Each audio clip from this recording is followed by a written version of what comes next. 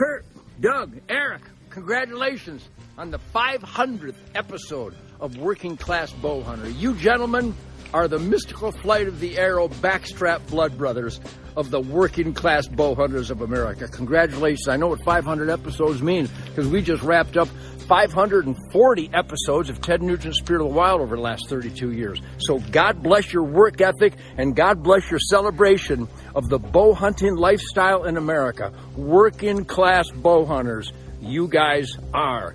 I am. Salute. Congratulations. Carry on, gentlemen. May the mystical flight of the arrow and the Great Spirit be forever in your belly. Hey guys, it's Chase Rolfson with Rubline Marketing. I love how you're smashing the status quo and disrupting the podcast industry. I said it when you guys started and I'll say it again. Nobody pushes the envelope like Working Class Bowhunter. Congrats on 500 episodes. Hey guys, it's Moneybags, Mark Greif. Just wanted to congratulate you on your 500th episode. Keep up the good work, and I can't wait for 500 more. Love you, boys. Keep killing it, and go shoot your bow. What's up, fellas? Travis and Jeremy from Buckstorm here out in South Dakota. Just wanted to say congratulations on 500 episodes. It's not easy to get there. That's a lot of hard work and determination. Congrats, guys. Glad to know you as friends and been able to go on a couple hunts with you. Good work on 500. Sam Ubel here, Chase Nation. Way to go, boys. Woohoo! 500th episode. 500 episodes. Wow. That's awesome, you guys. Congratulations on all your hard work, your consistency. That's what equals success. You know, that's what being a working hard, playing hard bow hunter is all about. Working class bow hunter. Congratulations on number 500 from your buddy Colin Cottrell. Hey, it's Mike with Make It Out Great again. Just calling to say congrats to Curt and the boys on the 500th episode of Working Class Bowhunter. Hey, what's up? This is Jordan with Combination Creative. I will never forget when Curt and I were working at Gander Mountain. I think it was like 32 years ago, and he said he was starting a podcast, and I was like, cool. You know, like, I was stoked for him, but didn't really think anything of it. So now to be at 500 episodes, to basically have talked to and really like rub elbows with the absolute top dogs in the industry, I'm super proud of the whole crew. And yeah, man, I still listen now, even as friends, because I learned from it. They're a bunch of knuckleheads, so it's fun. Keep going, guys. Y'all are killing it. Working Class Bowhunter Podcast, episode 500. Wow. This is Gino. Who knew people would listen this long? You guys have built such a fun community of hunters, man, full of buffoonery and great stories. That is so outstanding. Love you guys. Congrats. Hey, it's Emily Shad, and congrats on the 500th episode. What's up, guys? Matt Drury from Drury Outdoors and the 100% Wild Podcast. Want to congratulate you on your 500th episode. Huge feat in our industry. You guys started a movement, and we're proud to be partnered with you over on DeerCast. Keep up the great work, and little Curtis, you better watch out. Stay away from Mark. He's all ours, buddy. Curt and the boys, you guys deserve to be commended. 500 episodes. That is incredible. I want to say congratulations from myself and everybody at Drury Outdoors, and just keep on rocking. You guys changed podcasting in the outdoor industry as far as I'm concerned. I appreciate any time you include myself or somebody from our team, and just really appreciate the friendship and the camaraderie and the way you guys handle your business. You're straight shooters and you do things right. Congratulations, and I look forward to the next 500 or the next 1,000, and I'm looking forward to see what you bring to Working Class on DeerCast. We appreciate you guys, and we're really proud to be a part of your group and everything you've created. Congrats, guys. Scent Crusher wants to thank Working Class Bowhunter, and congratulations on this milestone. You guys rock. Thank you for making us better hunters and making us laugh every week. Congratulations. Trev and Steve from the Outdoor Drive here. We just want to congratulate you guys. You guys have done an amazing job in the first 500. We're really looking forward to the next 500. Hey guys, Larry Mack here. Seems like yesterday we listened to episode 1 of Working Class Bowhunter. Man, does time fly. 500 is a huge milestone, and I couldn't be happier for you guys. Congratulations, and I'm looking forward to listening to many more Working Class Bowhunter podcasts. Let's keep this thing rolling. Congrats again, guys. Hey guys, it's Johnny Utah. Congrats on 500 episodes and many more. Hey everyone, this is Billy C. I just wanted to tell the Working Class Bowhunter boys congratulations on your 500th episode. From listening to basic bullshit, whitetail stories, all the way up to learning how to backcountry hunt. Everything in between has been nothing short of awesome to listen to. You guys cover it all. It's always a ton of fun to listen to. I thank you for involving me in some episodes and being part of the family. You all are awesome. Congratulations once again, boys. Keep it up. Hell of a job. Hey everybody, it's Kyle Weeder from Adrenaline. I just want to say that, every once in a great while, something new and refreshing will come into the hunting industry. And when I met this crew for the very first time, man, I knew they were onto something. So a huge congratulations to you meatheads on number 500. You guys are super authentic. It's always a party. And you're a bunch of wild motherfuckers. 500 is an unbelievable accomplishment. This is Michael Pitts, and you're listening to Working Class Bowhunter. Hey guys, this is TJ Unger. I wanted to extend a sincere congratulations on episode number 500 of the Working Class Bowhunter podcast. You guys are some of the best of the best. I am proud to know you and so thankful for the memories that we've had out in Nebraska, the hunt camps that we've shared, the podcasts that we've done together. You guys are top notch, and I'm very excited to see what the future holds. Congratulations again, brother. Hey, fellas.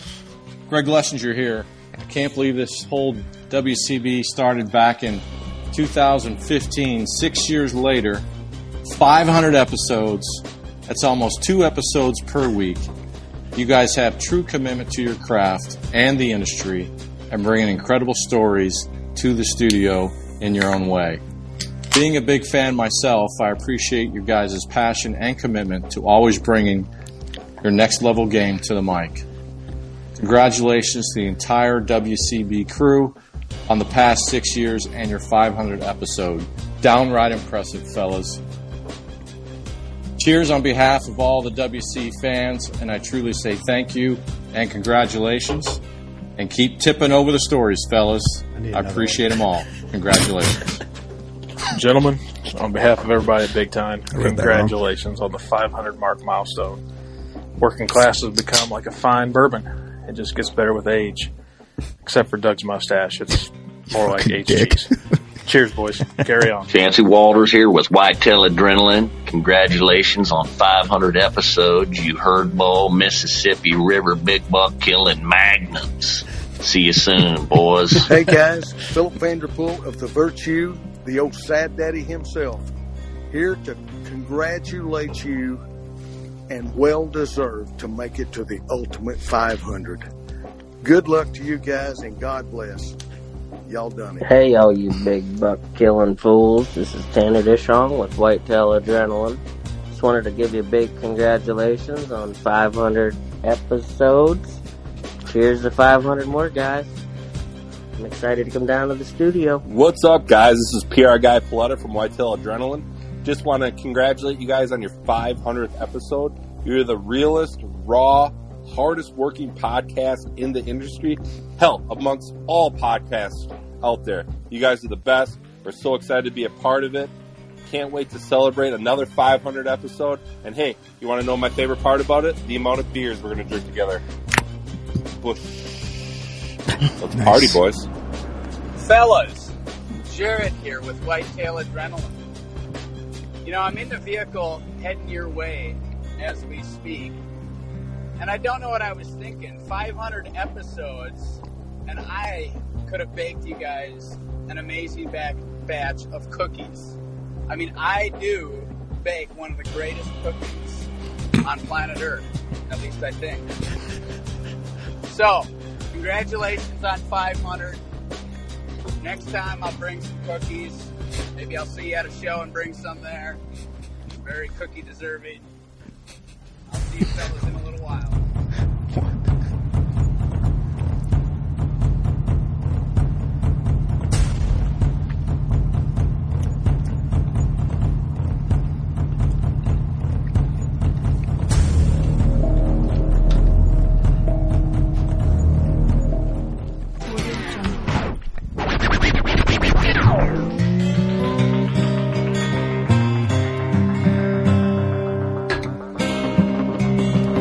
I'm Chase Rolfson with Rubline Marketing. This is Jeff Lindsay. This is Michael Pitt. Hey everybody, it's John Dudley from Knock On TV. Hey guys, this is Jared Scheffler from Whitetail Adrenaline. Hi, I'm Taylor Drury from Drury Outdoors. Hey, this is Nick Munt from Bone Collector. Hey, this is Melissa Buckman. Working Class Bow Hunter. Working Class Bow Hunter. Working Class Bow Hunter Podcast. Working Class Bow Hunter Podcast. Working Class Bow Hunter. Working Class Bow Hunter. Working Class Bow Hunter. You're listening to the Working Class Bow Hunter. That's right. This is a podcast for Billy Joe Lunchbucket, the working man, just like me and you. My name's Travis T-Bone Turner from the Bone Collector. Thank you for tuning in. Nobody pushes the envelope like Working Class Bow Hunter. It's really, really not that good. Working Class. Working Class.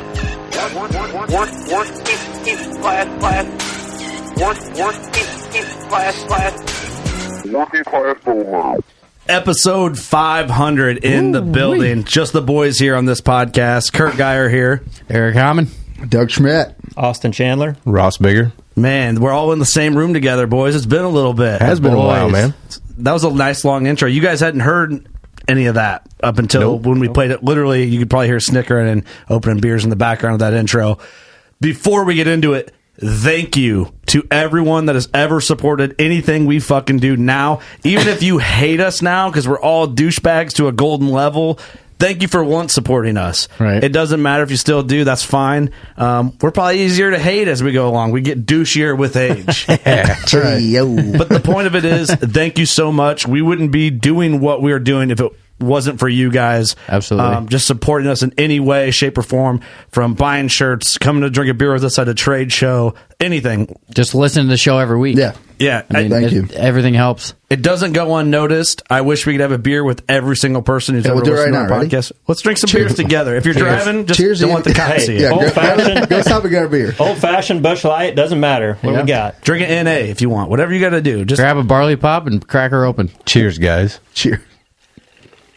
Pretty cool to listen back on all those. It's pretty neat. Kind of brings you back and makes you think about some of the podcasts we've done. I know, it's cool, man. Like, so we're going to get into some of this too, but 500 that intro episodes. gave me the chills. Did you like it? Oh yeah. Did you like that stupid suspenseful music that I threw in there? It sounded like George of the Jungle there for a second. I'm like, what the fuck is this? We're getting in there. We're in the jungle, baby. We're in the jungle, baby. We're in the jungle. But no, really, thank you everyone that's ever supported us. Wait, Doug has one more to play, don't he? Oh, I do. Do you want to do it off the rip? Yeah, do it right now. Here, I'll play it from my phone. Here, because I have my phone hooked up. So I don't know what this is. Here, I can do it because I have a surprise. I got Bluetooth right here. That's got a video reaction. Oh, you do? It's for Brandon. Okay, you get a video of my reaction. Okay, 1 sec. I'm wondering. Do you guys know about this? No, I have no idea. Okay, it's got to be a big deal. Okay, here. Do you have a video? Hey, Curt. Chris Slade of ACDC here. Brandon tells me your podcast, which you are part of, is having its 500th edition. So I'd just like to say congratulations. I think you started in 2015. Well done. All the very best. What the fuck? Hey, Kurt, well done. Dude, I don't have any idea who that was. It's ACDC drummer. So well, they couldn't get the lead singer, or is he dead? Do you know who sent all the ACDC DVD or CDs yet? Probably Brandon, right? I would say. So someone's mailed me 3 ACDC albums, and I'm like, who wasted the $30? So my father-in-law was over at my house the other day, and I'm like, hey, you fucking like AC/DC? Yeah, they're all right. I'm like, you want these 3 albums that someone bought me? I don't know who sent them to the house. And were they CDs or were they like vinyl? They just left them in the studio. CDs. If they were vinyl, I would have kept them because I would have been at least a little cooler. And we don't have a CD player at the studio. Oh, hey, fun fact. He actually looked up our website to see when we started, so we're the only hunting podcast that AC/DC looked up. So. Hold on. Ooh. Suck it. That's pretty sick. Cool. Take that. Hey, Curt. Hey, Curt. Chris Slade of ACDC here. Brandon tells me... that's fucking hilarious, dude. That is so funny. Well played, Brandon. Yeah. PR Paletta, you are on another level, sir. That guy knows everybody. Give him a round of applause. Round of applause. Golf clap. That's good. Okay, that's pretty funny. I appreciate that. When I first saw the video, I'm like, who's this old dude? That's why we said, like, if you accidentally seen the video, you wouldn't even know who it was anyways. When he said it to me, I was like, who is this? And then I was like, oh, shit. That's pretty funny. Man, my whole point on talking about ACDC, they're doing cameos. Hey, Exhibit A, right? Exhibit A. If you're doing cameos, you're not doing very well. Yeah, dude. I'm about to do that. Come on, ACDC's good shit. Yeah. Doug starts a cameo once for $1. They're good shit once. Doug makes $6. That's pretty cool. Bless that guy's heart, man. We'll post that video for everybody to see. Unless there's like he'll probably come after us for copyright because he needs some money. He's got a plan. Yeah, he's got a plan. That's great. Our what do you call it? Our program? Yeah. No, our 500 debut. No. What do you say? It's our broadcast. Welcome to the broadcast. We're on ham radio. Welcome to the show. 1069. Episode 500, man. This is going to be a wild one. It's just us. We're going to tell some hunting stories. We're going to get into a lot of the social questions, and we're going to just kind of ride this wave wherever it takes us. We're going to just a pure fun, no direction, obviously at this point. No direction, just having a good time. More just celebrating a lot of our hard work that happens behind the scenes that you guys don't get to see. Yep. That, we've been grinding. A lot has changed this year for us, and we're full speed ahead for 22 going into the 23 and beyond here. So we're just going to have some fun, and don't expect to learn anything on this episode. I hope you guys can just relax and have fun with us. Yeah, hopefully you're drinking with us and makes it funner. I'm going to get drunk. Yeah. Oh, shit. We were going to video this podcast, but it's going to be so long, and I didn't feel like stressing out about cameras. So, sorry. It's just... and shit might get weird. I'm being a little selfish on this episode. Some Botfly holes might fly out. Plus that intro. Hey, you never know. Let's talk about the Botfly hole thing for a minute. Deep, dark, dirty Botfly hole. Dude, that thing it got out of hand. That went off the rails. And so, everyone's been like kind of pushing a little hard for a Botfly hole t-shirt or a sticker. I'll let you know we got Combination Creative on the ball making something special for you Botfly lovers. You Botfly hole, you beehole lovers. You beehole lovers out there. All our fly fans. If you guys aren't aware of the Botfly hole joke, so Austin killed his 190 and it had a big Botfly hole in the antler, and I said, big old beehole. I basically said, oh yeah. Eric got sick of looking at it. He's like, you gotta move that thing. I said, well, turn that thing into me. Let me see that big old Botfly hole. Yeah, and I basically said, yeah. Oh, Eric goes, that's a beehole. Yeah. Get that beehole out of my face. That's all it was. It was like a 10-second tidbit, just naturally. And then you crazy motherfuckers on the internet are like, yeah, let's take this to the next level. On the interwebs. Let's also take a second with this and like appreciate that part of the group, because when we were in Nebraska, Doug, something came up and you're like, I don't know what people are talking about. Just mute it. Everyone was saying, just mute it. Just mute it. And we're like, what the fuck is everyone talking about? Because we do so many podcasts, we forget like a lot of the little... Oh, I forget ones we did an hour ago. I don't know what you're talking about right now. So he said just mute it right after you said that. So we did that podcast with Mark Reif and Gino. This is how I understand it. And we were making fun of Mark saying like he's got like porn playing when his deer comes in. You got to shut off the porn. And Doug said just mute it. Nice. Okay. Makes sense. I'm just saying what I would do. So another one that just popped up. What you do. I know from experience. That's where Doug goes, ask me how I know. So another one just popped up in the group. It said always just double tap. And I don't remember when in doubt, double tap. And I don't remember what we were talking about there. I just listened to that episode today. It was the Yoder. It was Yoder's episode there at ATA. Darren Yoder? He was talking about double tapping that big deer. He was afraid he was going to get up, and I said, when in doubt, double tap. Okay. Yep. I thought it was a Doug reference because I couldn't remember. Now that you say that, I know it. That sounds like a Doug reference also. That's, like you have genius podcasters like Rogan where he I feel like he remembers all the ones he does in detail, and then we forget them right after they're done. You got a bunch we drink too much. We drink too much, right? Drunken idiots sitting around a table that can't remember. No. Hey, us. I thought it was a Doug double taps his women just to make sure that they got it for this left. Tag punched. Maybe. Nebraska, check. Check me. Goddamn. Hey, you got me. Hey. Oops. Moving forward. Oops. It was a 3-day hunt and Doug found success. What's up? Low percentage, dude. Low percentage. That was a tough unit. That's a tough hunt. Not a lot of shooters in the Nebraska unit. Hey, Andy was at a trade show for 3 days, so he still made it happen. Hey, by the time this launches, PA already happened. Did you fill your tag? Yes. I don't know. Maybe. Any mustache predictions? Hell, I got 5 days there. No, I got more than that. There's pretty good odds there. It's a condensed unit. EHD might hit, though. It's a condensed unit.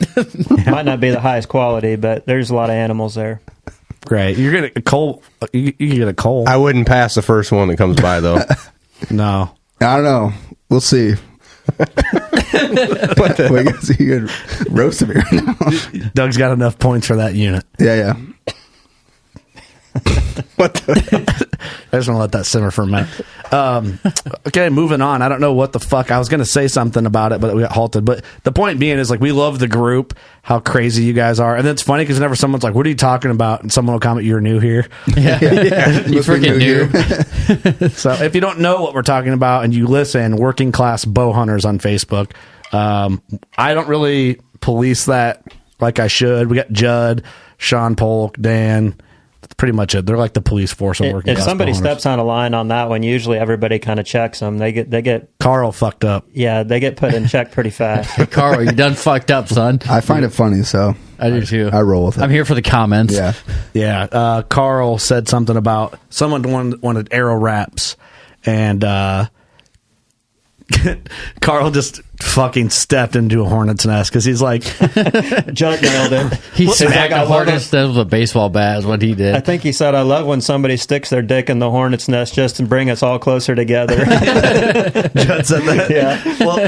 Well, this guy made a bold statement that'd be dumb in no matter what group, but he basically said that we're a bunch of do-nothings, which is funny because guaranteed every one of us killed a bigger deer than that dude did this year. They just talk into a microphone. Yeah, it's a bunch of do-nothings that talk into a microphone, and they pretty much said, I don't like to put anything branded on my stuff because I take credit for animals I kill.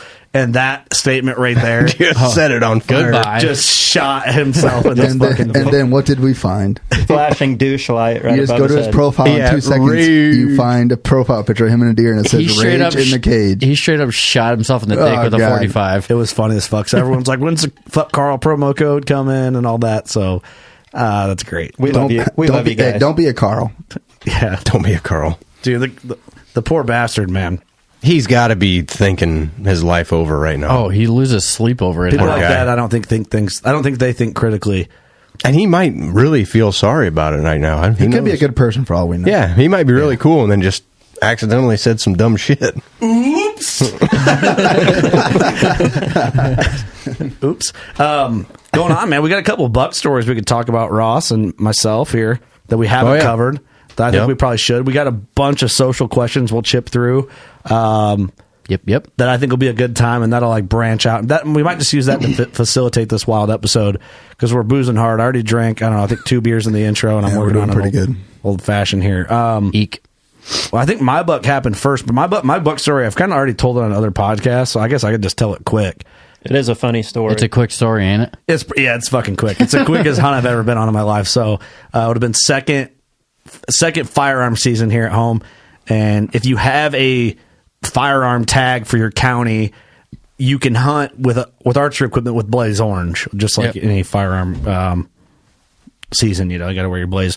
So I don't ever wear fucking blaze orange, so I'm digging through all my blaze or trying to find blaze orange, and I find one of those like shitty vinyl like vests that you get like $2 out of the package, and then so I found that, and then I'm looking for a hat, and the only hat I found was the hat that the Prairie Storm boys from Kansas gave me at the Wisconsin Dells show last year, and it's a pheasant hunting hat, blaze orange. It says "Big Cock Country," and it's got a pheasant flying on the front of the fucking trucker hat. It's Classic. a trucker hat, Classic. It's a badass hat. Real classic. Nice hat. I'm glad I got it. So I'm like, okay, well, I'm going to wear this because it's hilarious. So on the phone with Aaron Blicey on the way down to my property. It's kind of a far drive where I'm at. So I drive, get out, throw the Big Cock Country hat on. I take a picture of it, send it to like our Team WCB Snapchat. Walk to the stand, get in there. It's kind of a warm day for early December. Mm-hmm. Get up in the stand, pull my bow up, knock an arrow, all this. I get everything set, and then I'm standing there, and I pull my hat off. I post an Instagram story for the Working Class page, and then I send a Snapchat of it once I'm in the stand. As I put my hat back on, I'm putting my phone in my pocket. I hear a grunt, and I go, oh, fuck. I had my release on. I turn around, grab my bow, hadn't even seen the deer yet, turn around, see one G2, and I'm like, cool, good enough. Draw back 12 yards, double long, offside shoulder, runs up, crashes. Whammy. Just whammy. Like, you know when you hit him, you're like, you do the Ross, oh, you're so fucked. You're so fucked. Say it, Ross. Say it again. You're so fucked. Nice. You can only say it right. Classic. Zap that prick right in the heart. Yeah. He runs up, piles up. I send another video because I knew no one would believe me how quick it happened. Send another video. Actually, let me play the audio from it. It was like a snap. Like, was it a span of 5 minutes? Yeah, I was going to Iowa and I got 2 of them. I'm like, well, that was quick. That was fast. 3 minutes if you want to know the exact time. Shit, fuck. I'm not kidding. Big buck down. I've been in the fucking stand for fucking a minute. I posted a picture of my big cut country hat. Hear a grunt, turn around, buck right here, 15 yards. He's not a monster. It's my last full weekend of bow hunt during fucking gun season, man. Yes. So that's so cool. That's my live reaction there. That's just the Snapchat audio that I sent. And then, I mean, that was really it. That's the story, for real. It took me longer to drive to the place than it did for me to kill the deer. Quickest hunt I've ever been on. Complete luck. I'm not saying there's any skill involved there. Just sometimes it happens that way. You were in the right spot though. Like you knew that spot. Yeah, I had to stand there because I knew it was going to be a good spot and it's a good pinch point and all that. Yeah, it was basically like a triple pinch. Really, it's like in the base of like a turkey foot looking shape where there's like 3 draws that come down to one spot, and he came out of one of the draws right to me. When you walk in like that too, a lot of times a deer will hear you do that. That buck probably was bedded within 100 yards. Heard you walk 100%. In. He heard you scuffling around. Walked right to the spot. He's like, what new mofo's in my spot? 100%. That's exactly what happened, I think, because it was dry. It was crunchy. Yep. It was a warm, sunny December day. I think December 6th, I believe. Don't quote me on that, right in that time frame. Just crunch, crunch, crunch right in there. And I'm like, well, how do you even be quiet? It's almost better just rip like Velcro. I was going to say, I mean, when it's that crunchy and that loud, you just be like, don't run, but just get there. Stay on a mission and just get there, get in the tree, and just don't jack around. It's almost better than trying to be sneaky, you know? Yep. Well, I wondered if, like, when I walked, just not really knowing, I must have had like a cadence that kind of sounded like when I got in. You're just like naturally a deer at heart. Well, and that too, like that time of year, like they're in rut, so it's like, you know, any other time of the year, you can be as quiet as you can, and 20 yards away, 30 yards away, 40, whatever, they'll jump up and run away. Yeah. But if they hear you, they're going to come investigate. Yeah, maybe it's just you're not trying to sneak. I don't know. It worked out. I mean, yeah, whatever happened, it worked. There, honestly, it really was like my last full weekend hunt of the season with like just shit going on. We were leaving for Wyoming to do the mountain lion hunt, which I want to wait for Trey and Devin to do the full details on that podcast and do like the whole story justice. That's a pretty short story as well, but it just worked out. I'm like, last full weekend to hunt here at home. I'm going to go out. I kind of just went out willy-nilly.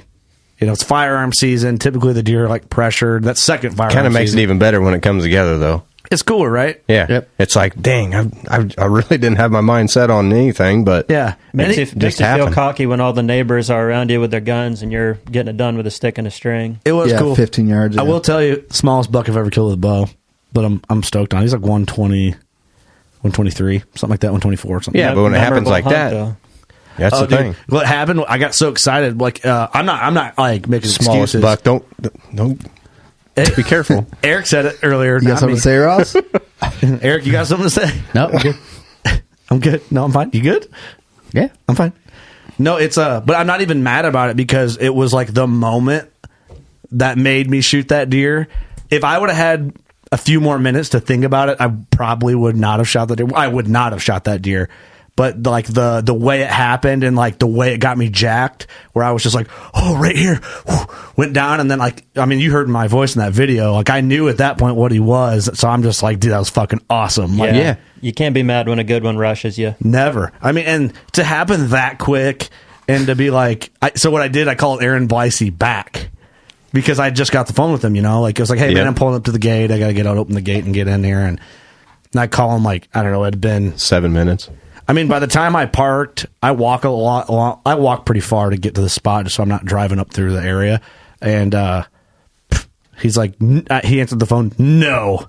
He knew instantly. Yeah, he goes, no, you fucking didn't. I'm like, I just killed one. He's like, you motherfucker. He goes, your drive was longer than your hunt. I'm like, I know. Now I gotta. So I gotta get rid of this buck. I got 14 hernias. I got 14 hernias, loading them into the back of the truck. Oh, sure. So this year, you've got like 36 hernias total. I think, 36. You had any intestines left? I blew out all of my intestines in Wyoming. They grew back, and then I blew out most of them on my first buck in October. They grew back. Well, it was cool. And then I polished them off and ripped everything back open. So Johnny Utah, shout out to Johnny and Diamondback truck bed covers. They hooked me up with a cover. Been loving it. Well, I'm a newbie when it comes to that stuff.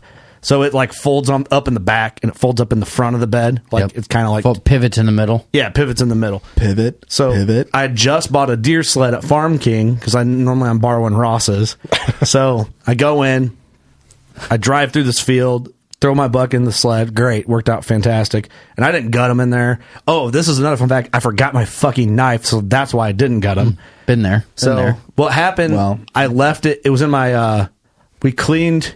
When was the last deer we cleaned? We cleaned Devin's buck early November at my house. We butchered it and everything there. So I had both my outdoor edge knives in the back of my Ranger because we put in the back of the Ranger, hung in a tree in my yard, and butchered it there in the yard. So I still had the knives sitting in the back on like the bed rails of my Ranger. So I go in. I normally keep one of those knives in my truck in a truck door, and I'm like, fuck. Well, this is gonna be fun. So. I had an extra 4 hernias to this lift. Yeah. So what happened when I went to Wyoming, I forgot both my knives again in the Ranger. So I bought another outdoor edge in Wyoming. So that one will be my permanent truck one. Never fucking leave no matter what. And so I pull this deer out in the deer sled, get it up. Well, I can't get it into the fucking bed because my Diamondback cover's in the way. Okay. I forgot. I've only done this is my first time doing this with a deer. I unhook the shocks and it'll fold up on itself. Then you can get it in. So it opens folds over all the way. I had his rack in, and then the rear legs are folded underneath the tailgate. Oh yeah, where the hip catches, and you're like, fuck. You know what your problem is? You're killing too much shit. Huh? You're killing too much shit. You're forgetting your knives everywhere. That's how much you're killing. You're not wrong, but I just need to be better about it. Yeah. So I blew out my hernias again. Finally get them in. I'm sweating, and then I went home and gutted them, and Doug came out and took pictures, and really nice pictures. Handled them. Really nice pictures. Emphasis on the picture quality. Hey, it was perfect. Like the sunset in the background. We got that. His left G2 is pretty good. Not bad. So what we're doing, I'm Euroing this buck, and I'm putting them in the rocks on my full mount of my Lion. That's cool. Bingo. That'd be awesome. So add another one to the bow hunting league tally there, but congrats, buddy. Thanks, man. Yeah, congratulations, dude. Hell of a season. Congrats. Hard to complain. Badass season. Hey, I think I took 9th in King of Tines in bow hunting league. Is that right? Yeah. Sweet. I was going to do the showdown. I think they're going to one of the southern states, but Florida, I think. Yeah. Well, I think they moved it. Did they? To a different state, but I wanted to go, but it's the off weekend between PA and Indiana show, and I'm like, I do. That's like 3 weekends from now. Then we get yeah, not doing it. I would love to, but you're gonna be dead. Yeah, I can't. It's a dead body. Yeah. And Ross followed up, man. I mean, now we got to tell your buck story. Oh, what'd you do, man? So I got to hunt the rut last year pretty good, the way I wanted to, but it paid off, right? And it paid off, but this year I didn't get to. It just seemed like I couldn't get to the timber. I only got out like twice before we did. It's been a few podcasts back. It was the end of November. You're like, I've only been out twice this year. I'm like, what? You were kind of jammed up from the beginning because of that moose trip. Yeah, that moose trip set me back. I mean, we were gone 2 weeks. And yeah, that kind of put you behind. Way behind. And I was, and even before that, with a broken arm, that held us back quite a bit. And then finally getting going again. And then the moose trip hit. And there's just been a lot of things that I set myself up for a loss on this deer season. But by the way, that moose episode, I got to check the stats. One of the most downloaded worst episodes ever. Nice. Best. Thanks, Doug. One of the best episodes of the year. Nice. Appreciate it, Doug. That's cool. Hey, Doug, I'm going to mute your ass. Shut Take a lap. Shut your mouth. Shut the fuck up. So I finally started making my way out to the timber, and ended up being late season. I went out there after a nice wide 8-pointer that I'd been seeing, and he looked great from a distance, and I made a move on him, went right into the corner where he was coming out, and I crawled up in the stand, and I don't remember what date it was for sure, but I got up in the stand real quiet, and I needed to grab my release out of my backpack. I set my binos right on the edge of the backpack, and reached into that bag. As soon as I tried to pull it out, binos went all the way to the ground, and boom, just made a big old thud. Yeah, Leupold BX5s hit the dirt. Expensive pair And of I'm like, binos to oh, fall down. shit. Did they break or anything? Are they good? Nope. I looked up as soon as I heard that thud. As soon as I hit the ground, I'm like, damn it. I looked straight up. I could see like 13 deer bedded, just pick their heads up out of their nap and look right at me. I'm like, oh no. And I saw a great big old rack stick up. I'm like, there it is. Shit. And they stood up. They didn't really know what was going on, but they knew something was up. So they stood up and started stretching and kind of made their way out to the field. And I'm like, damn it, I don't have any binos now. I can't look at him. And he's working his way to the field edge. As soon as he got to the field edge, I was like, God, I can't kill that deer. He's just too young. And ended up, he was like 34 yards or something like that when he come out. And you had me just on your shoulder going, kill him. Yeah, kill him. Kill him. Kurt's just shoot him. It's a chip shot for you, boy. So I let him go, and there was a doe that was getting real skittish anyway, and she kept coming out and blowing, and she'd scare them all. They'd go back in the timber, and then they'd come back out. She'd be the first one out. Fucking Karen. Catch my damn wind again, blow, everybody run right back in. And the third time, she blew, but she blew and she ran back just a couple of feet or a couple steps and turned broadside, and I just let her eat. And then I smashed her pretty good. She was a great big doe, took off and made it. Actually, it was a horrible shot, to be honest with you, because she was so on high alert. I shot and I hit her right behind or right in front of the back hips. Oh no! She took off running as she heard the bow go off. Yeah, and I hit that artery back there, and it was that devastation. I'm telling you, it was just blood everywhere. I got a video on my phone of the blood trail, but just out of the stand, I could see it from 40 yards away. Just blue, just everywhere. Jeez. And she only made it right to the edge of the timber and died. Everybody else took off and cleared the field. I'm like, you know what? I was here to kill that buck. He wasn't. I kind of hesitated. I was like, no, but to kill her, I mean, that was a blast. So that kind of marked the start of my late season. Mm-hmm. Shooting a doe. The start of your season. The start of my season. So anyway, going back to what you were saying about trying to blow all your hernias out and everything. Mm-hmm. So I called my wife Robin and I said, hey, get the boys in the truck. It's colder than balls out right now, but get the boys in the truck and come back here. You can follow my foot tracks all the way back here. So just follow my tracks and pick me up right in the stand, and we're going to go right over to this, right where she's laying. And she comes pulling up, looks up in the tree, and I climb down, jump in.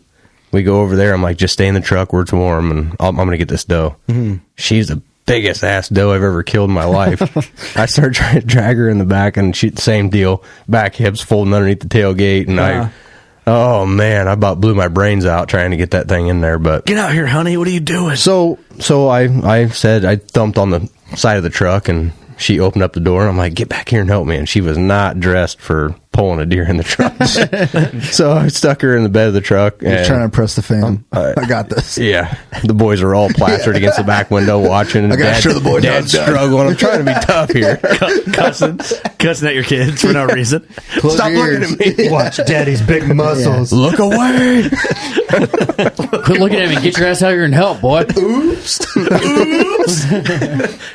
So between the two of us, we kind of bear hugged, wrestled the shit out of this thing, and got this big doe in the back. And anyways, she was cool. She was good, but I think it was 4 days later. I kept going back out after that because I figured, well, I screwed up everybody that night. But anyway, went out 3 or 4 days later, saw a buck, a nice buck, but then I saw this other buck that he was goofy sided. I had pictures of him. I called him Lopsider. Oh, Loppy. Oh, Lopsider. Anyway, yeah, he showed up in the same corner that I shot that doe out of, and then he came out and would feed forever, and then wouldn't move anywhere close to me. So I thought, well, I'm gonna move tomorrow night. I'm gonna try to get a little closer to him. So I went into that corner, and then he came out where Oscar did years ago, about 120 yards over, came out of a different trail. So I'm like, whoa, what the hell? He's not consistent on where he's coming out. I mean, there's a huge ravine dividing what I thought was his bedding area versus where he came out the second time. Mm-hmm. So I'm like, well, I'm going to move over there and try to do the same thing and just get on him. If he repeats himself, he's going to be in the right spot. Well, he didn't. So it would have been the third night. I just backed off to where I was the first time, and he came out of where he had before the first time, I guess. Anyways, he just kept moving back and forth, but he came out of this spot, wasn't consistent, and finally decided to commit and come across the field. And I really wasn't paying attention to him. I saw him in the binos. I was watching him, but he was looking over. Sorry. He was looking over his shoulder, and I kept thinking somebody's coming behind him. But my wind was all kind of. It was a whiskey wind. It was kind of over blowing where I had just seen like 8 deer come out of this spot over my shoulder. So I kept kind of looking back there, thinking something's gonna pop out. And I watched these does come out and little spikes and little things like that. They just kept coming out. And then before I know it, he just walks right up into my lap. And all these little spikes and basket racks and things are sitting around. And I thought, well, I don't know if I'm really going to kill this deer, but he's a goofy looking deer, and I think he's cool, and he's been consistent on camera. I think he's mature. I don't know. He stepped up next to those little 8-pointer 3-year-olds, and I thought, holy smokes.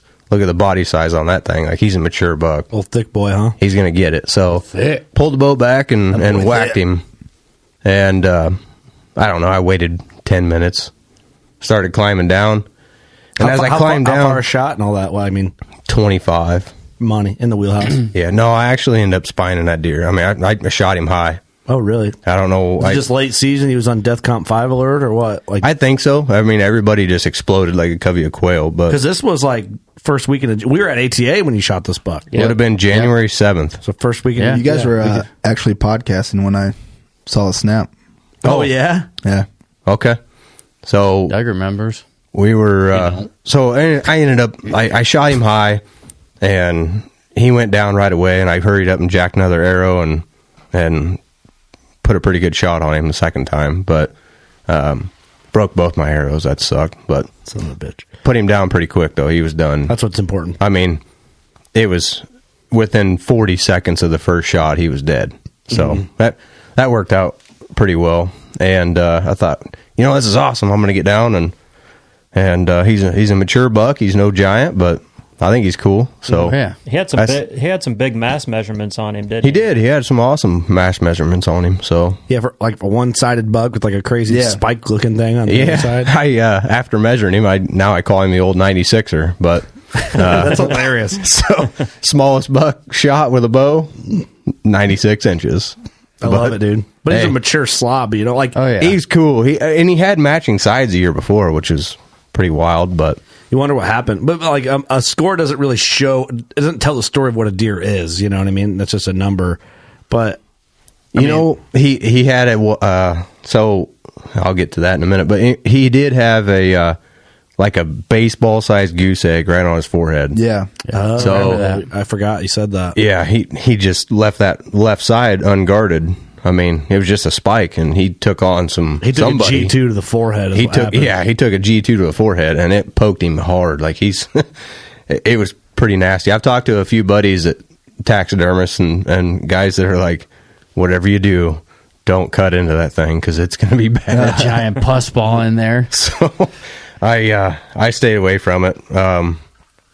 So far, he's been frozen pretty hard. So you haven't skinned the head out yet? No, he's frozen. So poke it. I'd rather cut it frozen than not. That's a smart move. Just warm it up and stab it. Hey, just TikTok it, Dr. Pimple Popper. Dr. Pimple Popper. They'll love that. Just send it to him. So I start climbing down, and I look to my east where those other deer, like I said, were coming from that I was trying to keep an eye on. And I climb down. As soon as I hit the ground, I look to my east, and there's this great big. He's a big, I think, 8-pointer. He might have been a 9, but he was big enough to pay attention to. A great big wide frame on him. And I'm like, damn it! And he was staring right at me. He knew. Mm-hmm. And in between me and him was another nice, 3-year-old, 130-inch, 10-point. Yeah. And I was like, well, shit. Maybe he didn't really see me as he ran off. Right. Yeah. I'm like, maybe he didn't really know what I was, and he'll be back. And he didn't before the end of the season closed out, but I did just pull that card the other day, and he was there, and I got to get a good picture of him. So he'll be there next year. He'll be there next year. Something to look forward to. He'll be bigger. Yeah. Cool, man. But good work. Congrats. Yeah, it was a good year. Good thing you didn't go to ATA, huh? Yeah, that's right. You guys were all at ATA. That's true. I was sending Snapchats and videos. Well, that was the plan, right? You're like, I still got a tag. I didn't really get to hunt at all October, November. Yep. I'll stay home. I'm not going to go to ATA so I can hunt. And hey, you hunted and you got it done. Yep. So good work, Ross. Boys, all of us killed bucks this year. Yeah, speaking of a good year, I mean, you look at the whole crew, everybody got to produce. And old Clint even got it done yesterday. Yesterday. Clint Casper killed Take it easy, slammer. boys. Now, by the time this launches, there'll be another podcast out probably about it, I'm assuming. And he'll have no fingers. He might be losing his fingers from frostbite. Fingers, honey. Killed a big old slammer. He's big tough. Old slammer. Yeah, he's tough. The entire crew got to put bucks on the board this year, and some damn good ones, too. Yeah. So. Yeah, Dougie killed 168. Yep, world class. Unbeatable, pretty much. I took a video of him once and passed him. I was watching birds, but it worked out. You're looking for cardinals. 168 fell in your lap. A lot of bird takes, Phil. Chandler killed 2 slammers and a moose. My biggest bow buck. Most controversial. By far. And that helped us, bro. Yeah. That helped us more than it hurt us. And killed another good one early season, and then a moose. So, my best archery season in my life. Right. Yeah, I mean... No kidding, man. Hard to beat. Yep. Ross killed a mature doe, a Loppy, and a moose. Yep. Killer year, man. Yeah. No turkeys. Fuck turkeys. Dude, fuck. My guy. Eric had a kid and killed a buck. That's right. Doe and a buck. We didn't have luck during bear season. No. But we had a good time. By the way, bear spots are available. So think about that. I had a guy message me tonight about it. I sent him your way. I will send him all the deets. I killed a muley, 2 nice bucks at home, and a mountain lion. My best archery season by far. Yep. Wild. My highest measuring deer. He's my biggest buck, but he doesn't look like my biggest buck. I got framier bucks. Tines wise, he's your biggest buck. He's my biggest buck. Hard to bitch. Yeah. Hard to bitch about the hunting season. Yeah, nothing to complain about. I'm good, man. I think we're all good. I mean, Clint killed one. It would be cool to get all our animals together from this year and take one big group picture. Yeah. Yeah, for sure. We should try and do that anyway. I'd have to go to Old Barn and get my muley. Can you just Photoshop Clint in? Yeah, we could do that. Just Photoshop him in. What did we talk about? You guys were talking before the podcast. We should try and get a wall and get all our collections together. Oh, like that. The it would take 3 days to do wall, like in a barn picture. So I learned that's not a great. A lot of people don't dig those photos. Is what I've. Yeah, well, fuck them. It would be a barn picture? I dig them. I think they're fucking cool. I think they're badass. No, cool. I got an idea. Fuck a barn. We're gonna put them all in the goddamn school bus. On the old school bus. I don't think it'd be big enough. What about this? No. We put them up in a strip club. Hey, I'm a welder. We can make it work. Yeah, we're going to need to extend the bus. Maybe we'll pull the limo behind it and hang some off the limo. There you go. Well, I mean, the barn and the ladder we would need to hang all of our collections together. Well, Dude, our whole collection, it's a lot. Yeah, you added up. Everybody here plus Clint's. Let's talk. We need like 2 or 3 barns. I think Clint's got we had this conversation when Clint was in the studio because I'm 31. How old are you, Doug? 30. Austin, you're 30. 38. Oh, you're 30. 32. 32. Eric, you're 31. 31. Okay, so they're so old. Clint's like 32 or 33. Yep. Clint said he has like 15, right? He's getting up closer to 20. I think he's got more. I think he's 17, 18. 17, I think is right. Yeah. Pope and Young's. He's got deer. Yeah.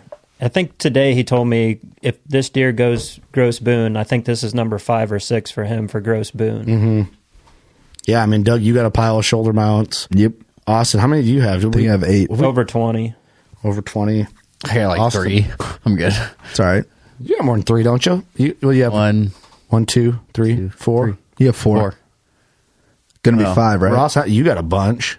You got big, crazy mounts. Bunch, but they're just big, crazy mounts, I guess. I got 2 full bodies, but I don't know. I think I'm sitting on 12, 13. We can put them all in Club 200. There we go. There ain't enough room for that. There ain't enough room for that. I got a bunch of shoulder mounts. I mean, it would be a crazy ass photo. We're going to need a warehouse. Cool. It'd be cool as fuck, wouldn't it? It'd be so much work to do it, but man. The full body mounts would be the pain. You've got 2, I've got 1. Yeah. Those are the ones that can never really be moved. That's why I say we almost got to do it at his we can place move them. because it would take 2 days to set this up. 2 days? Fuck yeah, I'm thinking like 4. We'd have to get the trailer and load them all up and find a place big enough. We'd have to get a man lift to hang all the mounts. And then you got to factor in all the beers. All the beers are going to drink. Tell our wives to kick rocks at this point. It would be crazy. It would make for a cool picture. It'd be a badass. It'd be worth the effort. It would be cool. It would be real cool. And then we'd have to do I have the barn to do it. And there you go. And then we'd have to do it like 5 years from now again. Oh, Jesus.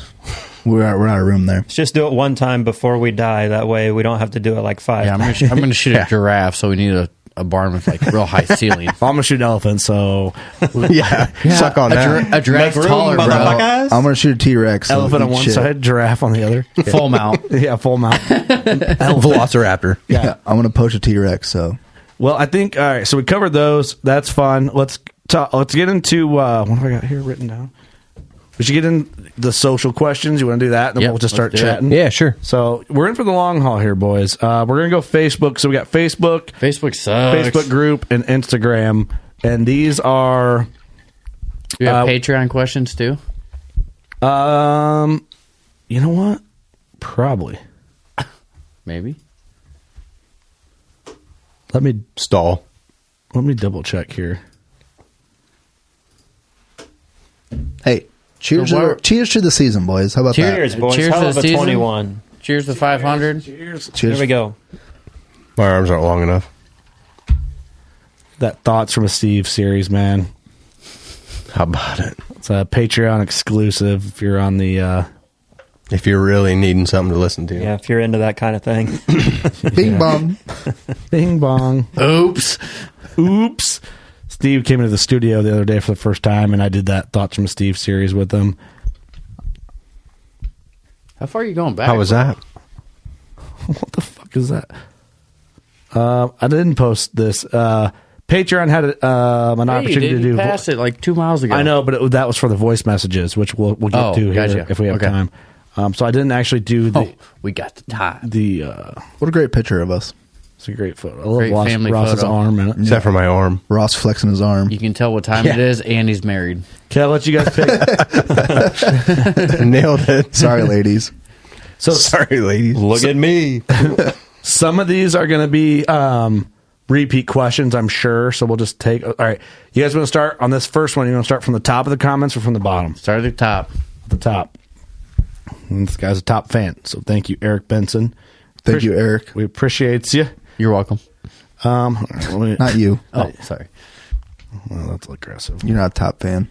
I'm not. Oh, fuck. Hold on. I'm trying to zoom in so you guys can see it. Kurt. Studio monitor. You gotta scroll through the word "the" with that kind of font. Yeah. There it is. Teh. There we are. Good God. Holy shit. Your eyesight all right? I wanted you motherfuckers to read it. Fuck me. Put your glasses on, bro. Do you want me to help you or not? Here, I can zoom out and we're I'll read it. We're good. Let's do this. Eric Benson, shout out to you, buddy. He asks, this is on Facebook, not sure how to word this, but here it goes. What was your single greatest day hunting? Like, what's the one day you can recall that was the very best hunting or your favorite hunt of your life? Did you kill, or was it something else that made it great? I would like to hear about y'all's day. It's a good question. That is a great question. Great question. I'm gonna start this. Thank you, Ross. For me, I think probably one of my most active, exciting days in the timber would have been Austin and I in the tree together. I have two that are tearing me apart, but I'm gonna go with the first one, which was the first time Austin and I ever got in a tree together. And we knew each other for a long time, but we hadn't spent a lot of time around each other. So I invited him over. He said he'd come. We got up in the tree together. I said there was a couple big bucks we'd been after. You had a good bead on a good one. Yep. So we hadn't spent much time around each other. But anyways, he came over. We got up in the tree, and sure as shit, big boy come out. Also just saying this guy's full of shit. Right. Yeah. That John Denver's full of shit, man. I thought there was a lot bigger bucks here. Well, it kind of started out that way. I mean, we were in the tree. I told him there's a deer I called Oscar. He was 3. He's spindly, but he's a giant. We'll fast forward real quick through that one. So Oscar ended up being Ross's second 200 that went 207. No. Oscar was the one that I tried to kill. I killed Showtime the same year that you and I started hunting together, 2012. Yep. So Mr. Moretti killed Oscar. Yes. Okay. Yeah. So rewind. So this deer ended up being tremendous. Rewind. So now, so we're in the tree the first time watching this deer come out, and there's like a 125 inch 3-year-old out there. He didn't look like much. He just he wasn't going to blow up in anything crazy, but he happened to be the toughest deer in the field that night up until that point. But anyways, Oscar ended up getting his ass handed to him, and Austin was filming over my shoulder. I was laughing. And he started laughing while he's filming. This 150-inch fucking stud, 20 yards from us, just getting his ass handed to him. Yeah, put him on his belly. Put him to the ground. And Austin just started laughing. He's like, holy shit, dude. Oscar's got his ass whooped. I'm like, I'm just shaking my head in the camera like, I can't believe that. What the hell? And then this big 160 steps out, and he jacked around for a little while, didn't come into range. And then it wasn't too long after that, a deer we named Tiny Tim came out. He ended up going 204. He had a triple main beam on his left. Fucking huge. And that ain't no 11. He had 11 inches around on the one base. Yeah. Think about that. 11. Triple main beam coming off his left side. Just a cluster of fuck. It was just awesome. And he was close. He was 50, 60 yards. Yeah. But it was right at last light. And the wind picked up. And Ross is like, it's too dark. We can't film. We can't see him. We'll just leave him alone. We'll come back and kill him. 3 days later, he's dead. Ooh. Not me. Not me. Oops. Damn. Yeah, he got shot about 300-400 yards away. Piss. In the pocket. The next day? Oh, shit. 3 days later. 3 days later. Yep. Damn. So mega giant. Anyway, that was a really good one. Also had my second best hunting day would have been with Austin again, and just real quick, and then I won't keep running on. Where you two go? And Austin's good luck, apparently. Let me tell you about my best friend. We slid in there. We weren't early by any means, but we got in by what I would call the old car, and we just barely climbed up in the tree, and it was light enough you don't need a headlight, and you could see everything. I mean, camera light was on, so it's bright enough. It's probably the same kind of thing that happened to Curt on his second buck this year. We walked in and got up in the stand and hadn't even got set up yet, and here he come. And I was literally, Austin just planted the camera on the arm and couldn't turn it on fast enough. He's like, dude, buck right there. I'm like, three yards from the base of the tree, directly under us. And I'm getting ready to set up GoPros and do all that. Well, he's coming right to us. I had to dig in my pocket real quick and grab my release. I start strapping it on. I'm over the top of Ross filming him put his release on as the deer is going 2 yards from the base of the tree, like under us. So you could see Ross putting his release on, and the deer is like directly underneath us. Yes, you still have this footage? Yeah. All right, we got to do something with all this. And he swings like following the deer, goes right over the top of me, and I'm strapping my release on my wrist as he goes over the top of me. I don't think I've ever heard these stories. It wasn't like not like this anyway. Dude, what was it, Austin? Like literally 8 seconds between watching me put my release on. He was fast. He got it on fast. And the arrow going off was like 8 seconds. And I mean, I mapped him as I was going to full draw. And the shot looked beautiful. Like watching the footage back, like it looks like 10-range shot, but it ended up sticking in his shoulder. Yep. It got him in the I shouldered him fair and square, and it sucks ass, but on the opposite side? You did not the same side. You did not kill him. I did not kill this deer. So I thought I smoked him, and he run off, and then it was we'll get back to that in a second. So then he runs off. Another nice buck comes in. Like 15 minutes later. Just thumping the ground, making a scrape, doing all... I mean, he come through. Really nice buck. I probably would have shot him had I not just stuck one. And he moves on after putting on a show. And then what the hell was it? A coyote? Yeah, a coyote come through. A coyote come through, and I shot an arrow at him and missed him. Might have had a couple coyotes come through, dude. It was freaking wild. Like and then I got like 2 arrows. I think I've got like 2 arrows left, and then a big old herd of turkeys come rolling in. What the fuck? You're not on the arc? It was like 45, 50 yards. 45, 50 yards out there. I had 2 tags in my pocket. I was like, oh, I'm going to smash one of these turkeys. And I just pulled back and poof. Popped him like 47, just dumped him, and he stands there like there's like I'm not kidding you, 25 longbeards all standing in a group. Damn. And they're all as soon as he starts to fall over and like flop around, they all just get on him, just start beating the piss out of him. I'm like, whoop, let's go again. So I grabbed another arrow. Wait, do you have footage of all this? Yeah. Oh, how have we not seen this? Yeah. What the fuck? We sat for like an hour, and you emptied your quiver. Yeah, I was empty, dude. After that, awesome. That's that last one. 18 arrow quiver, and he's gone. So I ended up nipping the leg off of another big old Tom on the last arrow, and he 1-footed it over the hill with all the rest of them. So. Fuck. He saw the old Skippy. He's still got wings. He can fly up there in the tree. He's fine. But the deer, he's gonna roost on one leg now. The deer that you wouldn't that suck? That would be terrible. Like a fucking... What's that, Austin? The deer that you shouldered, he ended up making it through that season and then exploded and turned into a giant. So he ended up being 3. I thought he was a 4-year-old when I shot him. He was a stud. So he ended up being 4, and one of the neighboring guys it's one of the neighbors, their cousin from out of state, ended up shooting him with a shotgun during shotgun season. And he went 183 as a 4-year-old. God damn. Wow. And they dug my broadhead out of his shoulder. Did you get it back? Nope, they kept that as a souvenir, but but no shit. Dude, sons of bitches. Go from like 150 to 183 from 3 to 4. Yeah, with a shoulder wound. With a shoulder wound. I mean, he was a 200. He was going to be a 200. He was destined to be a 200. Yeah. Damn, that's impressive, man. So that was a really good day, and Austin was there, and we got to share that together, which was awesome. I like that. Maybe Ross should have went first. Yeah, it's going to be hard to top that one. Yeah, no shit. All right, now give me your best hunting day. Hey, my story sucks, so just pass me. A phone a friend. I don't know. I had some great hunting days with my dad and stuff like that. With a couple of days we doubled, like that was amazing. I don't know. I don't know. I have a lot of good days that one's just not poking out at me, but like when I killed my mule deer this year in Wyoming, that was it wasn't like an abundance of animals type of day. It was more of an emotional, right. Like holy fuck type. Go ahead with that. Seriously. I talked about it on that episode, but I took a video of myself, which we haven't put up anywhere. I don't know. I guess I could put it up, but I don't know. I'm weird about it. But I don't know. I just got emotional, man. Like, got sick from the elevation and just like kicked my ass, but like all worked out. It's like it was just meant to work out. Yeah.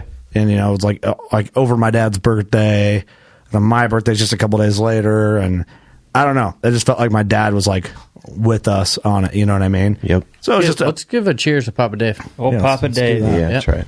To Papa Dave. Yeah. So it was just one of them crazy, just hunting experiences. I don't know. Did I ever play the audio from that? I don't think so.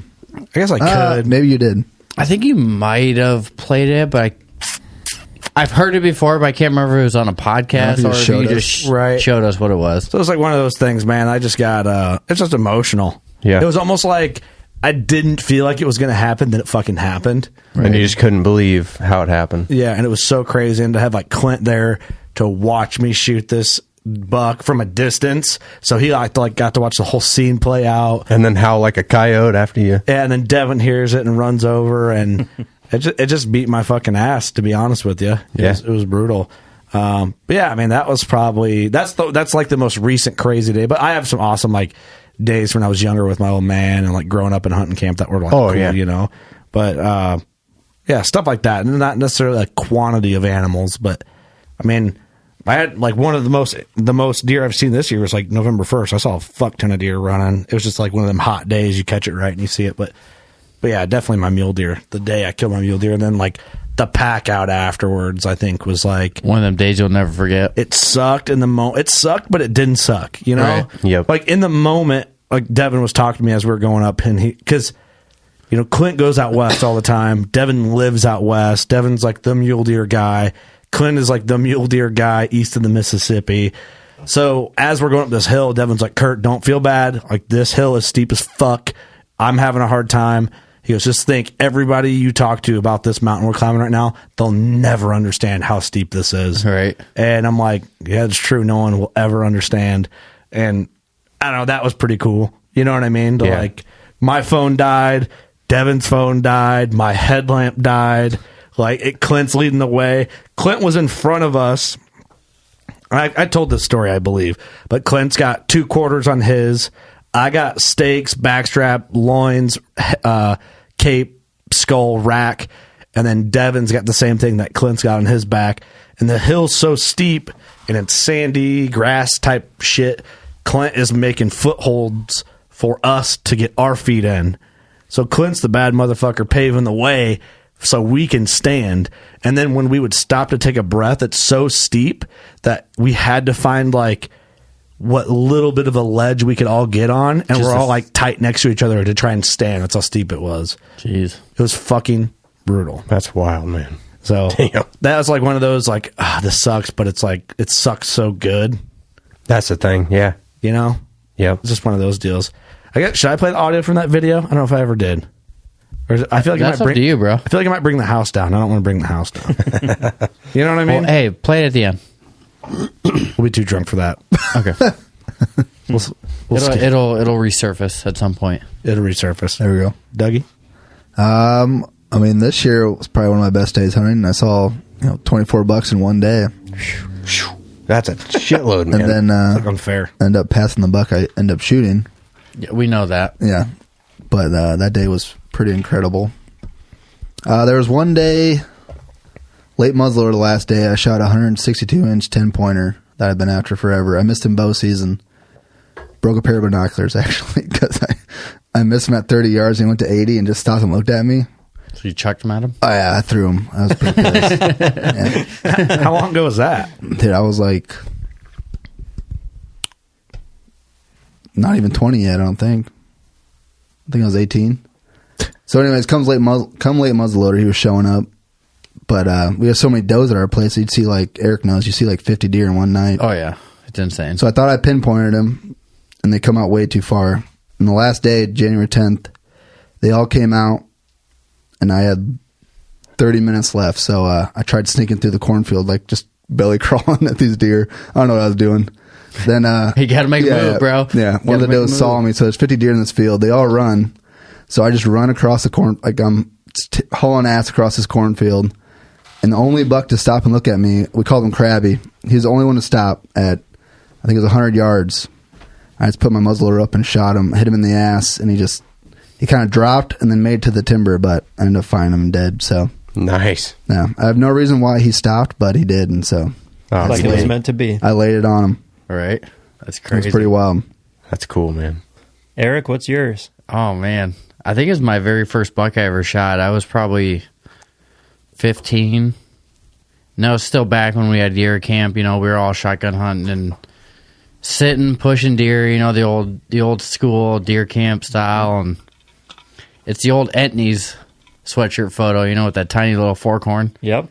But it was the first buck I ever shot. Growing up, hunting with my old man, he's never shot a buck in his life, and he'd been hunting his whole life. But so we were out that day, and it was, you switched off sitting and hunt and pushing, so if you sat one drive, the next drive you'd be pushing.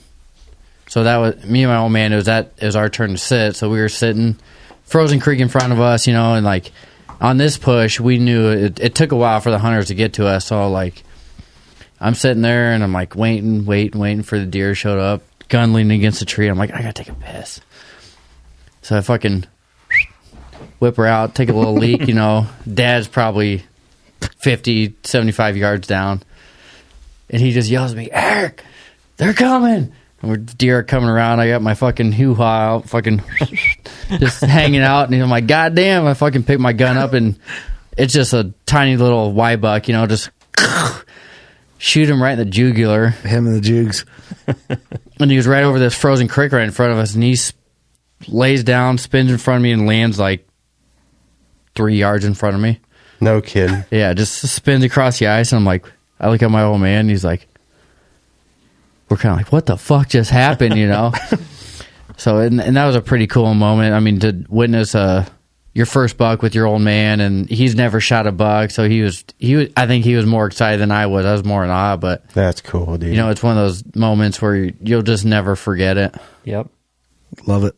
Did you go, Austin? I got up and go potty. I haven't went. I got a couple days that come to mind, but I would say like the one that's the most important to me would probably be the day that I got bit by the bow hunting bug. I'd never hunted for whitetails. I picked up my compound and started shooting 3D. I shot a lot of 3D. Would have been the summer of '97. Detasseled that summer. Bought my High Country Ultra Force bow. Fuck yeah. And was really shooting good with it. And we went out to Utah and went elk hunting. So I hunted for elk before I ever hunted for a whitetail. Which is amazing. That's rare. I was 14 years old. For a Midwestern guy. Yeah. I was in high school for 3 days. My dad pulled me out of school, said, let's go. We're going elk hunting for 10 days. So we're in the Wasatch Front in Utah chasing elk around at the age of 14. I've never shot a bow at anything living. So it was just an incredible experience. And we went through that whole week. I never got a shot at anything. And the last day of the hunt, we're driving up on four-wheelers to go back into our spot, and there's a lone cow standing by herself just eating on a tree. The wind was in our favor, and she didn't hear the four-wheelers go by. We're within 100 yards of her. And shut the four-wheelers off, walked down the road. She's like 50 yards. I mean, you got to keep in mind, this is a 1997 High Country Ultra Force at 45 pounds with aluminum arrows and Thunderhead broadheads. It's not the equipment we're using today. Yeah. And she's standing there at 50 yards, and there's no rangefinder. Like, I'm just, from 3D shooting, I guessed her at 50, drew back, put the 40-yard pin right on the bridge of her back, and let it go, and just fucking smacked her. 50 yards, just aced it. My dad took off running. You could see the blood coming down her side. And my dad just turned around and looked at me. He's like, you little shit. And she didn't go 50 yards. And so my first animal was an elk at 50 yards with a bow. Like, that's so rare. That's pretty badass, and I'll never forget the feeling that ignited in me when I saw that arrow loop and looked like it was going over and just drop in perfect like that at a distance like that. Like, my adrenaline just immediately shot up, and my vision was blurry. I mean, I've never got that high again, but I've always tried to find it. Yeah. Mm-hmm. And that, to me, that was probably the most important moment I've ever had in the woods. That's amazing. Cool. That's super cool. For a boy from Illinois to go out and kill an elk, or your first animal ever. Yeah, it was pretty wild. Cool. Man. Good stories, boys. Thanks, Eric, for the question. You're welcome.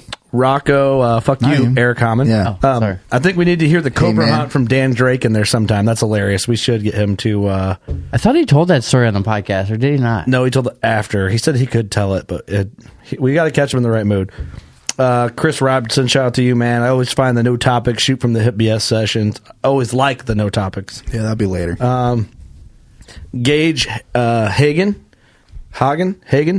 Bring back the 5-minute unpopular open for 500. We should do that. And maybe bring back Steve for an OGBS session. No. No. Not so much. It's a no for me, dog. Rick Baybout? Baybo. Boot.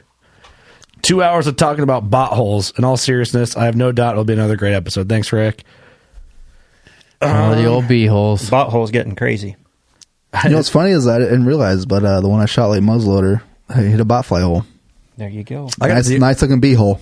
I got a deer with a real tight bee hole, real small. Real tight? It's bringing everybody together. Everybody's got a bee hole to talk about. Yeah. That's right. Right, yeah. We all remember that one. Everyone's got one. Everybody's got one. They're like bot holes. Everybody's got one. They're like opinions. Everyone's got a bot hole. That could be the shirt right there. Bot holes. Everybody's got one. Yeah, they're like opinions. Everyone's got one. Everyone's got a bot hole. Brian O'Neill. I'd like to hear some other folks' opinion of this year's Midwest double full moon rut or lack of rut activity, October through November. I didn't experience a lack of rut activity personally. Yeah, I did not at all, actually. I felt that the way it fell into late October into the first week of November, it was beneficial. And DeerCast also reported the same. Also, big topic, EHD impact this past season seemed to be a lot worse than biologist statements. We were way down on deer rut activity this in West Central Illinois, whether it was EHD.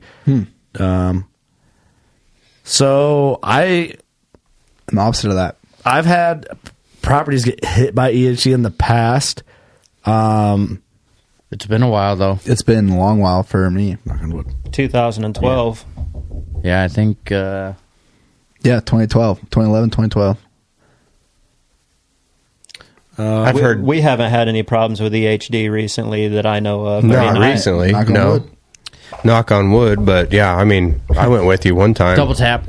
I went with you one time shed hunting, and we found one in the spring laying down there, but that was just one. Yeah, you find one or two. That could be anything, you know, right? I'll find one or two every year, but that doesn't scream an EHD problem to me. Right. Seth Gerber. Wow, I'm so behind. Admit I just found the podcast 2 weeks ago, and today listened to episode 24 and 25. Holy shit. Good luck, buddy. Good luck. Rough. Jonah Thomas Brickle. That's a cool name. I started listening around 440. The first thing I thought was, wow, I wonder what episode 500 will be like. I'm listening to 400 right now, and so far I love it. Got to have Clint for sure. We would have Clint on, but he, I think, is trying to save his hand from frostbite and his hands, and he's a busy man. Benjamin Bailey, get Jim Burns on so you can stop saying I got to get him on the podcast. That's a good point. That's a good point. I mean, I wish someone would out there and say how many times you said that. Oh, well, like 50 at least. Oh, at least. Oh, more than that. I would say I've talked to Jim about it, and probably once we get through like the trade show circuit, I'll try and lock him down. Is he down? I'm sure he would be, yeah. Well, at this point, he better be. I think even if he just phones in, I think that'd be sufficient. No, he's going to come in. You think? And he moved to northern Minnesota, though, so... Well, hey, they make airplanes these days. God damn it, Jim. Cole says, minimum of 8 old fashions apiece, pre-recording. Gee whiz. Oh, fuck. Kelly Vance. Only got 2 down. Full-on BF session with some in-depth shit about OGs and further about WCB. We can get into that. I mean, there's not a ton to say about the OGs, and most people are familiar with who the OGs are. I think if you followed what we do. Yeah. We could make a whole podcast just on the OGs, just picking out one guy at a time. There's shit, we've probably got, 10 or 15 hardcore OG guys. Yeah, probably. Russell Bagent. I like this topic currently. When is too many hunting meme pages on Instagram too much negative shit? Just call out the illegal stuff and move on. Russell, I agree with you. I think that those, I don't know what your guys' opinions are on this as far as like our crew.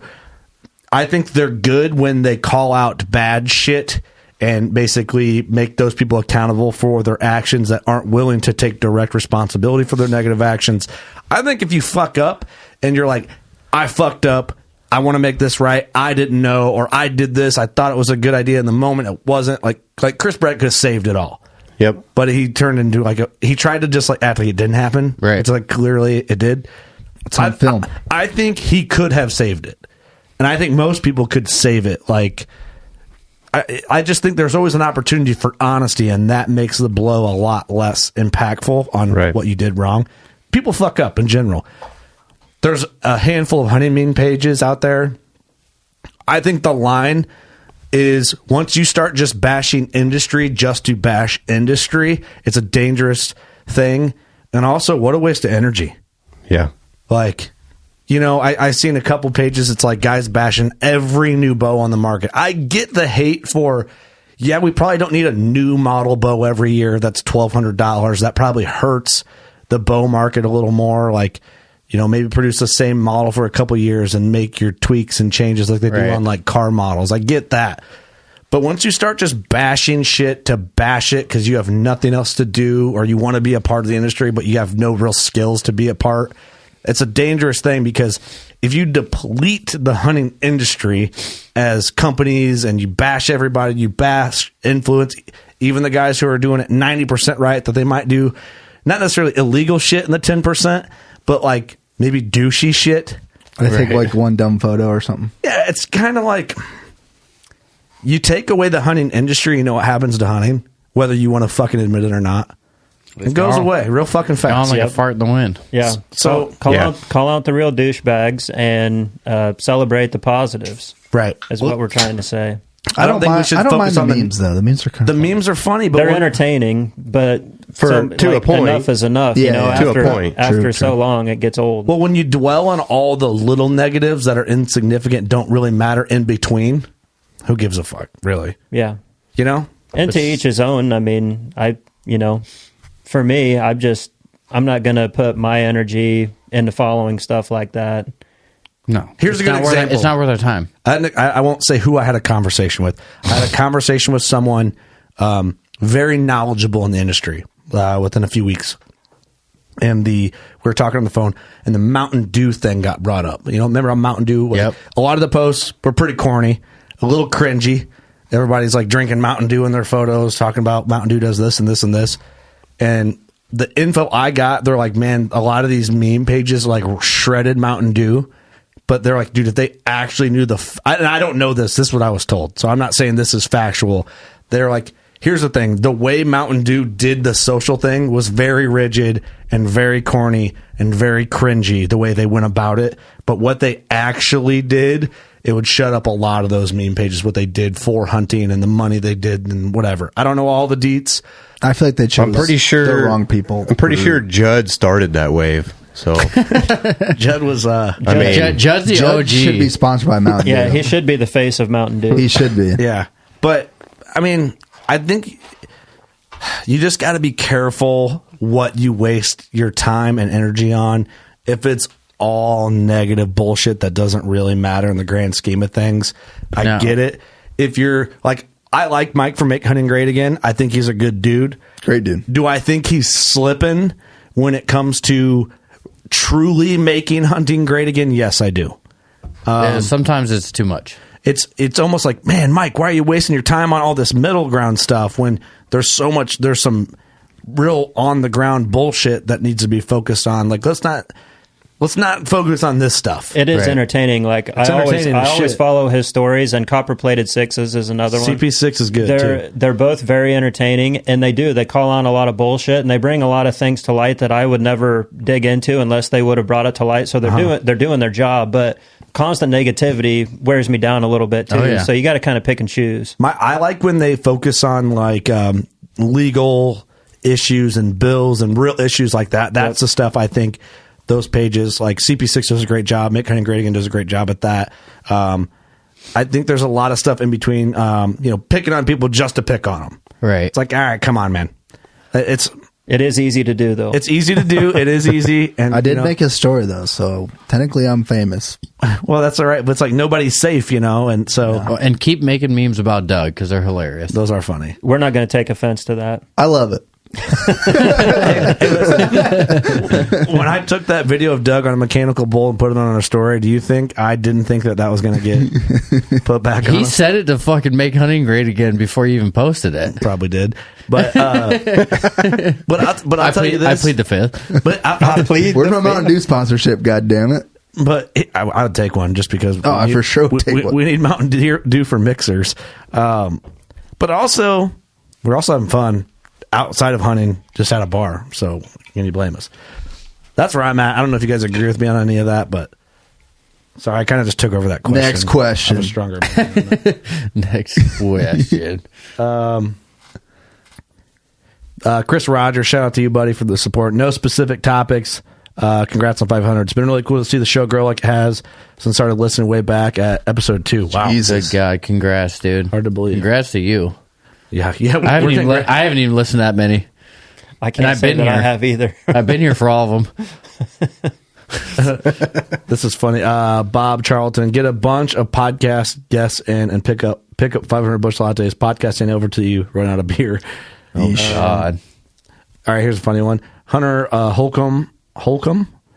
Episode 500 definitely needs to feature Chris Brackett. That's hilarious. That's hilarious. Chris's time's probably bound up, isn't it?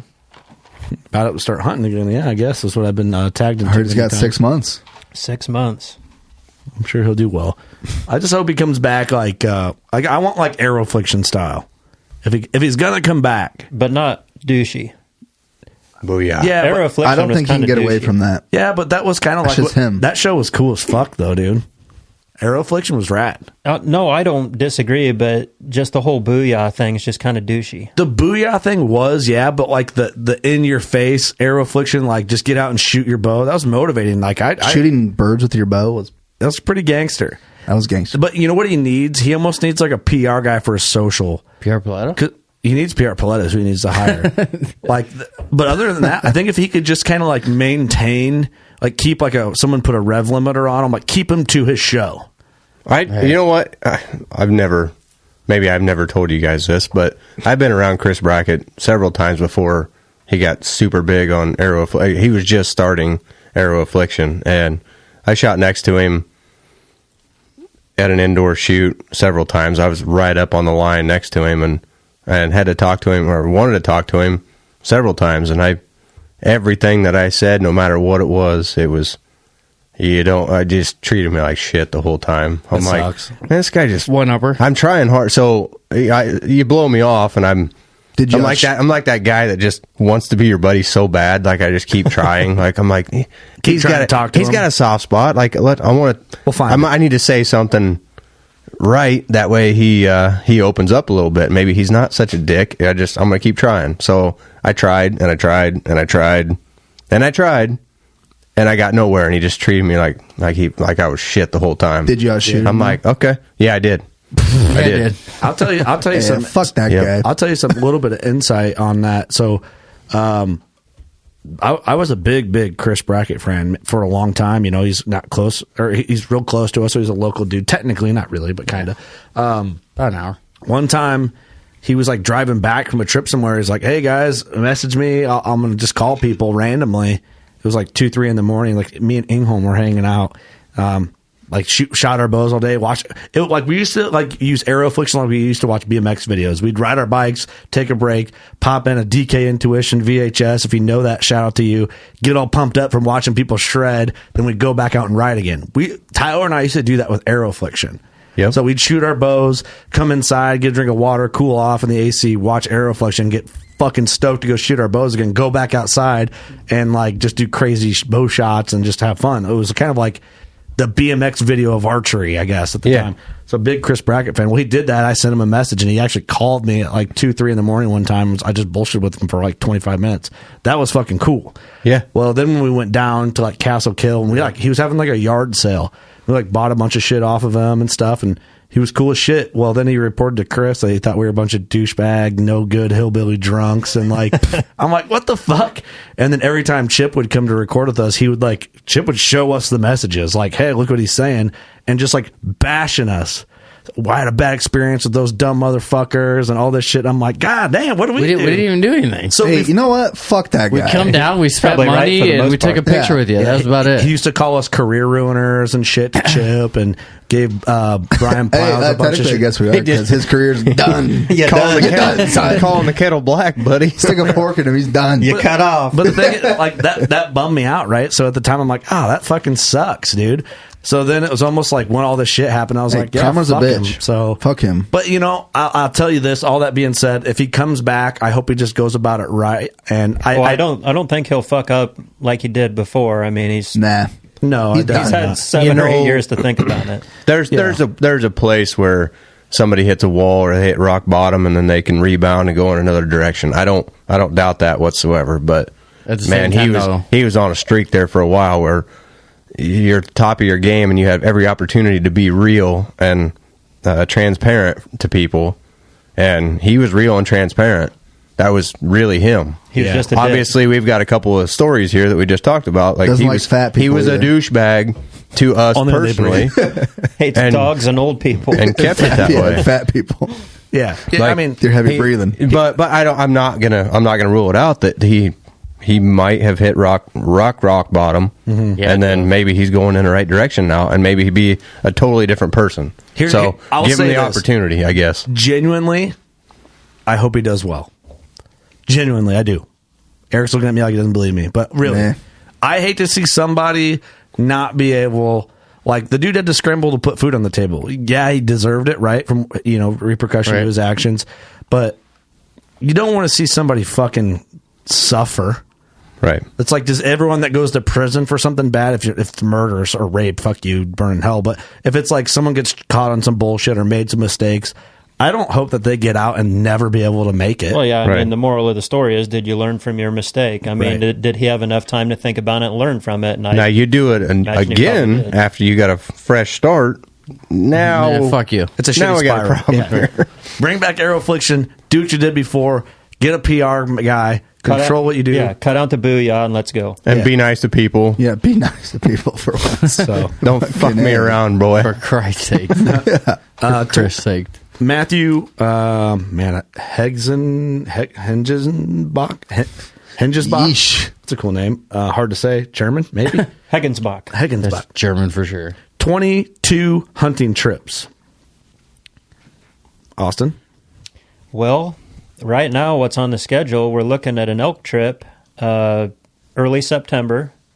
Going to go out with Trey and try to chase some elk around. Mm-hmm. That's the big one for me right now. You and your old man, right? Going to bring Dad with me. You're going to be out there. Yeah. We're not hunting together, but we're going to be sharing camp. Be in the same camp. I don't know if all you guys knew that or not. That just happened. Yep. Did not know that. We did not know that. Like within the last week or something like that, right? Yep. That's awesome. I was kind of starting to do some research in a few different states and talked with Curt, and Dad and I had enough points to go in this area that Trey can guide in, and thought it would be a fun trip. So I want to get my dad out there and see that country.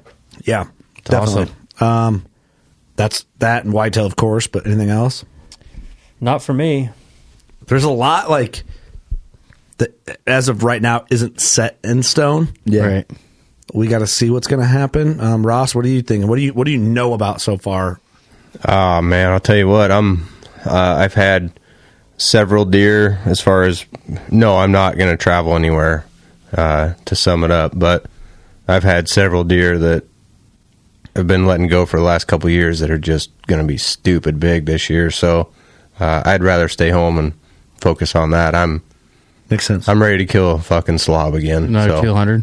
I don't know about another 200, but maybe a 196er. So another 200 is what you're saying. Throw a 1 on the 96er. I was going to say, top this last buck by another 100. That'd be good. Just round up by 100. That'd be nice. Eric? Whitetails in Iowa for sure. I think we plan on going bear hunting again. Yeah, we're going to be in bear camp. And there's some other feelers going out, but we just can't. There's a lot of stuff in question. Yeah. Bear hunt this spring. I don't know. I'm going to go there.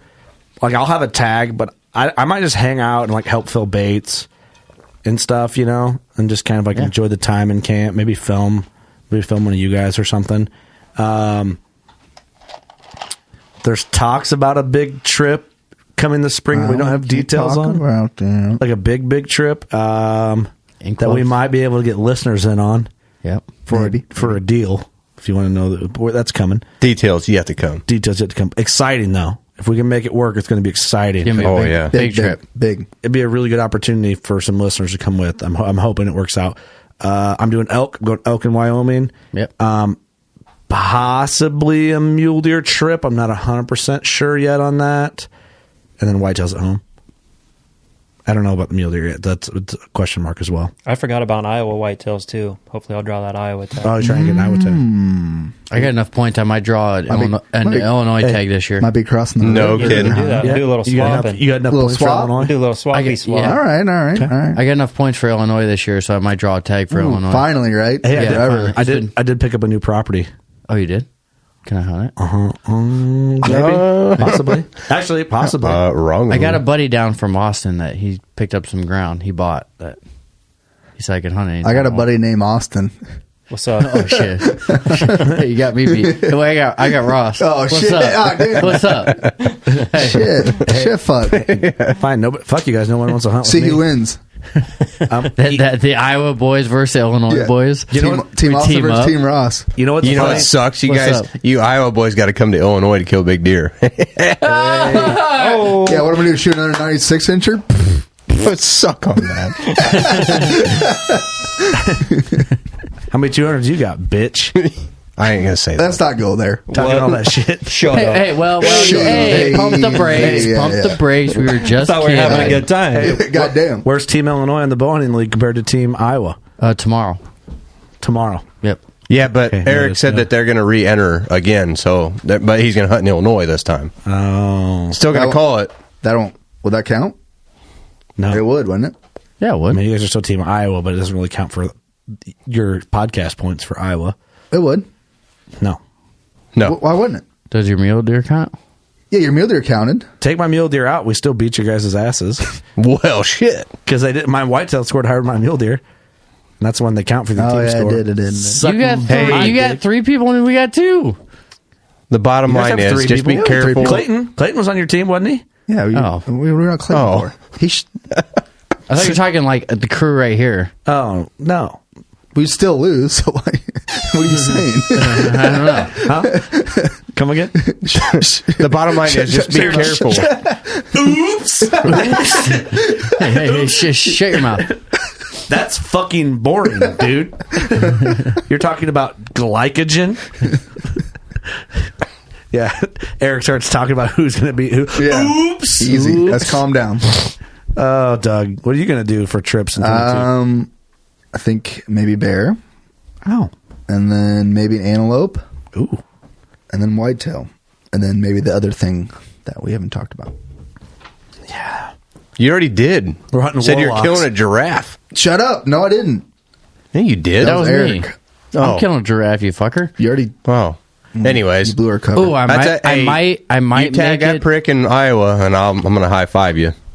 a giraffe. I was hunting at the local zoo. That's cocky. I want to make it to Kentucky this year. Yeah, you I gotta got some do that. ground down there. I need to make it down there. I got an idea. Rent a camper. Take your old lady and old Hudson down there. Sorry,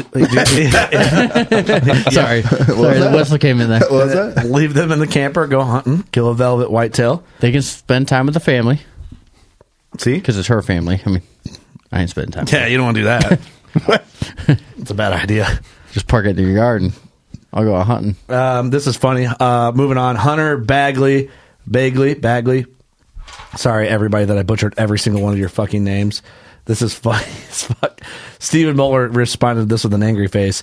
I think you should bring Steve's turtle on the podcast. Did you see that post that somebody put on the other day? Yeah, we so saw it. That fucker's still MIA, ain't it? So this came out, and I did the Steve series that we're doing for shit. Patreon Came out, huh? exclusive. I haven't heard about this. Is it dead? No, it's alive. What? It's alive. I did the Flushed it down the toilet.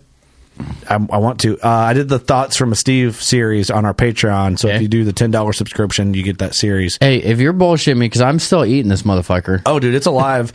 And Steve's life is such a fucking catastrophe. Like, I thought like things would have changed, but he just looks like Freak Show from Harold and Kumar now. Take it easy. So Jesus. Come on, Doug. What's wrong with you? So He's still a friend. He lost a bet. He's not Chris Brackett. Goddamn. But listen, you call. All right, here's the difference. And so He still lost a bet for me eating this fucking turtle, so I'm eating this fucking turtle. That's what's So he's growing point. his hair out. Leave him alone. if people don't know what we're talking about, so Years ago, Steve made a bet, and we were doing a live podcast at the Illinois Deer and Beer Fest, and there was a crowd of people watching us over the little Intercom Warrior podcast, and Steve saw it as an opportunity to get cocky. Oh, yeah. And he goes, Curt, I want to make you a bet. And he's like kind of strutting around. I bet you I kill a bigger buck this year than you. And I'm like, I've thought about it. I'm like, okay, I'll take your bet. I was like, well, here's the deal. If I kill a bigger buck than you, we get to kill your pet turtle. And he took the fucking bet. And you know what? I killed 2 bucks that year, and Steve fucking killed. He's scared of the dark, really, if you want to break it down. And so this got brought up on the thoughts from and Steve I came podcast. in and said, we're not killing it, we're eating it. Yeah, Eric went to drop it right into an Instapot, which is hilarious. And fucking savage. The can cooker. Yeah, the can cooker. Hey, I'll air fry that bitch. I don't care. Air fryers now. Covered in flour. Technology has caught up to us. It's alive. You just crack an egg on it and dust flour on it. We live on the Mississippi River. Don't think we haven't ate a fucking turtle before. We'll do that shit. Right. This is like some African side neck species or something. So I found out It's like a lobster. Just drop it in live. this turtle is alive, and Steve's girlfriend's kids are like in love with this turtle. So this makes it even Not for sweeter. long. So Not for long. So we have to go on a mission to steal the turtle and eat it. It's an assassination. So I told them on that series There's a conspiracy behind that this. we get this turtle's JFK tank this thing. and we put it in, you know, when we do the iron buck at the chute, we put it in the vital opening. On the Whoever kills the turtle. That's dirty. I like it. Going though. right through Doris, right wait for a the second. turtle. Wait a second. I'll guarantee everybody makes that shot. When someone shoots it, can we still eat it? Fuck yeah. Okay. Fuck yeah. Just eat it raw. I thought we were like a clay pigeon, like put it in the tray and flinging it out there. And No, because it ended up getting away. we all missed It it. landed and make it run for the creek. Shit, where'd it go? So that's what we decided. If you want to hear the full story, get in our That Patreon. thing's still alive, huh? Okay, Interesting. yeah, That's interesting. he says it is, man. Gary Blessing, mechanical versus fixed heads. We've talked about this a lot. Mechanical and compounds. I vote. Done. I vote both. And then crossbows or compounds. I mean, you know where we're at. Yeah, it's pretty straightforward. Yeah, Adam Fiddler, fixed out of a compound. Episode over. There's some people harsh on crossbows. We get it though. This is funny. Stephen Hartman. Thoughts on states banning trail cams, heavy versus light arrows. I don't give a fuck about the trail cam thing. I think it's more of a Western water hole based type situation. I don't think you should ban them, but I don't know if it should be banned. no. Trail cams are fun, but I think it'd be good. At the same time, I get it out there. I get it, but also like I love our spy points and everything, and I'm excited for the new flex coming and all that shit. That's great, but it would be kind of interesting to like see what it'd be like for a year or two without them, as far as like pressure and ownership of deer and shit's concerned. Yeah. Well, you're banning technology, so where do you draw the line there? That's the question. Like, okay, Yeah, you want to take take freedoms away as hunters, and I'm with you, Curt. I think it'd be cool to take them away for a year to see who comes out on top. But you take away trail cameras, then the next year you're taking away HHA sights that can roll, right? And then you're taking away rangefinders. Where do you draw the line? Yeah, it's like, okay, I mean, it's kind of a fun conversation to have, but if we want to get serious about it, like, we ain't banning shit. Yeah, I don't really want to see any more rights taken away than, we're fighting to maintain what we have here. Let's not try to deliberately lose any. Right. I agree. And once they start, then they don't stop. So heavy versus light arrows, I think we're all going to lean on the heavy side. Is that fair? Yeah. Yep. Chad Davis, big reveal episode. Kurt's going double barrel crossbow. Son of a bitch. Whammy. You are? You're switching sides? That's new. That's new. That's news to us. Listen, guys, I waited this long. Ever since my incident, I decided to go double barrel crossbow. Out of a saddle. He'll shoot once and you shoot twice. Shit's dying. Well, so for people who don't know and they see all the jokes, if you're a newer listener, you didn't hear the episode, I almost got shot by a crossbow hunter, like in the dark. He was on the neighbor's shooting onto our side. So we don't hate crossbows, but when you experience that, it's pretty easy to talk some shit. Remember early episodes with the airbow? Ooh, fuck the airbow. Gee whiz. It's double airbow now. Here's a cool one. And we can do a round table on this. Brandon Hill, scrape hunting versus rubline hunting in late October. Austin? It's pretty much the same thing in my opinion. I mean, you're finding sign that a buck's laying down in a linear pattern. So whether it's a scrape line or a rub line, signs there. You go. You're hunting that. You're hunting that area for that reason. Yeah, similar to me. I agree. I think we all probably agree. No, scrapes. I'd say scrapes I look at more prominently than a rub line, but Austin is right. Like it's similar. More than likely, when you see a scrape, you're going to see a rub, though. Yeah, but scrapes are more early season, late season, all season. I disagree. No, rubs are. Sorry, rubs are, and scrapes are more. You're going to get every deer to kind of hit that. No, thank you. And they're kind of not so much. Not so much during the rut time too. Here's a question: what gets you guys more excited if you find a massive, big, fresh community scrape? Or a tree rock that's hard 10 inches around that's been shredded up. Hey, scrape right now. Scrape for Eric. Hey, yo. I think I'm scrape. I think the rubs are cool because you're like that. A big deer did that, but I've never been like there's a big ass rub. I'm hanging over that rub and then kill the deer over it. But I have on scrapes. Yep, that makes sense. I think of a rub. You see a big rub, like maybe one buck did it, but you see a big scrape getting hit. That's multiple deer doing it. So I guess I would prefer a scrape over a rub line, but man, for me, it's if not. It's all the signs there, you're just gonna get. You're gonna be there. For me, it's the rub. If I find a tree that's just fucking massive and shredded up, what's he know? I know it's not a little turd messing with kill it. Some deer or something? It just, for some reason, when I find that really big tree, it's like, fuck, there is a big one here. Like, he is in this area. It's confirmation of big antlers, whereas a scrape is just like, it could be anything. Well, hold on now. Let's think about a scrape when you see it. Now, are the branches 4 foot off the ground, or are they 8 foot off the ground? Yeah. I mean, you could see some broken branches up at 7 foot high, and it's like, okay, somebody big didn't just stand on their tiptoes to get up, or somebody small stand on their tiptoes to get up there. I mean, they're big enough, tall enough that they're in the Bigfoot territory. Racking some branches up there high enough. It's like, okay, this is a pretty good sign here. Now, I agree when you see that great big ass rub, but what I'm saying is I don't know that there's any science behind it. Just for me, what gets my blood boiling, when I see a tree that's just shredded up, that's big, that just gets me jacked up for some reason. That gets me jacked up, but I see a giant scrape that's fucking 3 feet around. Sign me up. Sign me up, baby. So if you look back, I've thought about this too. What if I come across cross your T's and dot the I's on there? What's up? Stretch my Huntworth pants out. Damn. So looking back, I was looking at the deer that I shot, the 217. His rack is so damn tight. If you were basing it off of rubs, that's a good point. It wouldn't fit around. I mean, he couldn't fit around a 4-inch tree because his tines come together so tight. He couldn't have done it if he wanted to. Fuck me, right? Hey, why don't you just go fuck off in the corner? What if he likes to rub the outside of his 2 on that tree? Maybe you're right. I mean, maybe it's all in the rub. So hey, you might have a scratch on his ass. He might be scratching his ass on the tree. You never know. So you look at a great big tree. All right, now we're playing around here, but if you look at like a 12-inch tree that's sitting there, a big old cedar, and it's just got a whole bunch of knife marks in it, maybe that big bastard didn't have a wide enough rack, so he just knifed it up. Maybe I mean, maybe you got to break down the rub. Sharp, and he's just maybe the rub is it's all in looking at like a foot track in the snow. Is it big or is it small?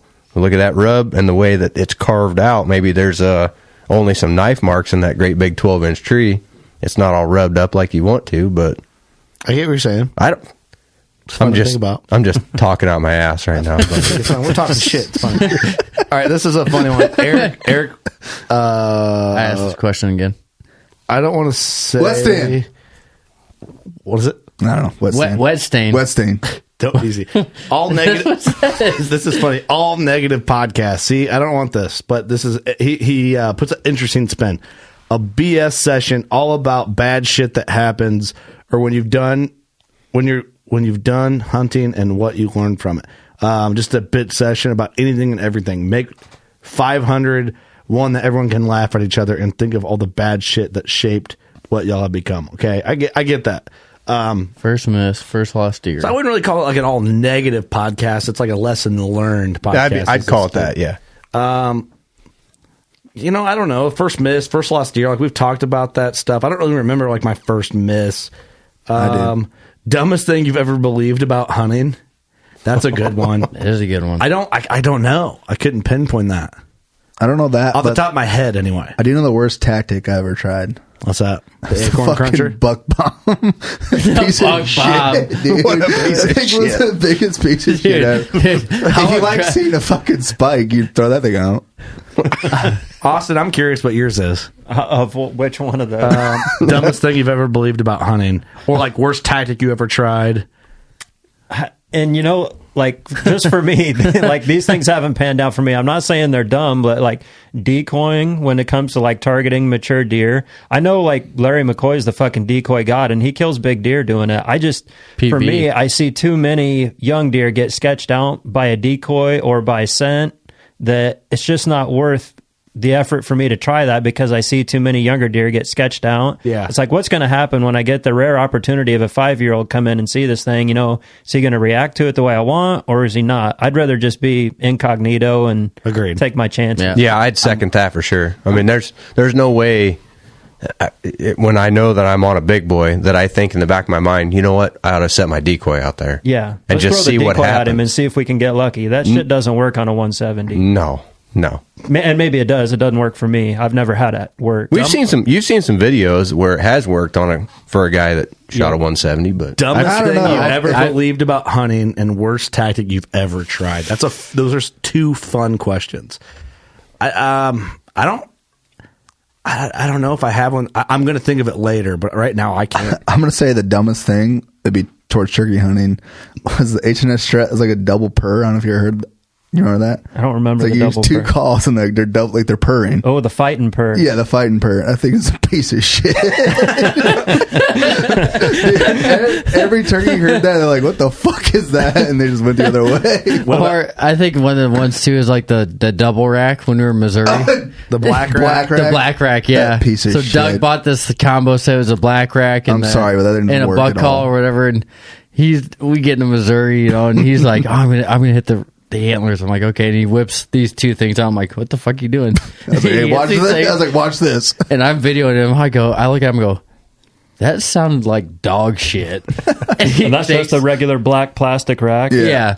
It's like two racks together in a handle. And see, that's what I've used before, and I've called in bucks with it. But I was just getting ready to ask that question. How say often you never go to the timber without your grunt call and your rattling antlers. But yeah, but it sounded like dog shit. But how often do you plan to take those antlers out and rattle? Like I'm not a rattle guy. I just really and then I like it. Yeah, and then I'm like, hey, that sounds like dog shit. He's like, yeah, you're right. He just chucks them and they hit a stump and they snap in half.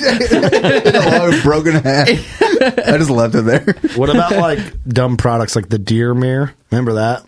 Deer mirror? What's the deer mirror? When you're sitting in the stand, so you have to look behind you. It was like a mirror that came off the tree. Is that like one of those, like you see a bicyclist riding down the highway and they get that little mirror off the side of their helmet? Yeah, that doesn't sound like it'd catch the sun and reflect everything. Yeah, right. I had a buddy one time send me the umbrella that you can buy from like Cabela's or whatever. Yeah. Oh, the umbrella. So there's like an umbrella that you can put over yourself in the stand.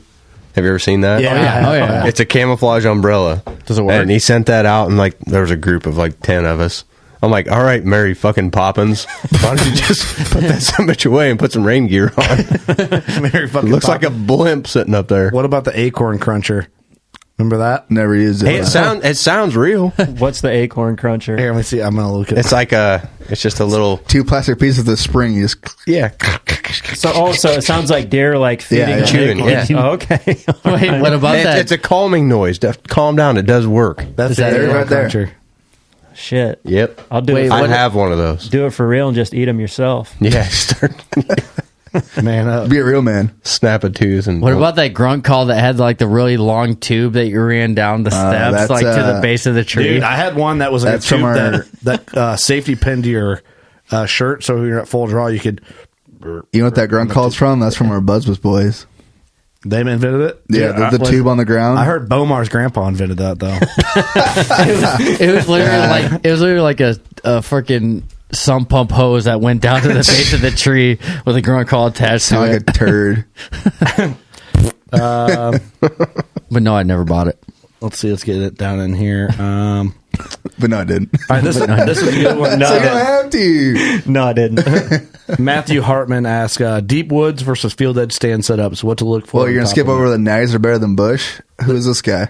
They are good. No, they're not. I'll give that a heart. Get the fuck out of here. If you're really thirsty. Yeah, what are you, in college? So fuck you, man. If it's wet and cold, I'll drink it. Deep woods versus field edge. It's all situational. That's my answer. Yep. Yes, is the answer on that one. What to look for on topos? Deep woods. Where the deer are, probably. I don't know. Major terrain features. Where and the then deer are. Major terrain features, and then major obvious terrain features, and then dissect it with more detail from there. Yeah, you're not going to catch me December 20th in the heart of my deep woods, blowing everything out. Wow, that's a long name. Oh, it's a joint Facebook account. Oh, that's my aunt. They got a joint Facebook account? Yep. What's up with that? When will the Upper Peninsula of Michigan episode appear? Doug, I have a cottage you can hang out in. Deer, moose, wolves. The sights to see in the UP. Mm-hmm. Do they play euchre up there? Oh, yeah. Sweet. 2, 3s, and 4s. Jamie Palmer, how much fun did Doug have riding the bull at ATA? Too much fun. Wait, which time? Did I make it past 8 seconds? Which time? Oh, yeah, I did it twice. Eric, you don't remember the second time. I don't know. I hardly remember the second time. I barely remember the second time. Did I make it past 8 seconds? You did pretty good on the second time. Hey, let's just say shit got wild. I'm going to ride a real bull here with Darren here soon. That's a fun. He sent me videos the other day. I don't know if you want any part of that, man. But if you do, are they for real? It's not for real. I saw it. I'm like, ooh. They'll kick your mustache off. He sent me 3. I'll show you after this. He sent me like 3-4 clips of every time somebody about got stepped on, like in a big way. Hey, I'm doing it. I got to try everything once. Yeah, we're doing it. All right, we're videoing it then. If we're doing it, that's fine. This is Eric, kind of a if you're fun doing one. it, I'm doing it. Chad I'll Yingling, the WCB crew does a full no punches roast on Mark Drury. There's really not a whole lot to The roast guy's on. too nice. I mean, there's nothing to say. Yeah, I mean, here's an interesting one. How trail cams are Ethan Hall. How trail cams are a great tool to use, but they save more big bucks than harvested. I agree with that. Yeah, they probably do. Just from pressure. Yep.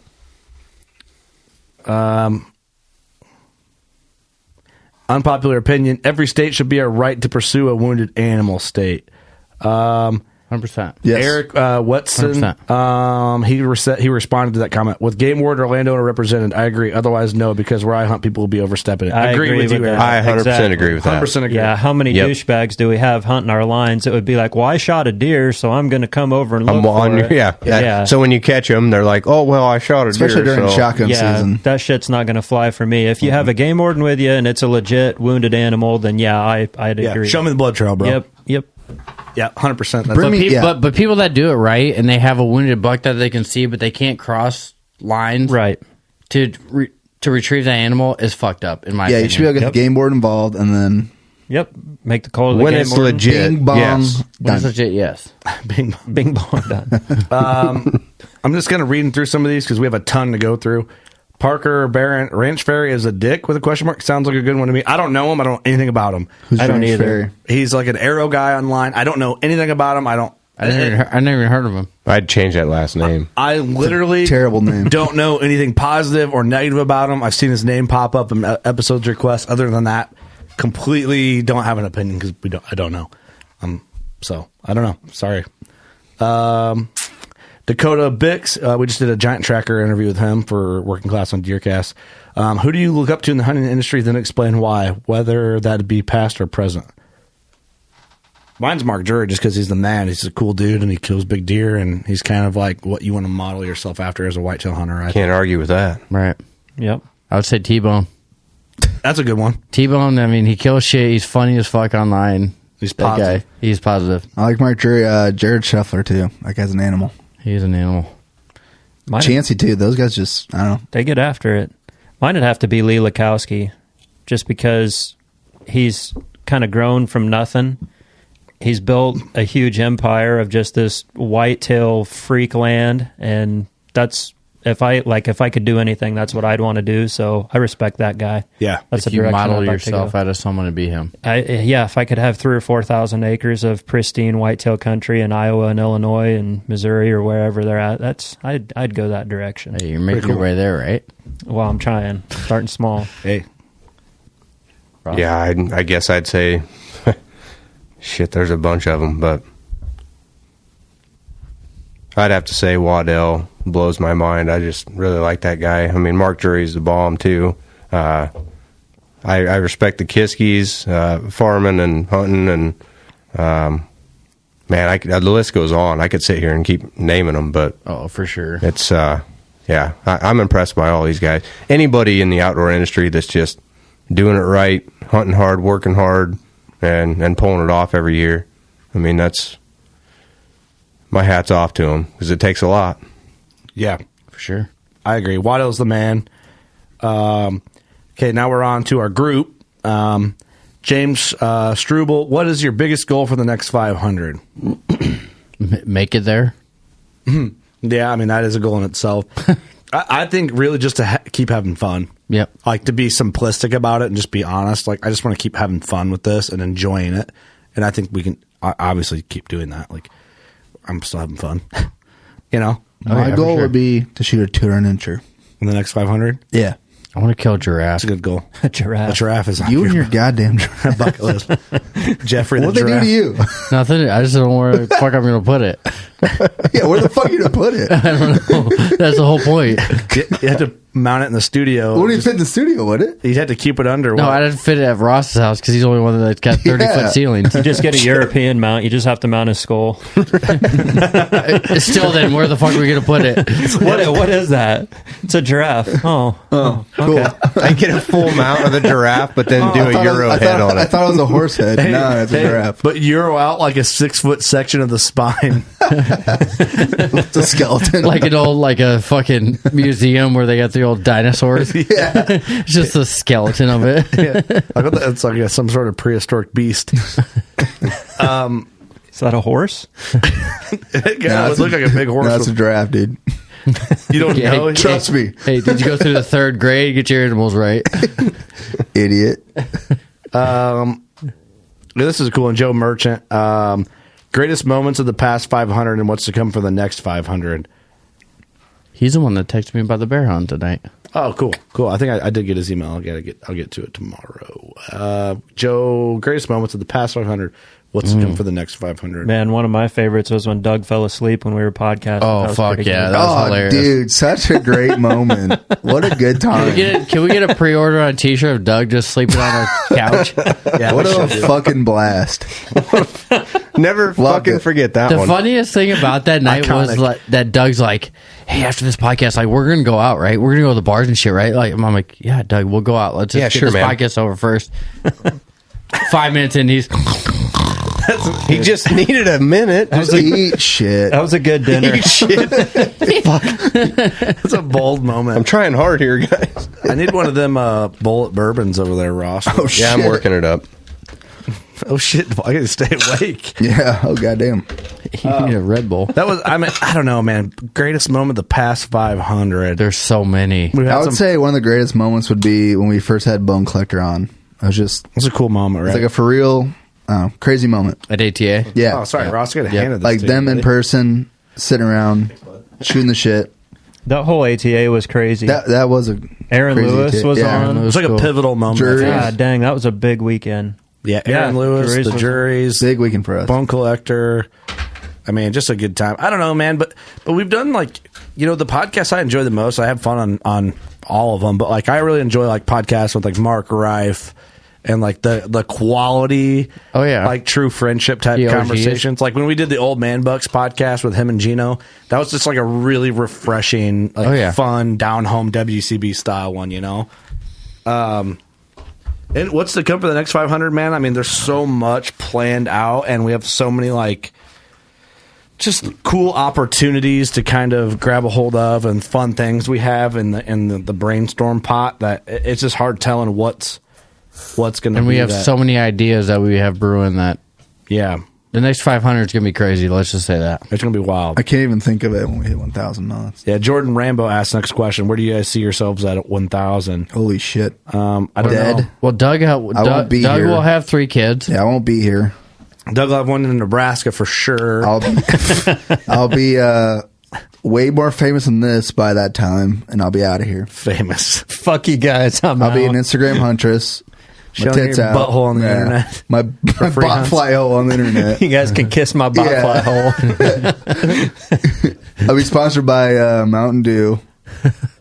Curt, you want an old fashioned or what are you wanting in this? Yeah, if you don't mind mixing me up an old fashioned, that'd be great. Is that too much to ask? Nope, we got everything right. We have a wet bar in here tonight. Jordan Gensmer's taught me well. Why don't we call him down for the night? Number 500, Chris Turek. 500, Doug Schmidt has to shave the stash. Eat shit, Chris. And here, Thomas Holsey says, what's it all mean? There's not a tool strong enough or sharp enough to cut or shave that stash. You're goddamn right. Challenge accepted. They haven't invented it yet, and they never will. Hey, you know what? I bet you $20 I can cut that mustache off. You couldn't do a goddamn thing to it. Wouldn't he be so pissed if he woke up and it was gone? Just half of it. No, that'd be dangerous. That'd be a bad thing to happen. Just think of it this way, though. When you Karma's cut a bitch. Just remember that. Hey, it grows back twice as thick. No. That's how it works. No. It's already burn it off it's already like thicker than CRP. shit. It's already thicker than shit. Break a Sawzall blade on this motherfucker. It's just like, take a grinder to it. I just passed out. Phil Hull asks, congrats. I'd like for y'all to go in depth. Each one of you could go to a short, in-depth discussion about your setup with your bow and arrows, sights, releases, binos, rangefinders. Talk about all in depth. Keep up the great work, fellas. Even your tree stand setups, from saddles to running guns. Have a good one. I mean, I think our arrow. Thanks, buddy. I think our arrow setups and everything like that we're all similar. We're shooting elites, we're shooting HHAs, we're shooting victory arrows, like rip TKOs, extortions, binos, rangefinders. They're all the same. Yep. Leupold, BX, from BX2s to BX5s. Yep. We're shooting Leupold full draw rangefinder. Mm-hmm. I don't know if it gets much better than that. I'm using the Scott Shark release. I shoot the Scott Hex. I've been on that S-Horn for years. I've shot the Hex too, but the S-Horn, silver I'm still horn. running the Sigma. Sigma. You like the Sigma? Wow. Nice, dude. Ross, aren't you an S-Horn guy? I'm Silverhorn all day. Yeah, There you go. Yeah, I get pissed off at my 4-finger thumb release, and Something about simplicity in the heat of the moment. It's just reassuring. You get all S-horned up, huh? S-horny. Oh yeah, I'm S-horny. right. There it is. Bunch of horny boys over there. Tree stand setups. I mean, we're all running Novix Helos. Yeah, Novix is really good this year. So. I dabbled with Trophy Line saddle setups and with their platform through Novix this year. And hey, sorry, I'm getting ready to jerk my own dick in the saddle even more, dude. Wait. I almost killed my biggest bug of my life out of that thing. I honestly, we got them this year, and I didn't have enough time to spend with it because we got in the middle of the season. We'll do it this year. They have their place. I'm just sitting back here cheesing, boys. Once you get onto it, it's fucking next year, badass. I'm definitely jerking my... Listen. I'm punching my clown. You're jerking your McGurkin? Punching that clown out of that thing. There's going to be some things in the works. 93.5, the saddle. Up next, AC/DC. Sexy swinging tunes from the saddle. Sexy swinging tunes. Oh, Jesus. There's exciting From the things ahead. saddle. We'll get more in depth Just on a swinging. setups. Just a swinging. And there I was, just a swinging. Oh, shit. Forrest Gump. This is a good one. Tony Smith, how accurate has Doug's stash really been? Oh, did you open it? Yes, Hey. open the predictions envelope. Oh. Did you do it? No, we got it, though. We got it. Uh-oh. What'd he shoot? You pull up his Instagram. I'm going to take a whiz quiz. Don't I got it do right this here. without me. I got it right here. Holy fuck, I forgot about this. Hold on, stall it. I will. Play some Jeopardy music. Stalin. Eric will be right back after this piss break. All right. Do you want to text? Do you have his number? I do not. I'll text him. Doug, you were spot on one of them this year. Yeah, I was pretty fucking good. I think I did really good, actually. I do too. I can't remember whose, but you almost nailed Kurt's one of them. was, I was, 2 inches off? Like, yeah, if even that. God dang. That's pretty dang good. You have the envelope? Yeah. Let me see it. Throw it over. Throw it over. Oh, I'm texting Greg right now. I think I was off on Ross's. I'm going to guess that. Yeah, that's fine. That's fine. About 100. Who knew? I don't have it in an envelope. I wrapped it up in a bumper sticker. I wrapped this bitch up tight, son. You have a knife? I'm going to try and peel it. I just texted Greg. We'll see if he responds. I want to say he shot a 177, 178 or something. That's what he shot? Mm-hmm. Okay. Did you go to his Instagram? No. I didn't find the score. He just knows. I texted him. Hopefully he responds. I just feel it. You can feel it in the stat. I mean, your mustache has been more accurate than I think it should be. It always is. I don't know why you guys keep questioning my mustache. I never did. Eric did. You didn't thin it down. Not Eric did. I think I was pretty close on Eric's too, to be honest. Yeah, what have you been doing there? Wait, Do you wax that or wax what? Put wax like dad ass. Dad ass. My butthole? My botfly hole? My beehole? All right, come on, Greg. Text me back, buddy. You put gel in that stash of yours or what? Wait, can we not figure out what he shot? I feed it with Bush Light. Look up his Instagram. And that's about it. It's a lush. Where's my phone? Hope his Instagram. I got it. I'm opening this. I have it rolled up in an old bumper sticker, which is random as shit. But I think I was really close on Eric's also. What'd you say on Eric's? Do you remember? I think it's like a 140 for Eric. That's close. What it was, yeah. I think I was the most close on yours though, Curt. Wait, which buck was it? Yeah, you were pretty much dead on them. Yeah. I was like off a little off, and then you found a little extra point, and I was like, oh, put it right in the money. Yeah, I did too. Greg has too many posts. Okay, here we go. Boy, you're really unfolding that thing. He really wrapped it up. I didn't want it to get out. Greg's not responding. He killed that big one. When did he kill that big one? I got it. Is this it? That one? Yeah, what does it say? What's the score? Is that it? Yeah. What's the score? What's that say? What does that say? No. I want you to say. Read what, because I have an envelope into my hand, or I have the paper. Okay, this is what the description is. Very lucky and blessed to harvest a massive whitetail, a.k.a. big barrel. 177 and 2/8. 177 2/8? Yep. Hey, Doug's unrolling it. Doug's unrolling the paper.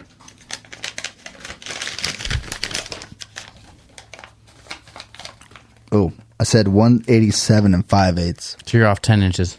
Not bad. Pretty impressive. Not bad. Okay. It's pretty good. Okay. Pretty good. Okay. Pretty good. Pretty good. Never mind, Greg. We didn't need you anyway. Did you woke up to write that down or? I wrote this down when Greg was here. During Greg the podcast. And then and then I had an old tattoo shop bumper sticker for some reason. And I rolled it up. So watch your mouth. Oh, I'm just You're saying. the one who messed up my predictions. Whoa, what the hell? I'm just keeping you guessing, dude. You don't know. Fix your shit. Your stash ain't shit. Get your shit together, bro. Get your beard out of my face. Who has a better facial hair, Doug or Ross? God damn. That's probably Ross. I mean, come on. That beard's Ross. That's a good looking beard. All right. We're on Instagram. Well, we both have our own Instagram pages. So That's right. Fuck. Who's got more followers? Yeah, suck on that.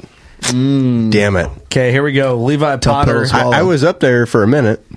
I want to hear some crazy Doug stories with the females. After the mechanical bull video, I want to hear some stories. Oh, gee, willikers. Doug Maybe we says, ought to skip I don't think that. we can talk about all that. That's on a different platform. Well, okay. We'll tell those stories on the reveal.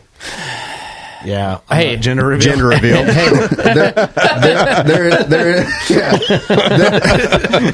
There is one story that would blow it out of the water, but I will never. The real question is, we can't talk about You gotta it. tell them now, you dumb bitch. The real question is, where do we start? We can never talk about it. Hey, I'll start. We're in Nebraska.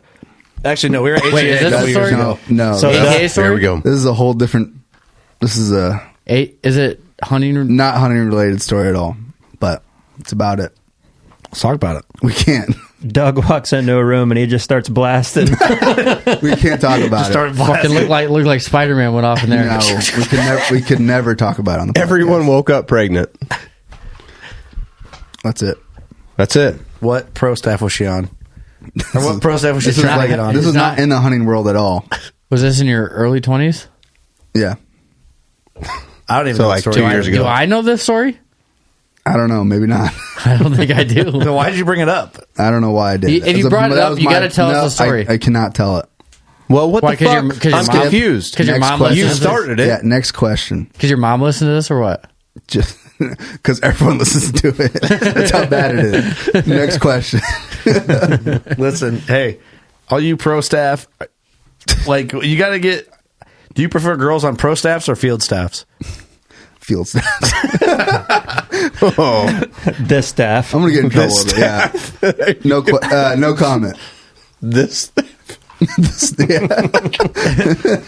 All we can say at any trade shows, if your old lady's around, do not introduce them to Doug. And if your old lady's not with you, she's at a trade show, she's trying to get on a pro staff. I'm a nice guy. Fuck off. You are a nice guy. Yeah, thank you. Hey, if it wasn't for your boys, you'd have hard times. Bullshit. Hey, listen. Just saying. MVP's right here. What's up? With your photo taking skills. Yeah. FTA Outdoors, controversial topic and a chance to get Curt riled up. Is a 170 on public a bigger accomplishment than a 170 on private? I think that's hilarious. Hey, gold jacket, green jacket, who gives a shit? It's a 170. Yeah, that's a good answer. That was very well put. Yeah, I mean, it is. I think we need to get over all that. Yep, my opinion. Honestly, it's different skill sets applied in different ways. I know I'm not Curt, but hey, I answered that.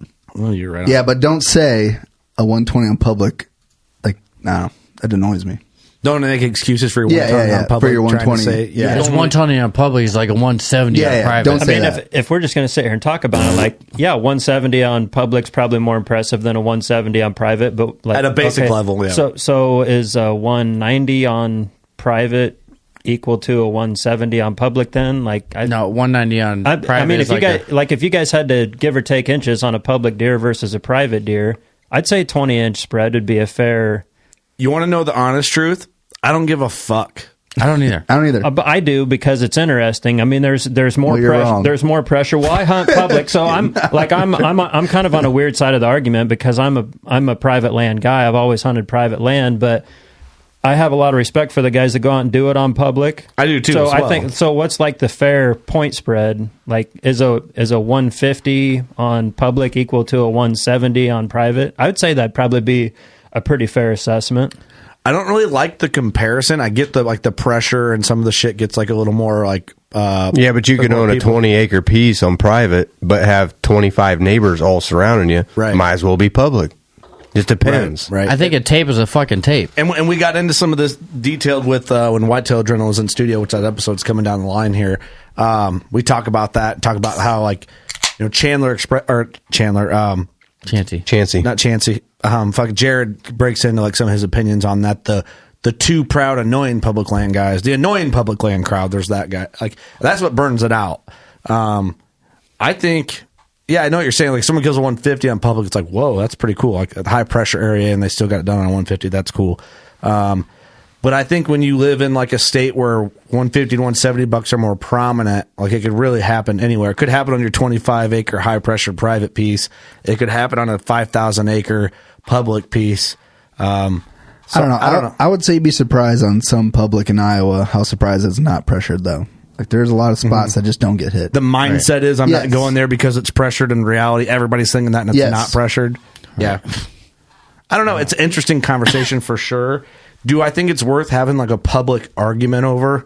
No, because I think it does nothing good for anybody. Well, it's obviously a huge debate. I mean, that's it is. Honestly, like, between saddle versus tree stand or public versus private, like, those are the two hot debates right now. Well, and it's like that. It's like compound versus crossbow. I mean, it doesn't matter because it doesn't matter because it's situational. It's situational. Oh, it is. I mean, you can't sit here and argue when everything that we might say about one piece it's totally different in your area versus what we're saying from what we've seen. I mean, we can't. Yeah, we're gonna have guys over here that are experiencing something that are gonna praise us and agree what they said is spot on. Then you're gonna have another guy 200 miles away that hunts next to a public police. It's like, fuck them guys. They're so it's weird, right? It's you can't actually just go hunting.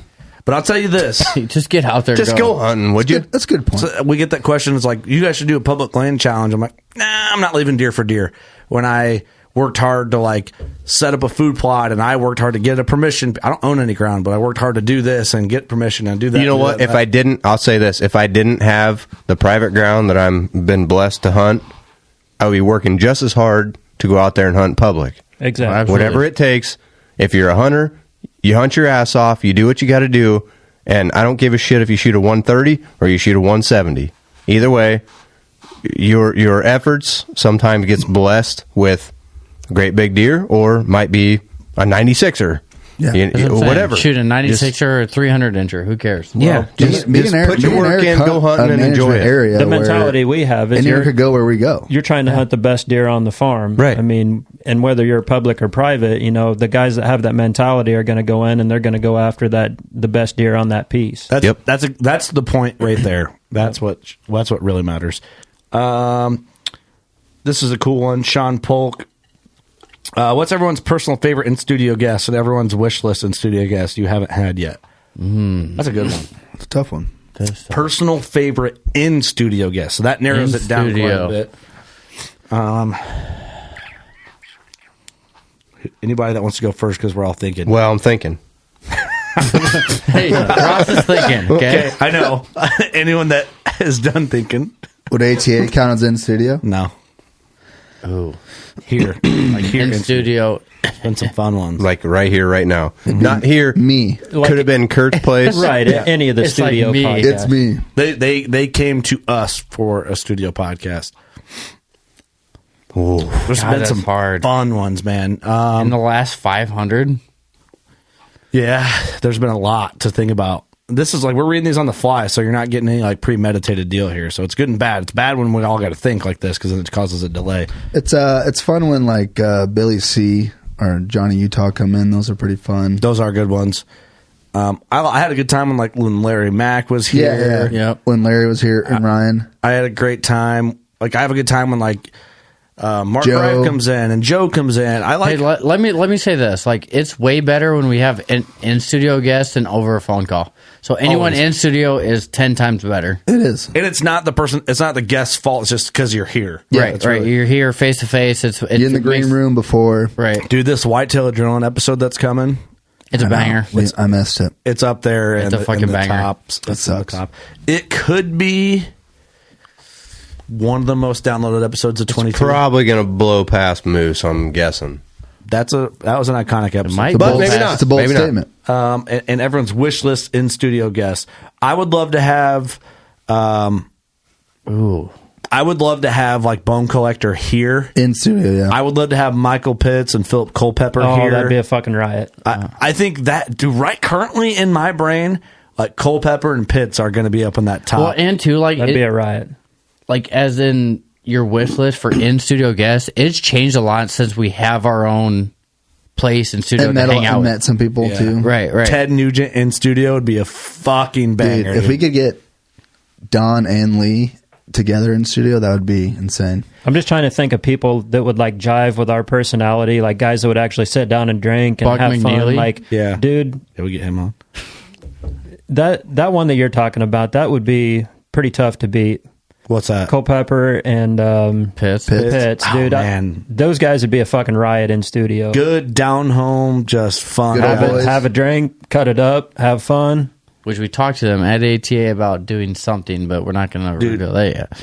Culpepper, Pitts, Waddell, Nick Munt, T-Bone. Yeah, those guys would be fun. I'd like to get Mark Jury in with like, dude, you know what would be fun? This would be a fun, like if you're a Jury fan, I want to get Mark Jury and Coondog in studio. Yeah. I want to hang out with Coondog, man. Yeah, Coondog's...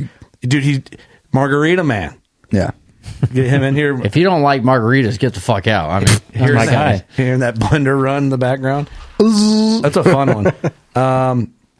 Allison had a cool idea. We've done this before in the past, but I just didn't want to do it on this. She wanted to throw together old segments of the best of. Might take a long time to edit, but piece together. Grow up. That'd take way too long. I appreciate that. Team Vital TV. There are a lot of small channels and side hustles in the hunting industry. Working Class Boner has become pretty established. Maybe talk about behind the scenes and long nights it took to make your dreams a reality. I think a lot of people would benefit from it and use it as motivation. That's a cool question. I appreciate you saying that we're established. What happened to your screen? I clicked on something. Oh, there you go. Talk about behind the scenes and long nights it took to make your dreams a reality. I don't really think. A lot of drinking. A lot of late nights, commitment every week. I mean, honestly, never give up. Never give up. Dude, a lot of long drives and Yeah. Late drives home. Pissed off old women, old ladies, I guess, not old women. Old women. Hey, Doug's probably pissed off some old women. What's up? That's not my problem.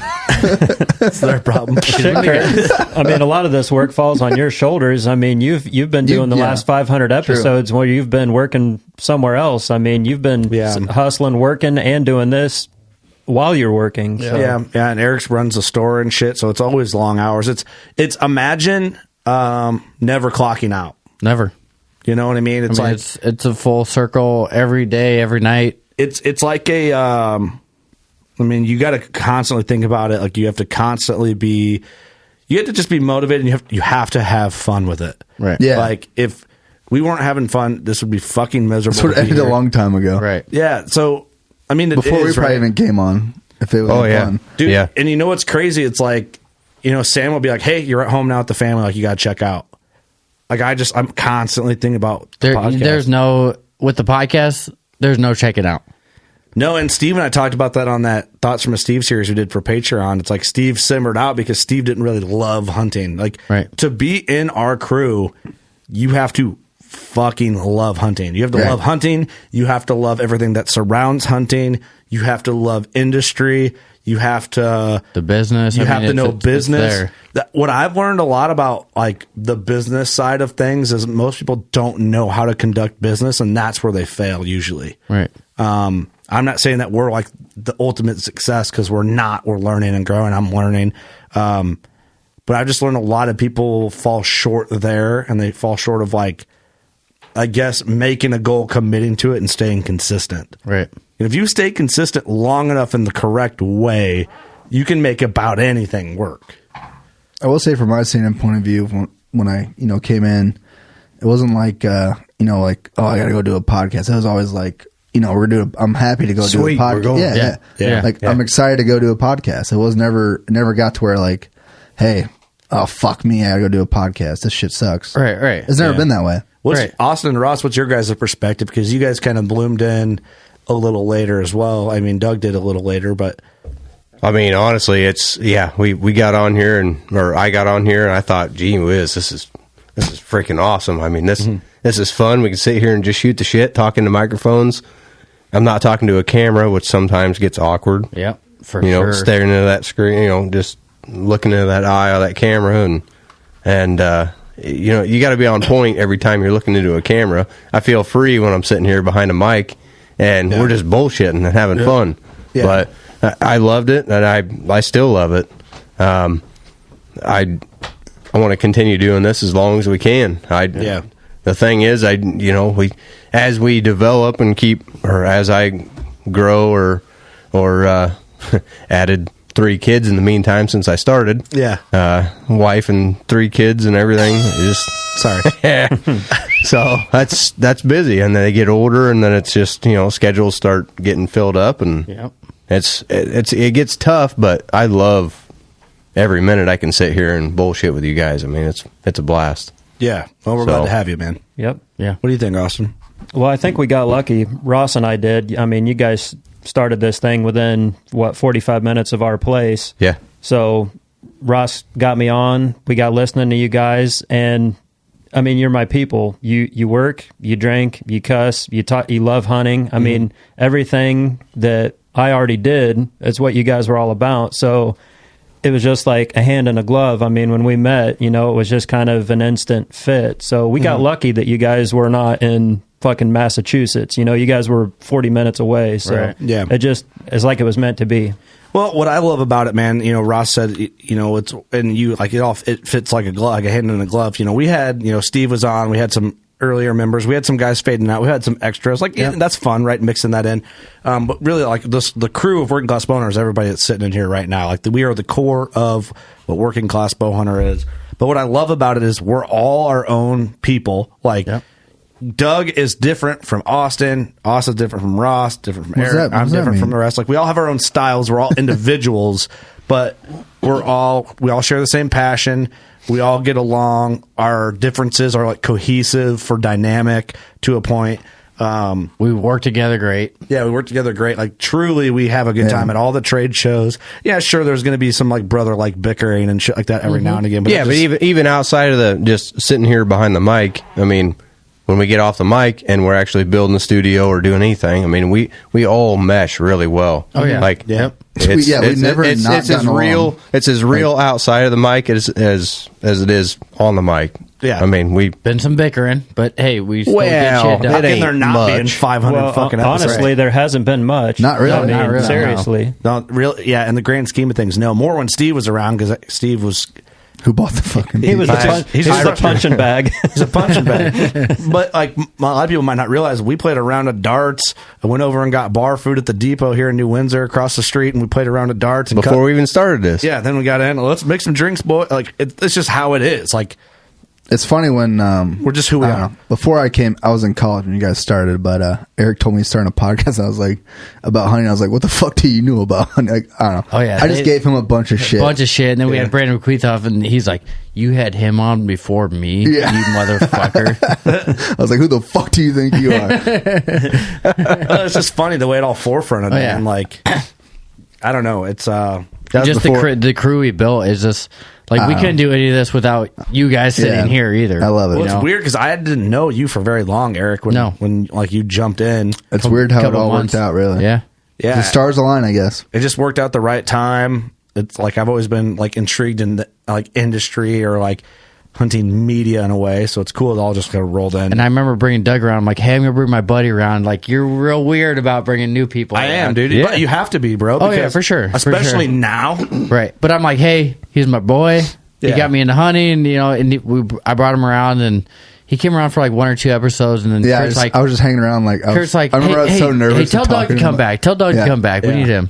I remember I was so kind of brought him in. I hadn't even the first few times I was so nervous. I was like, I don't do my hands. I hadn't even heard of you guys at all, and Clark Cummings was the one that told me. I mean, he was down at my bow shop. We were just jacking around. I mean, just small bow shop stuff. But he came down and was hanging out, and he's like, "You really ought to meet these guys from what was it? Sherrard. Yeah, he's like a working class bow hunter. I'm like, never heard of them. That's when we picked up. You ought to hang out with those guys. They're pretty cool. That's when we picked up Elite. Right around when we picked up Elite. No shit. We would have been like 2016. Yeah. Well, me and Steve came down to get our bow set up from you. No, what happened first time? No, actually, it started with Curt and Sam. I bought a bow. I bought an Elite Spirit off of Ross for Sam. Yep. And that's what got it really rolling. So Curt came down with Sam, and they walked in the bow shop, and we were a little tiny bow shop, you know, nothing to talk about. But it was cool. We were just jacking around and started talking, but Clark had kind of started that up and told me how to talk with you, so we did, and I left that. And that's place where it all started up. On the way home, I remember the exact spot on the drive home between Monmouth and like a Lexus on Highway 67 before the S curve that they're redoing. I remember talking to Sam, being like, "We need, as we get older, I want to surround myself with more people like Clark and Ross and the guys on the podcast." Like, and that's just comes with getting older and closer to your 30s. Like, you dial in who you surround yourself with. You have more control over people that are in your life that play an impactful role in your life. Which, when you're in your early 20s, you're at a job you fucking hate that everyone's going through to get to the job that makes the real money. Yep. Or you're in high school and you're around all these fuckheads that you don't want to be around, but you have to be because you got to be at school. And as you get into your 30s, you tone in your career. You tone in who you surround yourself with. Yeah. And so you're not an idiot. You just weed them out. Yeah. So and like my dad's always told me, if you're going to hang out with skunks, you're going to smell like a skunk. Yeah. So just keep pushing forward and hang out with people that are going to make you want to be better. I remember when me and Steve came down to get our bow set up, and like the address on the Facebook page was way wrong. Way wrong. Like it's saying like 10 miles away to some town or some shit, and like you told us to come down and get our bow set up like this time, and we're still holding the definition of BFE. So oh yeah, BFE. Hang on to that. Like we get there at that time, and it's like a little tiny trailer in the middle of this town. We're like, is this the place? Because I remember Curt talking about like Steve's like, I'm home. It's a nice. Hey, what? Greg just texted me. I said, he said, let's open the envelope on air live. He doesn't know we're recording. Fuck. I should have called him. I don't want to catch him off guard while we're recording. What did you say it scored? Because he gave me the score. I said 187 and 5/8. Oh, it's 177 2/8. Okay. I said that. I know. Me reading it, I forgot, and I thought that meant it. But he said his mule deer was 193. Cool. Well, you divide the two. Yeah, you just took the average. Perfect. You just took the average. Cross them. Mustache stays. Stays.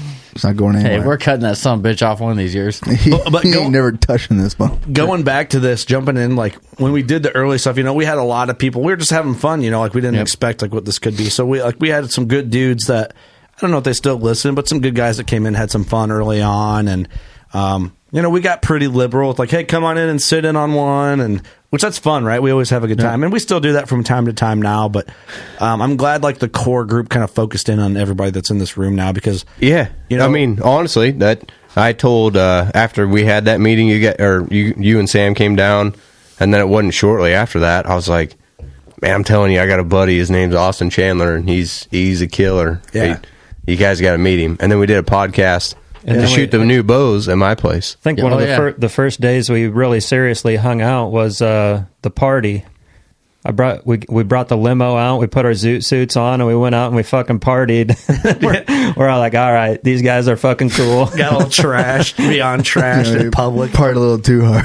A little embarrassing, but hey, we had a good time. Hey, don't let the bugs get me.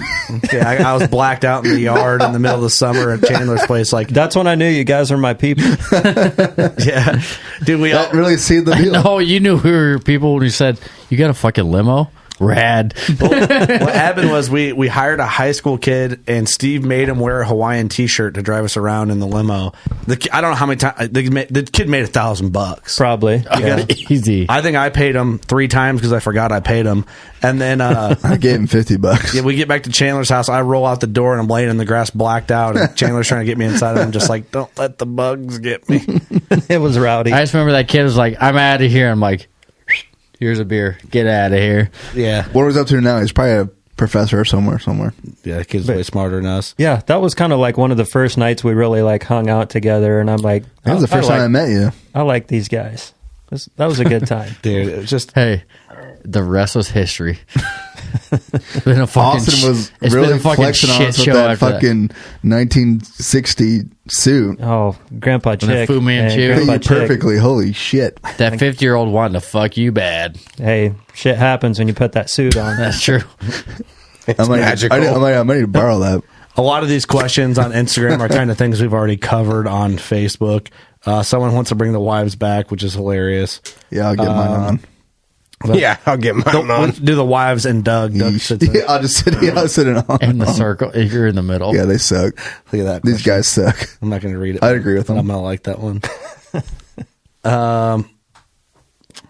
We talked about a lot of this stuff. I'd like to hear about your decision, Curt, to go full-time podcaster. What a huge commitment. Thanks, Todd. I believe your name is. Cabinet Todd? Todd Craig. Thanks, Todd buddy. Craig. Yeah, it is a commitment. I'm raw dogging life right now, if you want to know the truth. And, I am. Really, I don't know. Unvaxxed, doesn't wear a mask, and unvaxxed, full-time podcaster. What's up? So, yeah, it's scary, right? But also, I think my anxiety would be through the roof if I still had a regular, corporate job with everything we got going on. I don't think everyone realizes how much is on your plate. That's crazy. Thought about it. Well, with the travel schedule we're doing this year, I'd be woof. They'd fire me.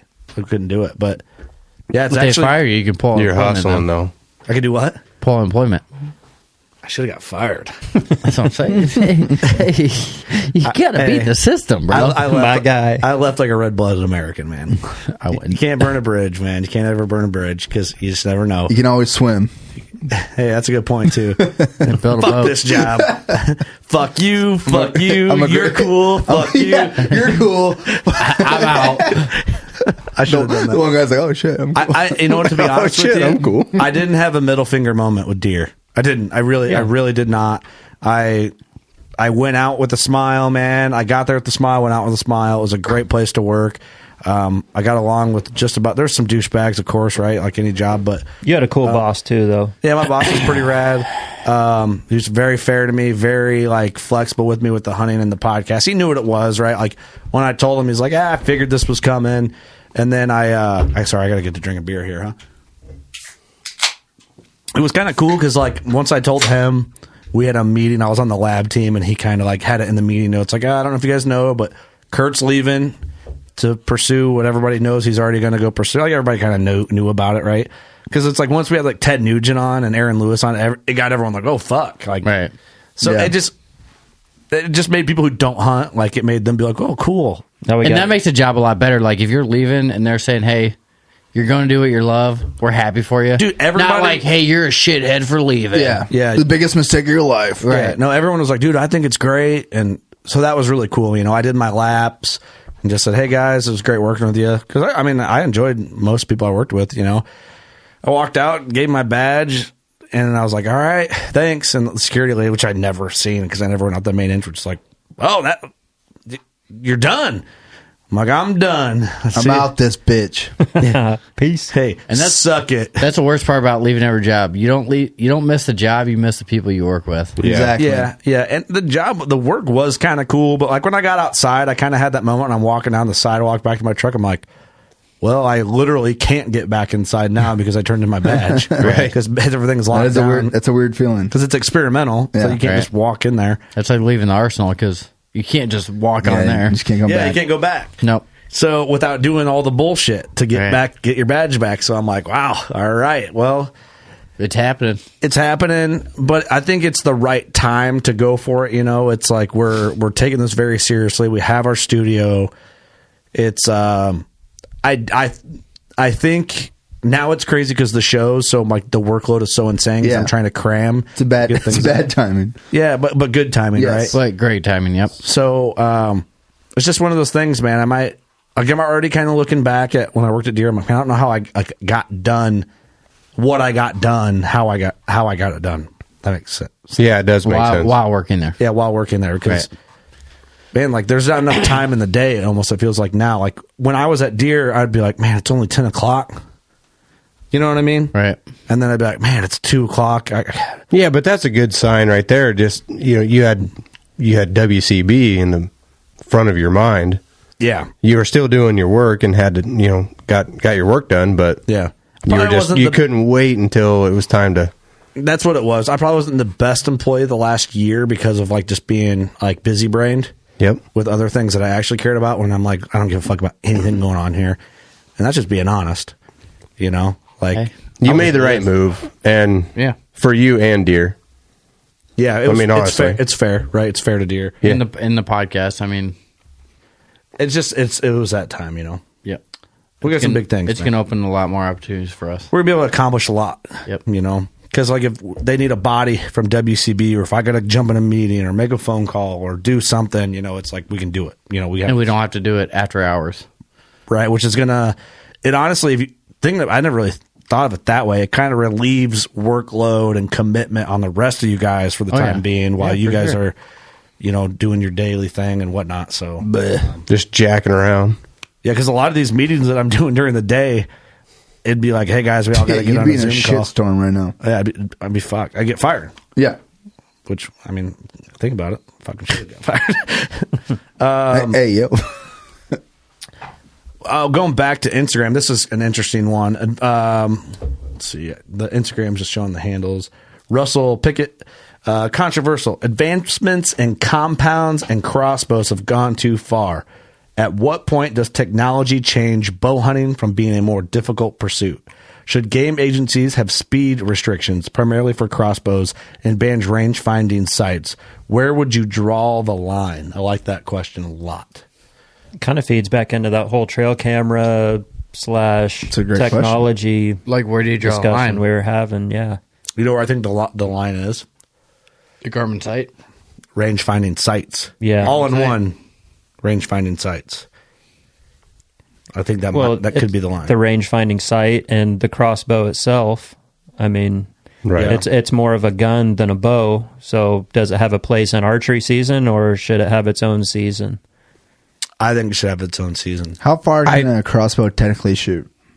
Some of those advertise 100 yards accuracy out of the box. I know a guy, I'm not going to say who it was, but he killed a huge whitetail at 90-some yards with a crossbow. So, you have a good point there. I think that it does for us guys that are doing it the right way, in my opinion, doing it the right way, the old school way of shooting shooting a bow, compound bow. The right way, shooting a crossbow. Shooting a crossbow is just it just takes away from it. Stop laughing. I'm sitting here. I'm trying to make a point here. I agree with you for 100%. I mean, I will say this though. That my hat's off to the guys that are doing it the real compound way, but or recurve traditional. I did. So my uncle got a crossbow, and you know, we're not anti crossbow. It's just fun to talk shit. But let me get to this. My uncle got one. I gave him some shit about it because, of course, right? Like just to give him shit, just like the fun, friendly banter. And then we had a shoot down. My compound, I had the Elite Synergy at the time versus his crossbow. So we stepped it back, and then he was beating me up until we got to about 50 yards. And then I got him on accuracy past that. Now, he didn't have the same sights that I had. Like I practice at 80, 90, 100 yards. Right.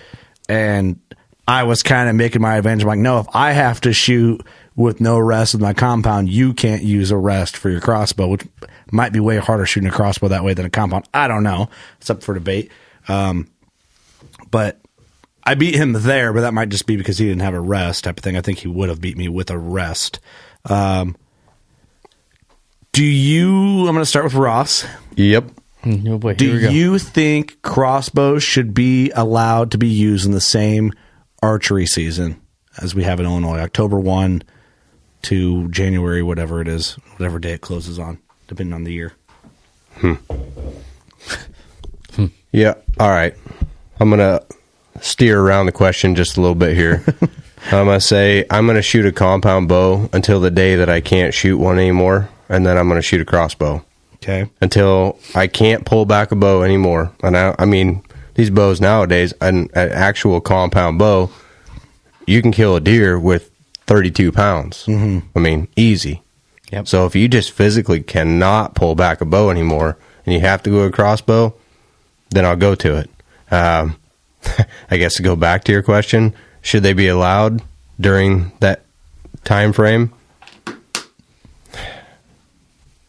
We're talking, I mean, you can break this down in 10, 15 different ways. We're talking black and white. Black and white. So no kids, no old men, no nothing. I mean, just across the board. For this round, for this circle around the table, we're talking black and white. I'm sorry, I'm dragging this out here. No, it's okay. We just got to get to the... So if you're capable of shooting a compound bow, it should be able to use a crossbow. Yeah, that's a good clarifier. All right. Okay. So everyone's going to answer this. We're going round table. So I got to answer this quick. I'm just jacking around here. So able-bodied adults. Able-bodied adults. Because I want my 7-year-old boy to be able to shoot his first deer. Okay, but don't go in. Easy. I want to bring... That's going to be another lap. Okay. Take her back. No. Okay. Straight up. No. The answer is no. Okay. All right. Now, I got an idea here. Now, Eric, we're going black and white. We're being... Do not break this down, Eric. Black and white. We're gonna break it down. Everybody just settle down. Black and white. Do you think crossbows should be allowed in what regular archery season is for able-bodied adults? No. I'm a no. No. Doug's a no. I'm a no. Austin's a no.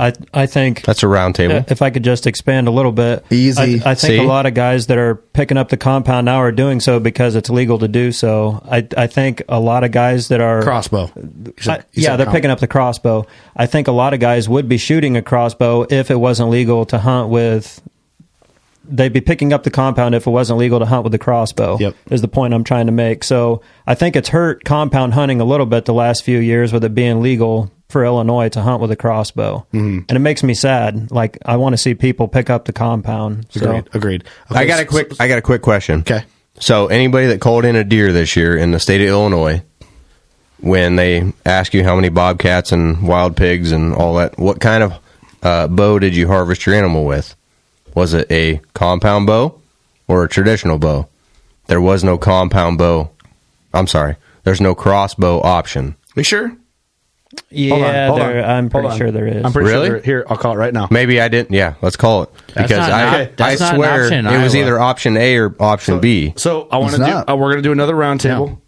Well, it's after season, so they might pin you and knock on your door tomorrow. Well, I got recorded proof. Let's see. You just killed I really didn't hear. So wait. Pretty sure they do. So Illinois, you have to call specify. Thank you for calling the Illinois Department of Natural Resources Deer and Turkey Harvest Hotline. To report a new harvest, press 1. To retrieve the confirmation number from a previously reported harvest, press 2. Yeah, I want to do this. It's probably a bad idea, right? Yeah. I'm not going to do that. Yeah, let's hang up. So wait, time out. 1 second. But you can do it online, right? You can do the deer checking online. But in the state of Illinois, you have to specify what type of weapon was used to harvest the animal. Right. Okay. So in Iowa, it's not like that. I don't know if you do or not. No, you don't. In Iowa, you don't. It's just an archery tag. If you take an archery season, it's an archery tag. Yeah, they want to know if it's a longbow versus a recurve. In Harvest report online. Shit. Oh, see, right here, harvest report. You have to enter your tag number and everything. Yeah. So I'm not going to hit that just because I don't want them to be like this phone number. Maybe I'm wrong, but I'm pretty dang sure I never heard a crossbow option. I'm pretty sure it's after that. So you probably just hit 1 for compound before it got to that. I heard 1 and 2. I think 1 was traditional archery, traditional equipment versus compound. I heard number 2, hit number 2. Crossbow's probably after. Maybe that. I didn't listen to it all the way through. It would have to be because there will be a crossbow option. In Iowa, you have to have a doctor's notice use a crossbow, though, right? Not anymore. So it used to be that way in Illinois. It's not anymore. That's open. how it should be. It's the same way in Iowa. But didn't it used to be for a while they had it to where it's like after the 15th of like a certain month, then you could hunt with a crossbow? They had it. It was like a delayed. Yeah, season. there was. Yes, I remember that. Okay, but now it's okay. So here's the next round table. Okay, let's do it. We all agree that we don't think crossbows should be allowed for able-bodied adults in the same archery season as traditional and compound hunters get to use. We all agree with that. Whether listeners agree or disagree, we respect it either way. That's just what we think here at the table. Now we're going to start with Ross again. Yep. Okay, since we don't think that it should be allowed in the same archery season, what do you think would be... Now let's let Ross answer, and we'll go through. When you get your answer, then we can debate it if we need to, and then we'll go to the next person. Okay. What do you think is the solution for an able-bodied adult to use a crossbow during what seasons? I mean, dang, if you can shoot a crossbow, you can shoot a gun. So that kind of rules out gun season, right? Mm-hmm. I mean, unless you prefer to not use a gun and then use a crossbow during gun season, right? Mm-hmm. So that question was if he wanted to... It's fun, right? I mean, I'm trying to break this down. We're having fun. Having a good time here. Yeah, if you're going to pick a time slot. I mean, I'm not gonna. I mean, a time slot itself, right? That's what we're going for. Pick a time slot for crossbows to be legal. All right, fine. Crossbows legal during gun season and during that late doe season in Illinois, which is kind of a joke, and I wish they'd get rid of that. And then they even threw in an extra one this year. So, fine. You can run a crossbow during that period. Other than, I would go back and say youth season for a young boy, even though in one way I want to sit here and say I'd like to see my boy, my oldest, he's 7. Don't talk about that yet. That's around. All right, fine. Yeah, we're not there yet. We're not there yet. I want to get to that. I got specific questions I want to ask about that. I think about age 13's the cutoff. Okay, I want to get into that. We'll get into that. We'll get into the kid thing. Eric, what do you think? Because I was a little different the way your seasons fall, but just break it down. So an able hunter shooting crossbow, I'm going to say give them a late season. That's it? End of the season, late season. So if they really want to get into hunting and everything and they're able to shoot a compound, they're going to shoot a compound. And you want them to just get their opportunity at the late season. The late season, if they're going to do a crossbow. Yep. Wow, Eric might be the crossbow hater of the table out of everybody based off that. So everybody can get off my case because I almost got killed by one. Jesus Christ. Okay, so, I don't disagree. I don't really have an opinion on it. But I'll tell you what I think, just in the little bit I've been thinking about it. For an adult, able-bodied shooter for crossbow, I would say firearm seasons. But here's where I'm going to get a little liberal, and it might surprise you guys. Give them a 5-day stretch from the 10th of October to the 15th of October. Let them get some early season mild weather. I'm actually in the ballpark. Are you? And if they can get it done in there, like for the pattern, early season pattern, and get in there and do it, then. But why give them the opportunity when they're able? And here's my thought: is because the argument is, well, we're fucking deterring future hunters and tag sales on this. That gives them early season, fair weathered, an experience to go out for a 5-day solid season. A straight. I'll be a little more liberal with it. Let's give them a Saturday to the next Sunday for the following weekend. They can hunt that full week roughly of just crossbow, of nothing else. No, every season's open, but that opens a crossbow season for them as well. So they can get an early season mild weather if they're not sure if they want to hunt or get a compound, and they're like, "Oh, crossbow might be the gateway." I'll give them that. So Ross just stepped back in. I said, give them an early season. Give them a week from like the 10th to the 15th of October, roughly, and then firearm seasons for crossbow. On youth? Nope, on adults. On adults, yeah. See, okay. So I said I'm a little more liberal than Eric even. So here's what I would do. I'd give them, in Iowa, there's an early muzzleloader season. I would give them a crossbow for that, and then a crossbow for every gun season. So from December to late January, you use a crossbow. Okay, we're about the same thing, same difference, right? Yeah. What do you think, Austin? I'd be on the gun seasons for Illinois. If you're going to limit yourself with a crossbow during gun season, then kudos to you. You get to use it during a gun season. And then give them, basically start on the first day of the first gun season. So this year it'd be like the 17th or 18th of November. Mm-hmm. And then you give them that 10-day stretch in between gun seasons. And then you give them that second gun season that's 4 days long. So they get like a 2-week season. Okay, I wouldn't be opposed to that. That's not bad. Gun season is way earlier than ours. Ours way earlier. First weekend December until the third weekend of December. Yeah, so that way it's not confusing. It's a block. It goes from first gun season to the end of second gun season. It's legal to use a crossbow. That's fair. I actually like that better than my initial, and I think that's a little more liberal even than my initial thing. Okay, let's go the next round around the table.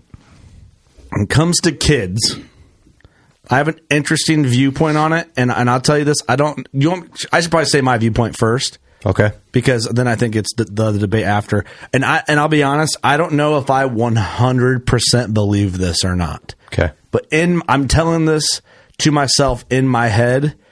Now when my kids get a little older, I might change my mind, and that's why I'm saying I'm not sure if I 100% believe this or not. But I'll say my perspective, me growing up hunting.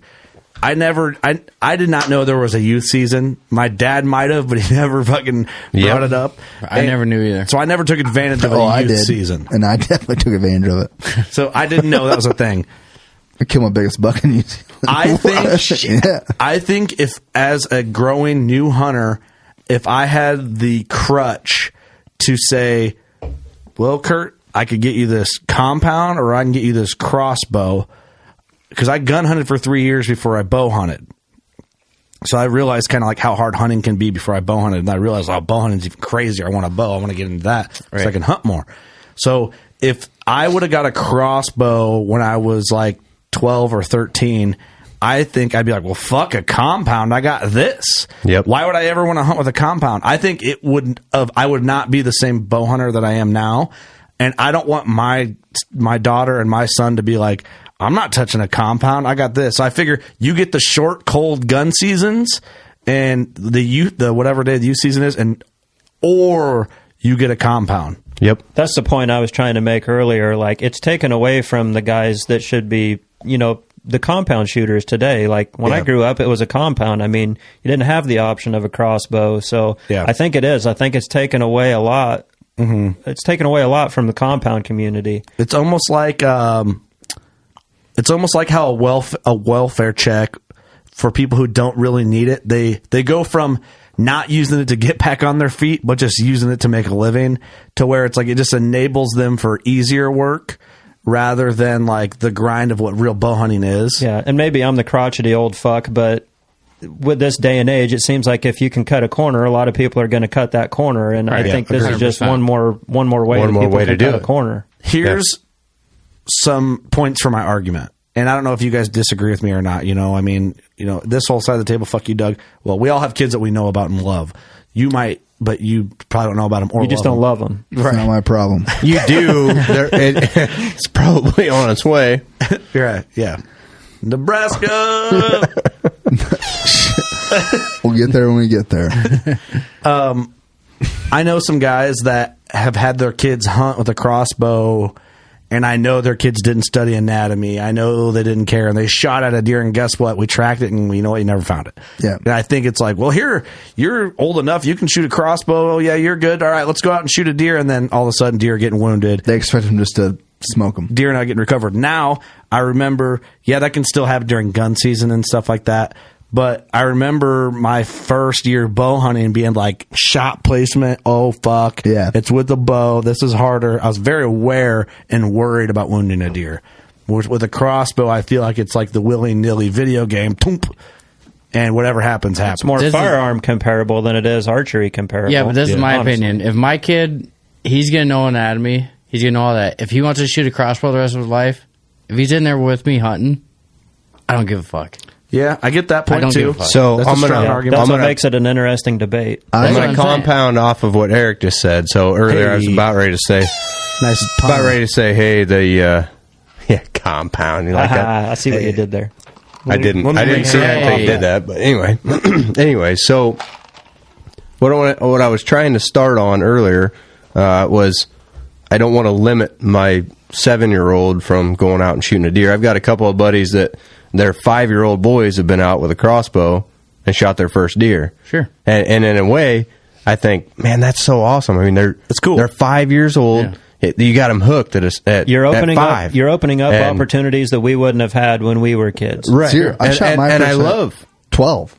Okay, so all right, Doug, listen. Yeah. So I love that idea of the young 5-year-old or the 6 or 7 or 8 or whatever, but Doug just said he shot his first one at 12. I killed my first deer at 12. When I killed my first deer at 12 with and you did too, Eric. Yep. How old were you? I was 14. You're 14. And how old were you? 14. Eric? Okay, 14. So right in there, 13. We were above that. I mean, 5. Way above. Holy shit. I mean, look at 5 years old. Now when a lot of pressure. Now that we have kids 5 years old, I mean, for me, I'm thinking, holy smokes. I mean, I was 12. He's 5. I mean, I know how I felt when I took a deer's life. When I took a deer's life, I mean, that's a huge, it's heavy, huge amount of weight on your heart. I mean, so you can ruin a 5-year-old hunter real fast. So now I'm like, okay, maybe what I'm saying here with allowing a 5-year-old during youth season to go shoot one with a crossbow or whatever, any way he gets this deer killed. That's, I wanted to fight for it, but then I'm like, oh, man, I was 12, and holy smokes, that was a lot on my heart. Yeah. I mean, your first kill, I don't care how old, Ross. I don't care if you're 5 years old, I don't know what it's going to do to a 5-year-old. I'm sure some are fine. Everybody's different, but I mean, it could ruin hunting for some kid, and it might scare the holy shit out of them, and they may never want to do it again. Yeah, I mean, that comes to a good point because, like, I remember growing up, I'd be 5-6 years old. My old man would wake up every weekend to go deer hunting. Yep, and I'd wake up with him. Yep, and I wanted to go, but he's like, hey, you're not ready yet. Yes. And I'm like, motherfucker, I'm ready. And he's like, you're not ready. No, you're not ready. You're not ready for this shit yet, boy. Well, there's something to that. I think that's really great conversation, really debatable. And, it all depends on the family you grew up and all this. Like, killing my first deer that young, I was stoked. But, man, it's like, when are you enabling your kid a little bit? Like, right. I think it'd be cool to have my daughter shoot a buck with a crossbow at 5 years old. That'd be cool. I'm scared of doing the same thing, but then again, I mean, it's you're not spoiling them, but I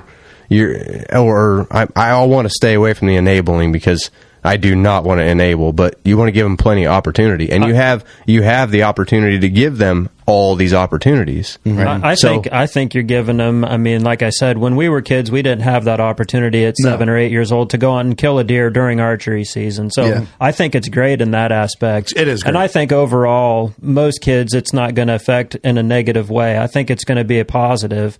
But so I think the discussion becomes, where's that cutoff? Like, where should it become illegal to hunt with a crossbow as a youth? And I think that 12, 13, 14 age break somewhere in there. Right. I agree. Should be kind of the cutoff. And maybe that's what we do for that. And when you said, like, you got to understand, like, taking this animal's life, I didn't understand that until I started bow hunting. Yep. When we shotgun hunted, you were pushing deer and you were putting food on the table. That's what you were doing out there. You weren't out there to, we respected the animal, yes, but like taking the deer's life wasn't on my priorities ball list. Game with a gun in hand versus a bow. Well, to be honest, when you're driving deer, it's a moving target. It's less of a life. I remember being for sure. I think I was 14. We did a deer drive, and someone shot a deer, walked up and slit its throat, and I was like, to me, I could never do that. Like, I saw the shot blew my mind. Like, I was like, holy, that's disturbing. It was disturbing to me. I had to do it as a shotgun hunter. I've never done it. Scarred me for life. And I'll bet you a lot of people listening right now have either seen that or been around it or something. I like there's been a traumatizing. I could just never do it. Well, I remember the same thing like, vividly. Holy fuck. And I remember being like, I don't like this. Yep. No, I was the same way.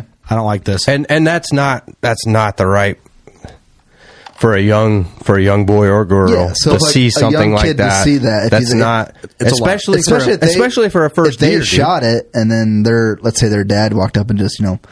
That's not how we want to do. And going back to studying the anatomy and what we were talking about and placing a perfect shot and everything. If you can make that happen and be there over the shoulder of your boy or girl and it all come together, you don't go up there and have to slit its throat or do anything wild. I did that personally because the guys that I hunted with were, I mean, they grew up in a different time where it was more, this is meat for our table. Yeah. Yes, they respect the animal because that was meat on their table, but at the same time, it was like, okay, this deer has to die. In their mind, is the quickest way to do it. Exactly. And at that time, I looked at it like, okay, I have to go up and slit this deer's throat. Jesus. Did it scar me for life? Yes. I'll never forget that fucking moment. It's kind of I'll never do that. I'll never do that again. I could never do that. But at the same time, when I did that, they didn't bat an eye. They didn't even look at it like anything different. They thought it was another fucking day in the woods. Yeah. Right. It kind of took away from your moment, honestly. I mean, it didn't take away from my moment, but I'm just saying, like, that's a different era that them guys grew up with. Like my old man and everything, they grew up on a farm. They killed everything to eat, They're just trying to get meat real quick. That was different for them for what we're growing up with. Well, then, I guess it would be going forward, you would want to make that hunt memorable for that child, especially the first kill is number one. It probably ruined your hunt. Let me say this. I think I thought it was normal at that point. I thought it was just like something you did, right? Because I was so young, I didn't know. You didn't know difference. I didn't know a difference so much. Okay, so let me throw this at you guys. I think this is what makes our situation's a little different. Now, Eric's point he was just making with all that, if your dad would have been a hardcore bow hunter and it had been since 68 and whatever, I don't know when your dad was born, I'm just throwing numbers out. 60. It would have been a lot different. It wouldn't have been, no. How he raised you. Like, if he was a hardcore bow hunter and cared about anatomy and put all these hours in every year. But I'm saying the time he grew up, it would have been the same thing. He was out there for killing animals to put meat on the table. Okay. Well, it's still the same thing. Yeah, yes, but I think you're missing a little bit what I'm saying. Like, if he was like a hardcore bow hunter that kind of did what we do now growing up and then had you and raised you in a hardcore invested bow hunter's big buck killer environment. Right. Yeah, I get it. Yeah. So when we raise our kids, we're all very invested. We're all very conscious of ethics. I would never let my 10-year-old kid cut a deer's throat on a deer drive like that. In my household, that would not happen. So this is where the perspective changes, and every household is different. I'm only speaking from my perspective on it. Sure. If I start my kids off with a crossbow, if I do, not saying that I will or won't, I don't know what'll happen when that time comes. I guess it depends on the maturity level of my kids. And they might not even be into hunting. That's true. That's an honest fact. You never know. You never know. A complete acceptable, maybe not ideal, but we have to accept it if they're not, because that's just fair. But when your kids grow up, we're going to be more conscious of how they think about hunting, how they go about it, their ethics, and we'll probably be conversating with like, hey, when you're old enough to shoot a bow, this crossbow thing is going to phase out. Yes. And you're going to hunt with dad with your compound, and we're going to do this, and we're going to get you into this and that. So you may have shot 3 deer with your crossbow between the ages of 10 and 12 or 10 and 14, but now you got to pick up your bow. And if you want to hunt, that crossbow's done. So maybe that's where it changes a little bit with our kids, because we're so invested. Like, hunting is what we do. It's not like 2 weekends a year thing. It gets so, and that's what I'm afraid of. It's so fragile because it's fun though. That's what I'm afraid of with the crossbow thing. Is I'm afraid that they get too used to it. That our people are going to fade out gradually. Yeah. When it's easier to pick up the crossbow, where are people like us going to go 20 years down the road? It's going to be like the trad people. You can buy them where they're sighted in. Yeah, that's true. Out of the package. And to give it takes all of it out of the way. And to give a young person, little girl, little boy, the easy route easier crossbow, and then to switch them back and make them work harder later. I guess I'd rather. It kind of goes to the training wheels on a bike comparison at this point. Exactly. I grew up just shooting a compound that was like a 38-inch draw length compared. Like I'm telling you, it was behind my ripping ear. your ear off every time you let it loose. But figuring it out and then going out and then killing my first deer with that bow. And I would hate to give, even though I want to instill that excitement and whatever you want to call it, excitement basically, into hunting and killing deer, and then take it away from them and say, well, you've had that crossbow, you've been running Cadillac for a little while, but now you got to figure this out. It'd be hard to pick up a less efficient weapon after hunting with a crossbow for 3 or 4 years. It'd be a tough transition. We're talking over each other, huh? Right. It'd be a tough transition as a kid to take an efficient weapon like a crossbow that's easier, and then to give that up and go with something harder after you've already learned the crossbow. It'd be a tough transition. But I would rather, from your perspective, I understand you 100%. But do you think this happened back in whenever compounds came in, when you're going from longbows to the old traditional way, and then compounds came into the picture? Do you think them people were having the same conversation? Raise my hand because were they having the same conversation? Where like, hey, the compound's easier. Are they gonna keep this compound and this longbow, or not the compound, but the longbow and the recurve around? Are we gonna die out? Okay. You segued this perfectly because this is the next point I wanted to bring. Kurt, what do you got to say? Thank you. I feel like I think that's a great point, Eric. I love that. It's worth talking about because if we didn't cover this, it was going to get brought up in a comment or in a mention, which is fine.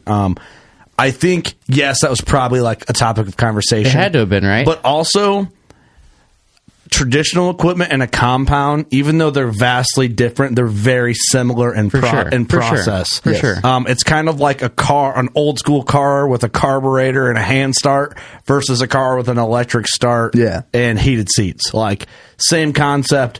Very different, but same. A crossbow is more of a gun than it is a bow. A compound, I 100% agree. A compound and a recurve have way more in common to each other as far as physics. And for sure, it takes human muscle to draw it back and hold and anchor and aim. You have to practice diligently with it, especially when you get into the 30, 40, 50, 60, 70, 80, 90, and so on shots. Right. Like, if you're a dude who consistently kills deer at a 50-yard mark out west and spot and stock, like, there's something to say there. That's what I'm saying. Like, is from a longbow and recurve to a compound going to be the same as compound is to a crossbow? I feel like the conversational gap is from traditional equipment to a compound is more. They're more cousins in relation. Whereas I feel the conversation is still there that we're having now between a compound and a crossbow. But I feel like the relation from a compound to a crossbow is more like if I was gonna meet Austin's cousin. I don't know who the fuck Austin's cousin is. Oh, for sure, But it'd be like. I know my cousin over here, the recurve, and I'm the compound. Like, we're in the same fam. Over there, it's like, yeah, you got limbs in a string, but you're from a different continent. Well, the scary part is, like, look at the jumps in technology that we're making every year with these crossbows. I mean, it's fucking scary. Like, where are we going to be? Where are we going to be 10 years from now? Fucking heat-seeking bolts. I mean, seriously, like, what's coming next? I will say this. So, growing up, you season you get a shotgun, right? Yeah. But my whole family bow hunted, so I couldn't wait to bow hunt. So, like, using a shotgun was just getting me there. Right. When I was able to use a bow, I was I was amped up to use a bow. So, I mean, if you see your family bow hunting... That all comes from heritage, Joe. I mean... So, like, if your kids start crossbow hunting, they can't wait to use a bow, Put your though. goddamn hand They can't down. wait to use a compound bow, though. You know what I'm saying? Like, they'll be like, Dad, like... Yeah. No, Hey, I agree. think And I've got something to say on that. I but think it's safe to we're say... going to let Curt go because he's just freaking out. I got the answer to this. Bow seasons, when you were a kid, were much longer. There were bow seasons. Compound bow season was archery season. There was no compound. Longer. Yeah. That was the appeal. Yes. Now it's not the appeal because crossbows can be used in archery season, which is the same length. That's a good point. That's true. So, because that brings me back when I hunted with a gun only. I'm like, I can't wait to hunt from October when the weather's nice and this, and I can put time in. Well, now crossbow season's the same length as regular archery season. Yep. So why the fuck am I going to get a compound when I can get a bolt that's guaranteed? Because me Dad said so. Eat shit. Yeah, okay. And why not get a Garmin 5000X that's going to tell me the range so I don't have to do anything other than pull the trigger on it? I mean, that's the easy route. Why not do that? Hey, why not buy a sex robot so you don't got to bother your fucking wife? You know what I'm saying? What's up? Hey, I thought we were having a good time. Hey, to be honest, hey, if my kid's into hunting, I'll be happier. We're just blasting everywhere. That's right. If my kid's into hunting, I'll be happier than a fucking hornet. I really don't give a fuck. That's a good point. True.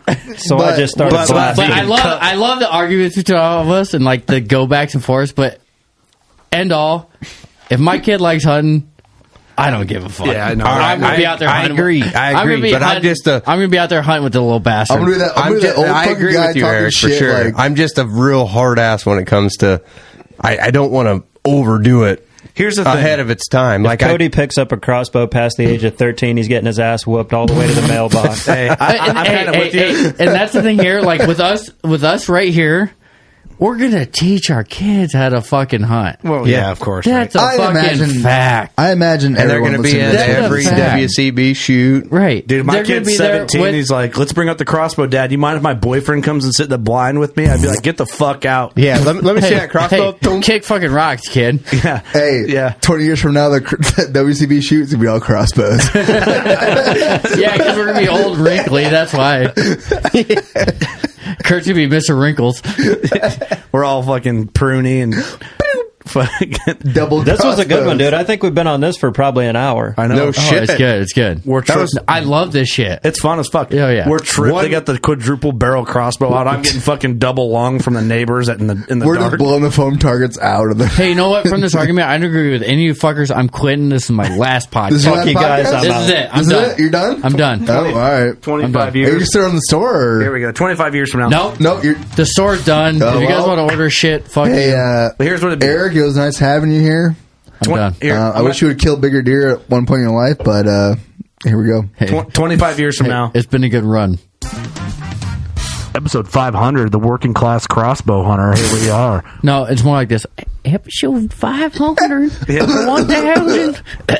We're here with all our kids and their boyfriends. I caught the black lung. Hey, Doug just took down a girl in Nebraska again. Oh, sorry. Wait, what? Knocked her off a rocker. A girl. She was in college. Rocking chair. She was 21. What? Fuck off. Blue Chew, what's up? It's fucked up. Yeah, we were supposed to have Blue Chew by then for sure. Okay, these roundtable debates are fun. We got to They're find hilarious. another They're great. deep. Let's get into a different topic God here. damn. I think we covered everything here. Let's get deeply controversial. What would be the next one? Crossbows are controversial, right? Like that's strong. We've already spoken our piece here. Yeah, that's fair. But it's a good debate, right? We covered all grounds. That's good. We're probably missing something. We'll get run through the. No, it's fine. Fuck. Controversial pooping. Botfly Hole. Everyone loves them. Everyone hates to see them. Yeah. Let me see. Any more questions? I think we ran through most. Any more brain busters? Any more brain busters? I don't know. Let me check. I think that was it for the gram. Man, we went through. Those are Z's. Rudo? He was a baseball player. That doesn't even count. Let's see here. Austin's in the bathroom. I want to. I gotta do the same here. I want to. I want to get another hard debatable topic. Everyone, there's a lot of questions about these trail cams. You know. Oh, here's one. I didn't see this one before. I missed this one. Which one? I don't know which one you're on because you're not super zoomed in. You're right over there. So you guys bitching me for being zoomed in earlier. Now you guys are complaining I'm zoomed out. Yeah, we can't see shit. I can't fucking read. Oh, God damn. Jeez. Did you get any on you? I don't know how I skipped over these. B Hammer, what's his name here? I gotta hover over. Brady Hammond. We need predictions for Doug's trade show two-legged whitetail success. He's got a long, hard season ahead of him. Should we be asking, will he score or when will he score? So, okay. Oh boy. Doug responded to this. Let's hear. Wait. We're gonna get on a big Time out. Curt, you're the calendar guy. How many trade shows are we going to this year? I think if we go to the two that we're planning on in August, including DeerFest and Illinois Deer and Beer, we have 10 total. Okay, so there's 10 total. So what's the mustache? What's the Let's mustache? hear everyone's predictions. Ooh, I'm going to predictions. Out of 10, 4. How low are you going to go, wow, Doug? That's pretty good. 4 out of 10. That's not the question. Eric said 4. Hold on. Writing it down. 4 out of 10. Hey, he's 1 out of 2 so far, so he's scoring good. Well, do we count ATA? No. Yeah. No, we are? Yeah, We're doing consumer shows? Remember all that really nice shit you have and that savings account you have? You're an engineer at a It's going to government go facility. away. What do you mean? Okay. Hey, I'm going to go 3. Ooh, 3 out of 10? What do you mean? What do you mean? Ross? Wait, do we have Curves? This is an unlimited. Do we have Curves a wingman the whole time? Yes, we do. Oh, yeah. Kurt's going to be everyone. Oh, okay. Now we're throwing something My number else should in. be a little higher than I should be going like a 7. Yeah, you're the. Yeah, you should have my back. You're the confident one. You got no game, bro. Dude, I do have game. Okay, Mustache, what's your prediction out of 10? Bring it on. Yeah, if you're so I feel confident. like, I feel like I should be out of the. I should be out of my own prediction. You can't say 10. Yeah, hold on. You got to go last. Ross, what's your prediction? Out of 10? Whatever. Fuck. 4.5. You fucked a midget. I was getting ready to say 4.25, but Gee, what? Easy. Well, you almost made it on the 5th, but you didn't. So let's say 4.25. Okay, I'll write that down. 4.25. Hey, when he gets burnt hard, Was that like a somebody's kiss? going to walk away. Was it 4.25 like a kiss or something? 4 and a handy. Yeah. That's 0.25. I would count that. 0.25 is a handy. Or an old fashioned. I don't like this is going. An old fashioned. All right, Austin. I think now that it's like a bet and it's a thing, I think the number's going up. So traditional Doug, I would have said like 3 or 4 out of 10. We're talking compound Doug. We're talking crossbow Doug. I think now that it's like a thing, The disrespect. I think it's going to be a 5 or a 6. How many are we in now? 5.5. We're only in one trade show. We've been in 2. Well, okay. I'm going to give him a 5 out of 10. Okay, you got 8 more chances. Wow, and you're right, one Doug, up. Doug, you're up. What's your 50%. What's your odds? We all throw in $100. Whoever wins without going over. Yeah, I wins? feel dirty talking about You sad motherfucker. Come on. Me sad. Well, that hurts even more that you said that. ATA 0, Nebraska 1. So, you can't get less than 1. You're shooting your eyes. Hey, I'll go. You get married, you can get it like, 3 times a day. A year. A year. No, thanks. No, thanks. I'll do 5. My guy. Half. All right, I'm going to go potty. You guys handle this. Doug, talk about why you think 5 is a good number. Jeez. Give us your odds. I thought we were talking about something cool. I don't. I feel like it hurts my chances talking about it. It might be. It might help your ass. You got some female listeners out there. Might need it. Because what shows we're going to PA's next. Mm-hmm. We got PA, Indiana, Ohio, Iowa, Illinois, Wisconsin. It feels very uncomfortable talking about this. There's 2 in Illinois, right? Illinois beer. Yeah, there's 2 in Illinois, 2 in Wisconsin. So we got 8. Yeah. ATA already happened. That's 9. Nebraska already happened. Yep. So that's all of them. So you might up your odds just talking about it because I just listed out every state we're going to. There might be some honeys around. Yeah, ladies, we need help here. I'm going to say this right now. Hey, guys, hold on. Let me say this real quick. You know what is the worst? Is being the single guy in a group of married men. Because you know how awkward it is when they... Hey, you're the new Steve. Dude, it's a rough time. Dude, you're reaping all the rewards. Don't be bitching. No, I'm not. But I'm a good wingman. Don't you goddamn bitch about me. No, you're not bad. You come off aggressive sometimes, but dude, you gotta talk to them like, okay. The women you hook up with, sometimes you gotta talk to them like they're strippers. Let's be respectful here. All right. Hey, let's talk about something cool. Yeah. Okay, moving on to the next question. That's probably going to hurt me here in the future. But just calm down. You're fine. This is kind of a funny I have a mustache, one. You're right. Since our last hour, Travis Brown said, "Congrats, you guys set the bar. That means a lot, but we might be lowering the bar after this one." Wait, we set the bar like the tavern? Well, I guess. Okay. I have set at the bar before. Yep, me too. Well, I do want to know more about this trail cam thing. Outdoor addiction. We talked about this a lot. Morning hunts to evening hunts or all day sits. What's your reasoning behind your choice? Evening hunts because it gets better, but I've shot all of my deer in morning hunts. No kidding. See, I was say that again. Really? Mornings are nice feeling. No, I take that back. I shot one deer evening hunt. If I could, I would shoot every deer in the morning because you have all day to do everything. You Take have all pictures. day to fuck around. I agree. If you shoot at night, there's always a rush. So let me ask this, I don't Doug. like that. So when you go in on morning hunts, are you going in like 2 hours before light, hour before light, half hour before light? It depends how far the walk, but right. I'd rather get there a half hour before light.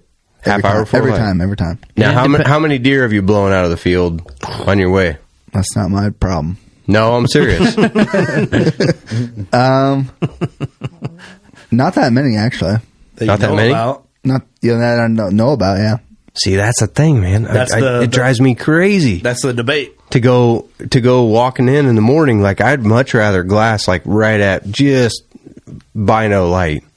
I mean, I would rather ease my way in and take 45 minutes to get in there. I personally feel like if I bump them in the morning and it's dark out, they don't know what I am and I don't know what they were. You know? Okay, I'm doing something fun here. It could be a coyote. But you also have to throw in. That's true. I could be a coyote. I like to think that they think that. Is it a preset stand or are you going in to set a stand? Well, all right. Oh shit! Here, Good point. Let's do this. All right, Ross. This year, did you kill your buck in the morning or the afternoon? Afternoon. Eric, did you kill your buck in the morning or the afternoon? Morning. I killed both my deer. Do we want to count my mule deer? Doesn't really count the same. You want to count it? Fuck it. Evening. So I got 3 towers in the evening. Did you kill your buck in the morning or the afternoon? I killed mine in the afternoon, but I could have killed mine midday.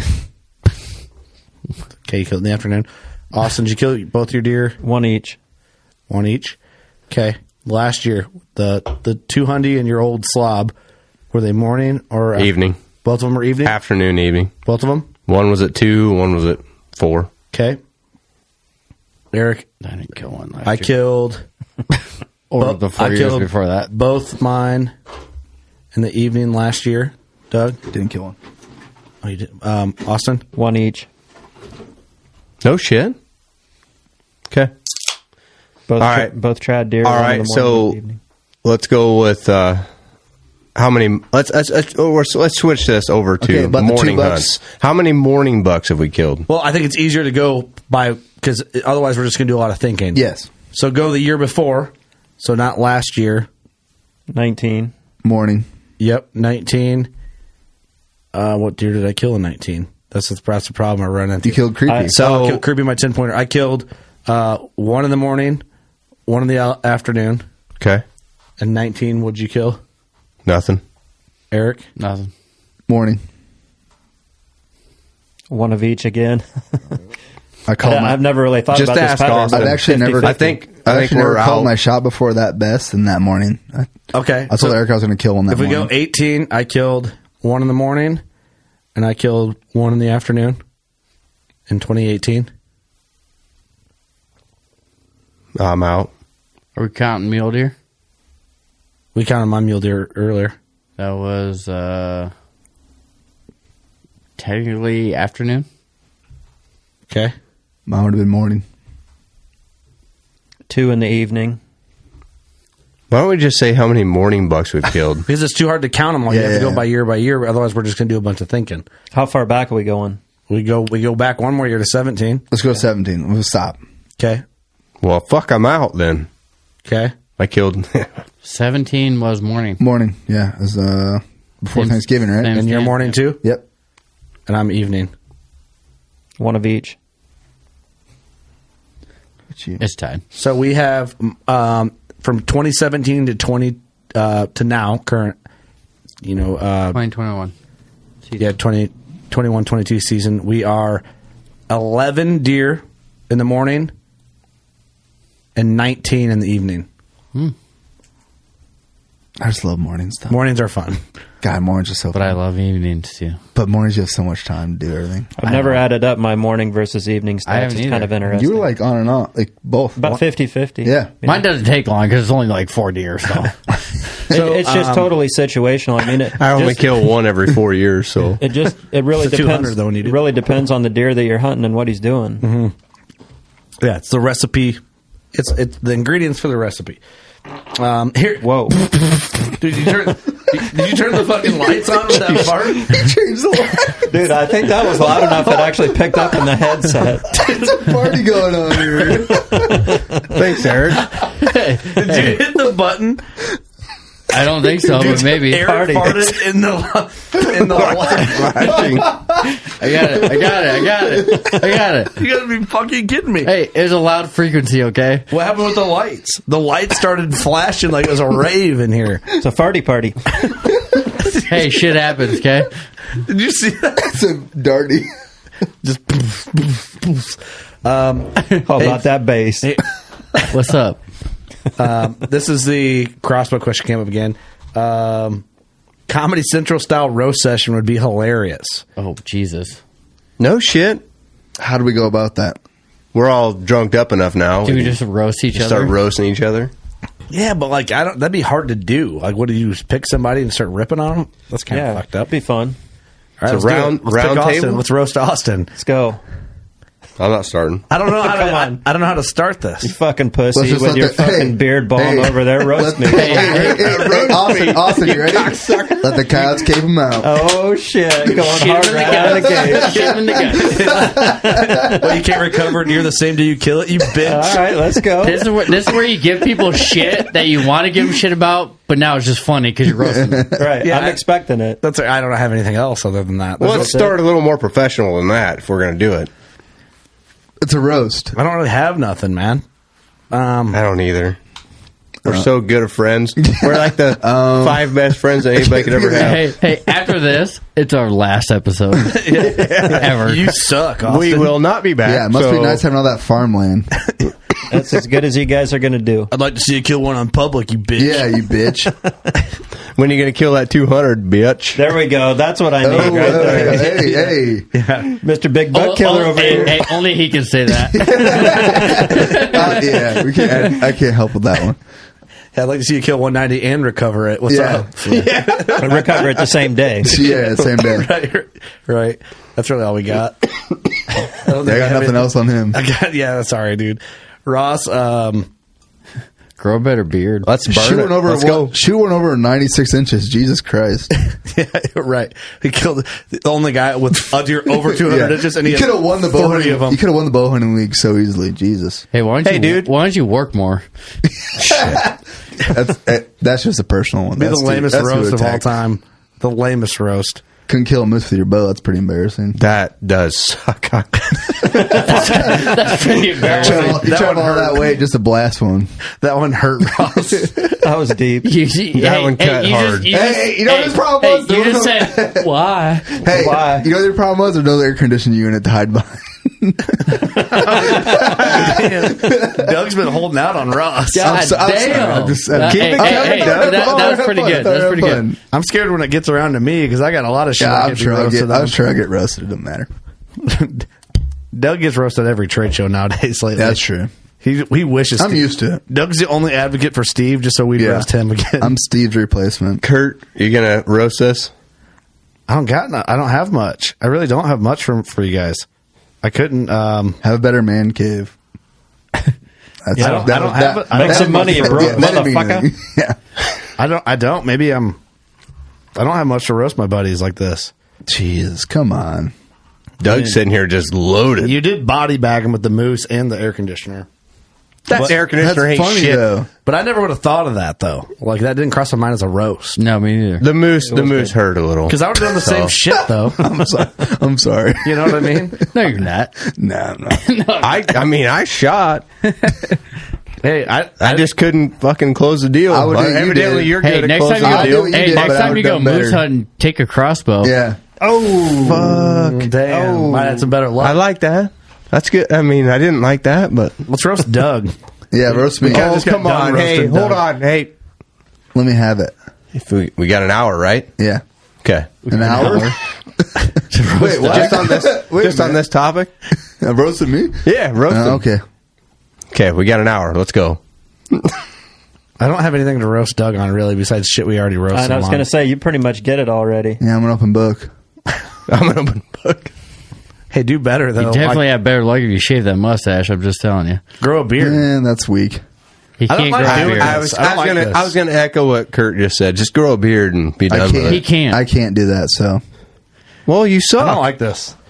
Do better. trying to- Someone makes me uncomfortable. Someone's got something waiting. I'm like trying to think of shit Eric, to make fun of you Doug got on. something you can do. Come I'm on. trying to think. You can do better. Well, I'm just like trying to think like if you're going to pass a 158, shoot something better, but it really can't bitch at you too I much. did shoot it, though. Oh, you did. You did. Quit fucking bird watching, you bitch. I like birds, but. You got to come on. I don't like digging up shit on my close Just come on. homies to make fun Lay of them. it on me. It's got to come naturally. This is really hard, guys. Like we're working our asses off to try and talk shit to each The other. funny thing is, like, when me and Doug drive to deer camp together, like, We talk shit the whole- we talk shit the whole time, like, giving each other That's shit. why I thought you would have something to leave. I know. I just can't think of anything right now. It's got to come like fluently, like as it comes. Yeah, You yeah. can't like force it. I can't. I'm You bad. got, someone has something. Come on. Honestly, guys, we don't make shit up. Someone I mean, we just do it One on of the you fly. guys have Like, something. Lay it on me.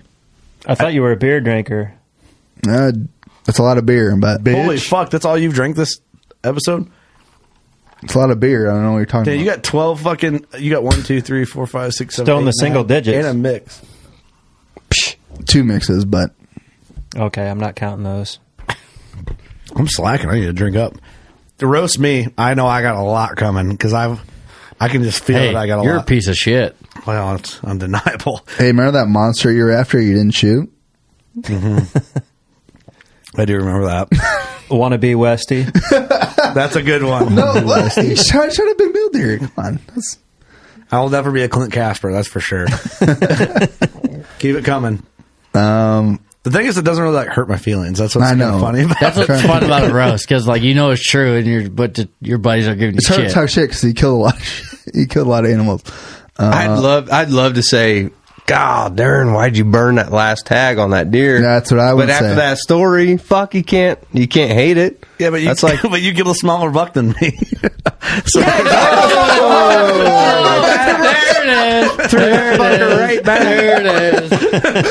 God damn. That was the chamber. That was the chamber. That comes back to my story. Nah, Because I like that. everyone's That's giving good. me shit for not killing a deer this year. I'm like, hey, I didn't shoot the. I got smallest deer this one year. for Eric, and I feel even guilty saying it. Do it. I'm glad Eric can still draw his fucking bow. The motherfucker hasn't killed nothing in 5 years. That's true. Well, In 4 years. Hey, I think Steve's batting a higher average than you are, Eric. oh, fuck. oh, shit. That's all I got for Eric. Buckwise, maybe. You outranked him. What I for Eric is you're a dumbass for making me pull that stand and that hunting earlier. That's all I got. It's not really a roast. Yeah, but he should have hunted it way earlier. I think Curt was on a roll there You've for a been minute. done so for What stand? so much. The stand you killed the buck out of. I just needed somebody to roast You've me been done first. so earlier. That's what I needed. I needed someone to roast me first so I can roast them back. I guess that's like... Yeah, you're witty as fuck. I like it. I don't mean to be. It's honestly, I think luck. No, it's I got good. more coming. There's a lot I can think of. We all that people got could stung roast. a little bit, but I think we're going to be able to sleep tonight. I think we're okay. Curt, since you've been on full time, you haven't got shit done. That's false. Yeah, we have not grown at all. Wrong. I've done nothing but closed deals. Our following has not gone up at all. Snapping necks and cashing checks. Hey, what's up? Hey, Our OnlyFans is going down. Well, hey, but the stock is going up. What's up, baby? Stock is going up. Employee owned. Okay, here's a fun one, and not really that controversial. Aaron, what? Oh, Jesus. Aaron Jones. Okay, no, try pronouncing that last part of that. Brian Jolfson. Brynjolfsson? Brian Jolfson. Why is that in there? I don't know. But here's his. Oh, Steve responded to this. Controversial. The show is 1,000% better without Steve. How come? Steve responds, that's not controversial. And Steve Stoff said, agree to disagree. Show's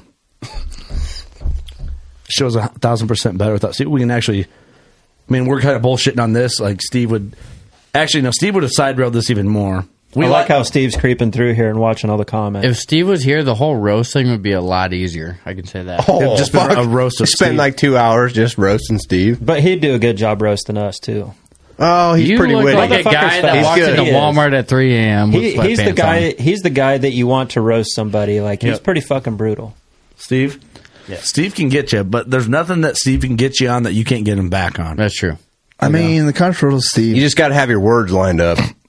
I think everyone knows that. It's just better without him. Just in general, yeah. I love the guy, but he's listening to this, you cock. Don't be mean. No, he's he not. agrees, though. He's not a hunter. It's too much work for him. He agrees he's not a hunter. Hey, I want to eat his fucking turtle. Do we want to talk shed hunting? Yeah, find him. God damn, that's what I'm getting pumped up for. Jacob Welsh, shed hunting tactics and stories. I agree. I'm getting pumped for shed season, dude. I'm fucking jacked about I just had Dana Payson here for a jury series one. With all his sheds. How do you think I'm fucking feeling? God damn, he got me jacked up. Yeah. How hard are you? I've got one. How hard am I? Fucking rock hard, dude. Hard as Blue a G fucking hard? G2. What's up? That's a G2. I got one G2 hard. I got one really big. Yeah, but it's like one of those long ones, though. Hey, I'm like one of them burrs on the base. That's how 17 hard I am. Oh, What's up? shit. Yeah, dude, what's up? I'm like that 17.5 incher, you know? Well, easy. I'm like a broken brow tine. You know?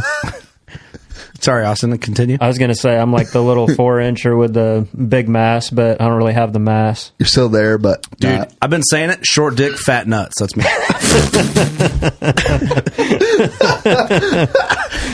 Hey, my guy. That's my go-to now, and it's always a crowd pleaser lately.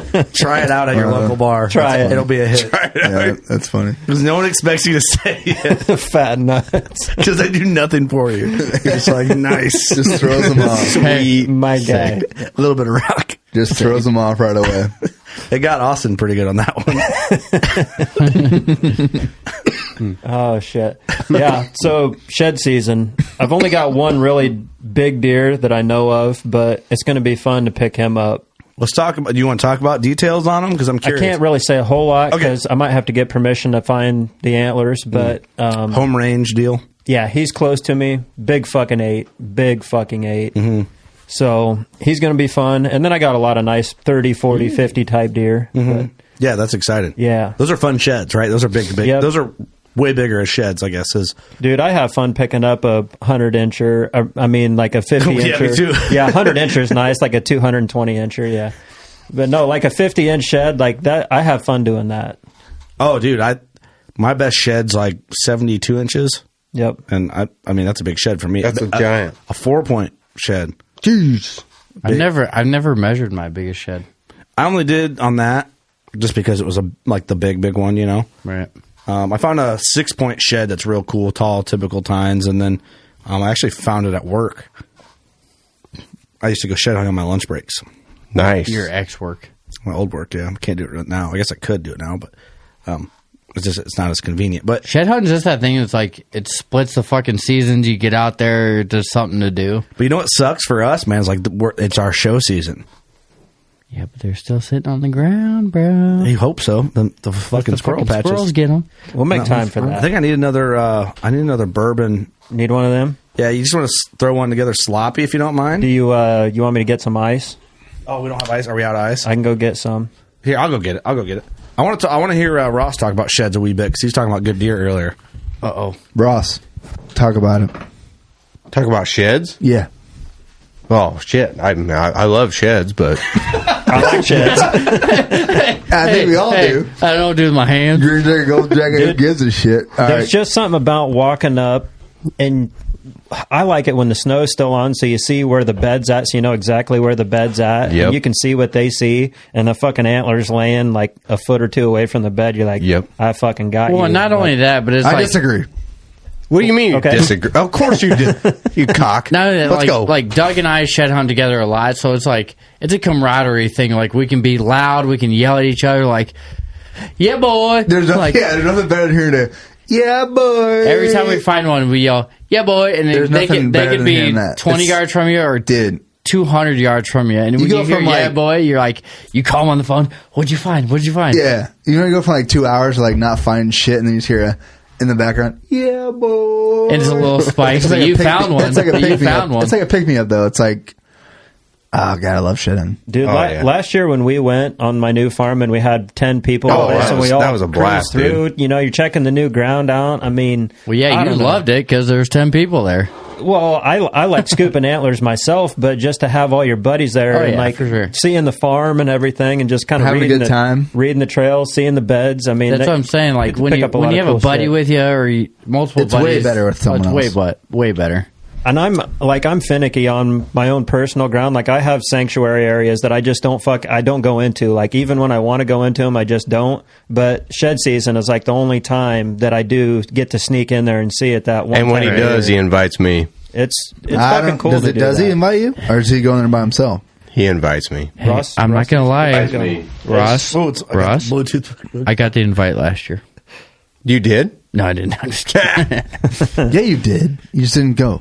Oh yeah, it's just something cool about I love going into that sanctuary where you never step foot into it, and when you go in, you're like, "There's going to be fucking bones here." Yep. And you got to.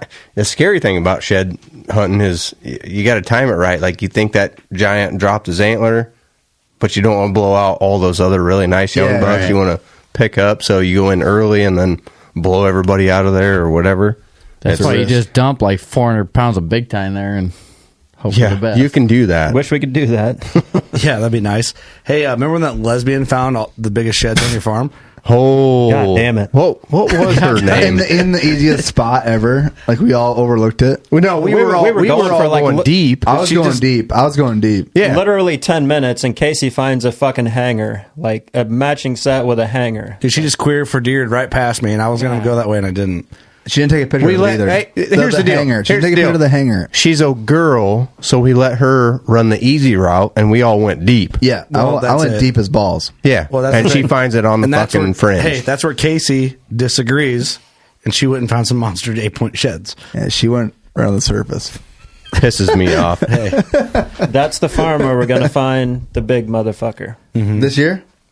Okay. All right. We're going to get in there and tongue them down. Hopefully I find them. Would. We'll go down there. We'll wait till about 1st of March. We'll go in there and we'll find Well, we'll be at a trade show. Well, we might have to go during the week. Hey. We'll make it work. No one can work I'm from over here I'm until... over here making Play-Doh snakes because I love shit on. I love me some shit. I love some shit. I'm good for... You're bad luck, so I don't know what you're talking about. Hey, Jim, quit. I go with myself and I find 50 sheds. I go with you, I find 2. If I find 10 sheds a year, Daddy's doing good. Yep. I'm good. Hey, I'm actually. I've had some times. I'm good with 10 also. I'll roll into a fresh cut. Hey, Eric's calling timeout. What's your record? Most in a year. In a year? Yeah. I was going to say like one night.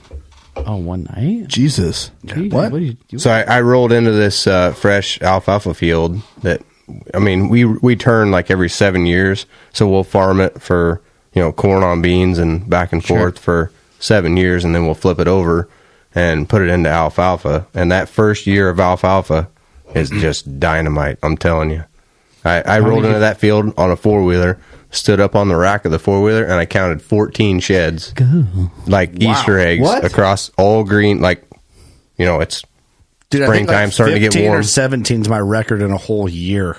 I think 30 is my record. No, I was just sitting. I was standing on top of that 4-wheeler, just counting them. Just boom, boom, boom, boom, boom. Shit. Mine's 18 in 1 year. That's pretty damn good. Dude, you get that food source where they don't have anything else and they're just coming to one spot. Like, that's where everybody's droppings right there. My favorite is when my dad turns over corn and puts in alfalfa. That's like they're serving fucking ribeye there every night. I mean, that fresh alfalfa is just unbelievable. The deer can't get off of it. So that's your daily record. What's your yearly record, if you've ever kept track? I think I was like, it wasn't nothing impressive. I was like 32 or something like that. Eric, what's your daily and yearly record? Oh, well, we're reshed hunt, so daily and yearly is kind of the same thing, but 18, same yearly and mine's like, I don't know, I can't remember exactly. 15 to 17 yearly record. I think the most I've found in a day is 5 like good antlers. Like I remember carrying 2 sets and then 2 sets and then a bonus out one year. I think my daily is 20, and then my yearly would be that's impressive. Like 35. Wow, you found the majority in a day. Yeah, that's pretty wild. I got lost and found more sheds than I did walking out than I ever. That's awesome, though. Yeah, it worked out. Good for you, dude. My pasture farm holds a lot of deer in the wintertime.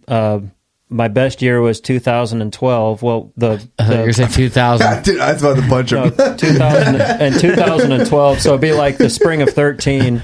I picked up 5 match sets over 140 on that 160. Wow. Whiz. But I think like overall total 50 to 60 sheds in a season. It's impressive. Kind of, I don't really find more than that, but that's kind of average. Like 40 to 50 sheds is kind of an average season for me. No kidding. Wow. I hear you. Wow, that's impressive. I had a question for you, but I fucking dropped the ball on it. It's embarrassing compared to Dana, but it's fun because most of them are on like 1 to 2 farms. I think Dana's 80, I found one of the big ones. 87 is Dana's record. What's that? I found one of the big ones. In a year. You did? In a year. Yep. Jeez, 87. That was fun. That day You was did fun. too. Yep.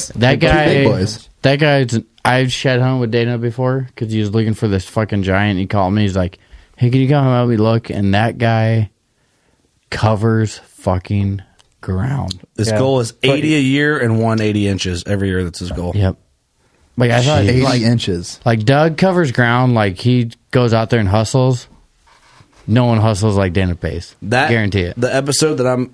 Does he just like walk hard or? So that dude's like fucking running the whole time. The working class on DeerCast episode I just did with him will launch before this one, I believe. Wait. No, it launches just after this launches, I believe. And he covers a lot of ground. We talk about like some of his tactics. Fucking nuts. A lot with the sun and angles of walking and what he calls find the grass and stuff like that. It's pretty cool. I feel like I cover a lot of ground, but I walk next to Austin and it's like I take 4 steps and he's taking 2. Like he just, his strides are just way deeper than mine. I'm just anxious to get to the next ridge. I'm very lazy now with my shed hunting. I used to try and walk everything, and then I'd burn myself out and not find enough sheds. I felt like for the effort I put in.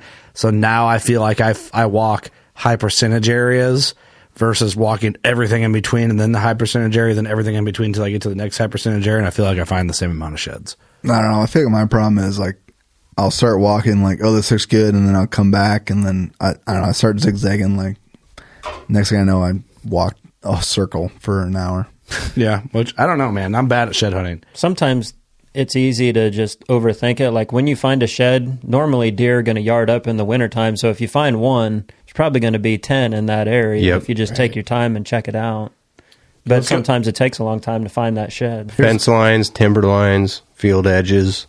Here's the next comment question. Nick Gronsky. Understanding thermals for newer hunters. Okay, we'll start with that one. Understanding thermals for newer hunters. So I guess thermals is what you want to consider when you're also considering your wind direction, wind speed. Morning or afternoon plays a role in what thermals are doing, if they're going up or down. So I guess I don't know, where would we start to break down understanding thermals for new hunters? If you're a new hunter and you're like, I don't get thermals.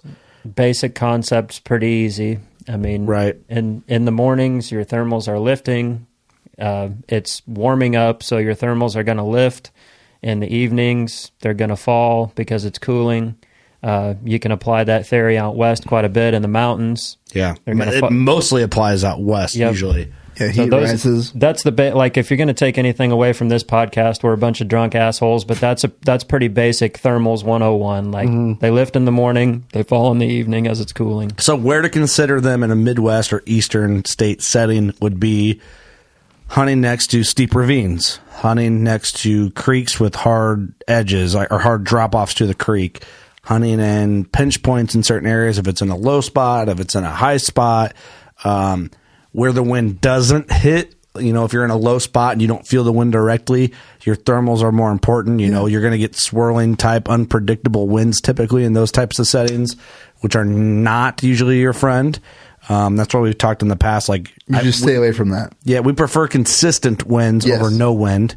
Like, I'd rather have a 10 to 12 to 15 mile an hour wind than no wind at all. Yep. Even though you can hear more with no wind, you get fucked less by deer smelling you with consistent hardline winds than light, unpredictable. Yeah. It gets wild when you get into that little fluffy wind that floats around back and forth. I mean, that day, Austin was the one that talked me into going in and getting on that 202 that I killed. I was scared to death to go in there. You mean? I mean that 150. I'm sorry. So that 150, 47, the biggest 150 I've ever killed. Let's be honest. So I talked to Austin and I said, "Man, dude, like I want to get in there in the spot." I pretty damn sure there's a big buck in there. I mean, it feels good. It's the right spot. It's the right time. But to get in there and this wind not be steady like it is, I mean, it's kind of floating around. I really don't want to go in there and just balls out, sit in this spot and risk everything. And Austin said, "Yeah, dude, when the time's right, get in there and you do it. And just put the wind in your favor the best you can, but put yourself in that spot. And if he comes rolling through, I mean, there's a chance he can come right through and everything be perfect." Well, it ended up being where it was perfect, but it wasn't because he got me. But I grunted him in and he ended up smelling me and blowing out of there. I ended up getting an arrow in him. But as far as the thermals go, I mean, it does change though. I mean, as far as you can watch the temperature in the morning, like Austin's saying, like you guys are saying, in the mornings the temperature rises, the thermals rise, and then in the evening they drop off. But you've also seen it where it's cold in the morning and then gets hotter in the afternoon. I mean, that's when the sun comes out, the thermals do start rising. Yeah. So I've seen it both ways. And that's just general. Like topography is everything. Topography is going to bend your thermals and do weird shit in every different stand location that you're in. But as a general rule of thumb, those, like for a basic beginning bow hunter, those are the basic.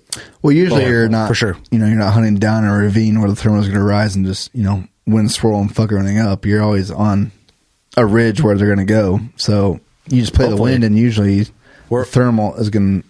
Yeah, it's just what it is. For sure. More advanced, like you go out west, you're dealing with like. Yeah, I mean, I don't think we have to worry about it as much around here.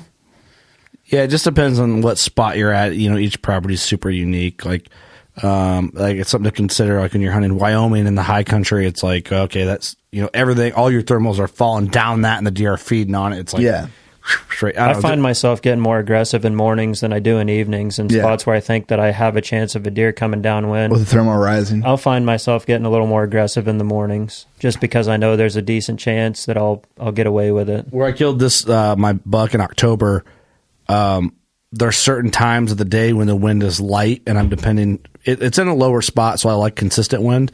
But when the wind is very light in the mornings, I'm always puffing that wind checker, and it's like straight up. Like you puff that thing, and everything just goes straight up, and you're like, "Whoa, I'm invincible." That's money. Yeah. But in the afternoon, it can get hairy. Yeah. You know, if they're falling, it kind of goes down, it swirls, and you watch that powder go and it dissipates. Yeah, once and it you're goes like, down, let's "Ooh." go somewhere. Yeah, Well, if I was and a another- douchebag, I'd have fucking cotton swabs, and I'd see it fucking swirl around, and then it'd end up in my asshole like Your some sort of your queer. milkweeds. Cotton swab. Little tickle there. Like another, Pull my my botfly hole. Pull my milkweed on my botfly hole. but like another thing is those big boys are smart enough to know when the wind's going straight up and they can't smell. Oh, they know. So they're not going to move. They get weird. I mean, you got to put the you're wind right. in their favor and your favor at the same time. And whiskey wind. It gets real nasty. I mean, it's risky as hell. But think about it. I mean, the big boys ain't going to get on their feet if they don't feel safe and don't have a wind in their face. So you just got to be able to put yourself in that spot between killing or seeing him, having him move through, or Very good points. Very good points. or not. I mean, he might be laying down because the wind's going straight up. Good. That's like it's not worth the risk. I can't smell them, and I'll lay it Right. tight until it gets Right. consistent. Yeah. Yep. I mean, they do that, right? That's how they stay alive. They rely on it.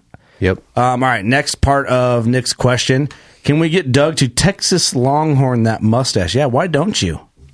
Does it not grow to the side? What does that mean? It means like the twirly, like kick her out. Like I'm talking lion fighter mustache. Like remember when my mustache is really dirty when I grow her out? How it grows? Like, it grows out this way. Kicked her out. Yeah. Why don't you do that with yours? Well, because I'm a man. Do you trim yours off the ends? Yeah, I do. Oh, dude, you keep it going. That'd be fucking killer. Nah, that's not me, man. You're an Earnhardt style mustache. I'm only. Earnhardt, ride or die. Cookie duster only. Number 3 for life. Womb room.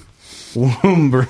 I mean, maybe I could maybe go for it, but Okay, this is funny. Who gets the next 200 in the crew? Doug, Curt, the Lord, Eric? If he remembers his bow, we could have roasted you on that. Hey, or with will or it be without Ross? with or without the scooter set. without the scooters. Whisker do's, whisker don'ts. Whisker do's, whisker don'ts. Ooh, that's a good question though. Who gets the next 200 in the crew? Whistling bunghole. Doug, I will say you're the predict guy. Go ahead, Eric. that I don't know if I'll be the next one, but when I do, I'm drinking that bottle of whiskey I got out there With the oranges. with the oranges in it. No, we all are. We're all taking a little horn off that. Not Ross doesn't count because the Mr. Boston. he's already up there. Yeah, we know Ross is Boston. killing another one like next year, so that doesn't even count. No, it's every 4. 5. I got 3 more years. I think the next one would be fuck. It'd probably be the Lord, to be honest. Mm-hmm. I appreciate that. Yeah. Appreciate the confidence. Or Hey me. Doug, fuck you. You think you're the next one? Yeah. Damn. Why'd you laugh when you said that? Because the next one's 150s. He's gonna fucking blast it. I mean, the Lord. Mine was 150s. So I started blasting. On the internet. Hey. Yeah. Real life in the internet. On two the different internet. things. What do you think? Austin was 10 inches from 200 this year. He was. Getting close, just can't hit it. But, all right. But you might be cursed. It might be one of us. I'm quoting Jim Burns. Big deer like that just don't come around. They're tough. That's what he always says. Unless you're Ross. Unless you're Ross. Every No, 5 it's all years they bullshit. come I around. won't see one the rest of my life. I mean, you could. I won't see one the rest of my life. I love You your have so much more life to live. Yeah, you do. You definitely want to see one. humble man. You're 30. Yeah. I'm if you keep bird watching, I think you're in the chips, Doug. Thank you.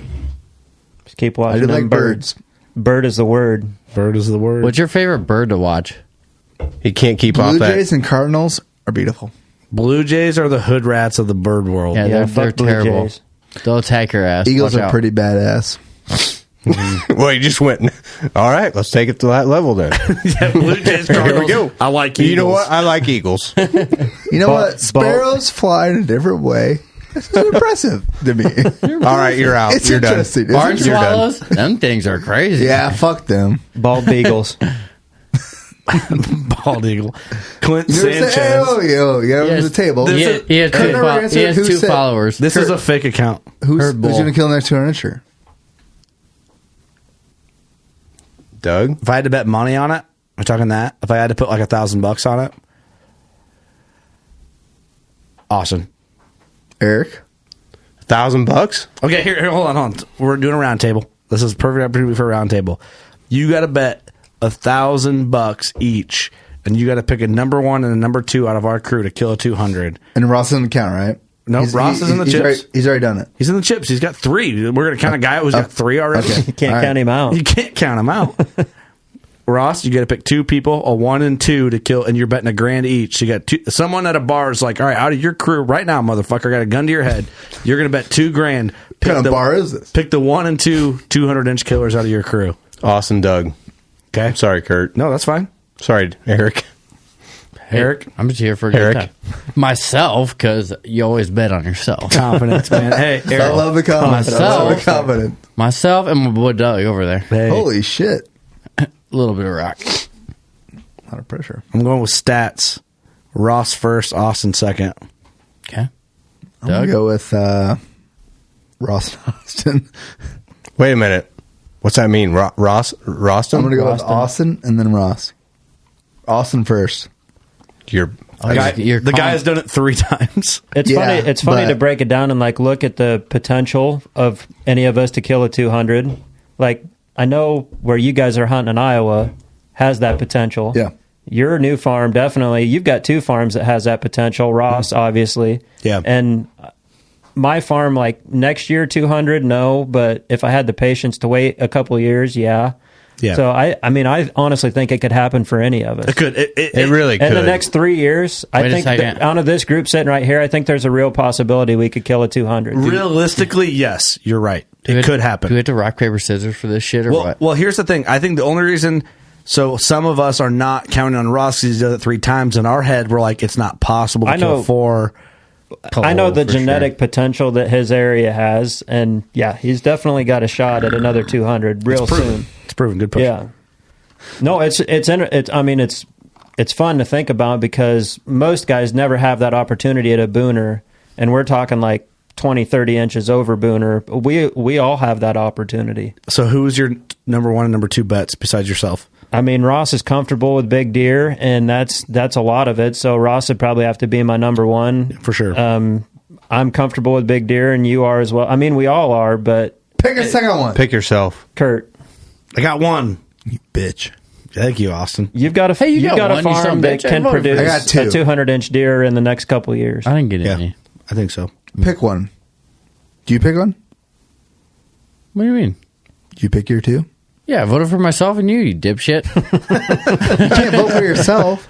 I just did. You always vote. You always bet on yourself. This is a fake account because his name is Clint Sanchez. Herd Bull 636. Have Steve 0 on. posts. Have 2 Steve followers. on so you can roast him. That's Clint Casper. That's Clint Casper. It's fucking Steve is what it is. Steve's trying to get on 500. Steve's like, hold on. If I make a fake account. Herd Bull.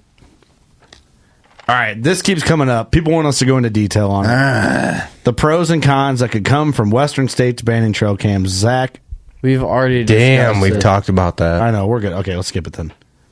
That guy did kill a big deer. Okay, Zach did kill a big deer. This is funny. Ruger Johnson, cool name, if that is your real name.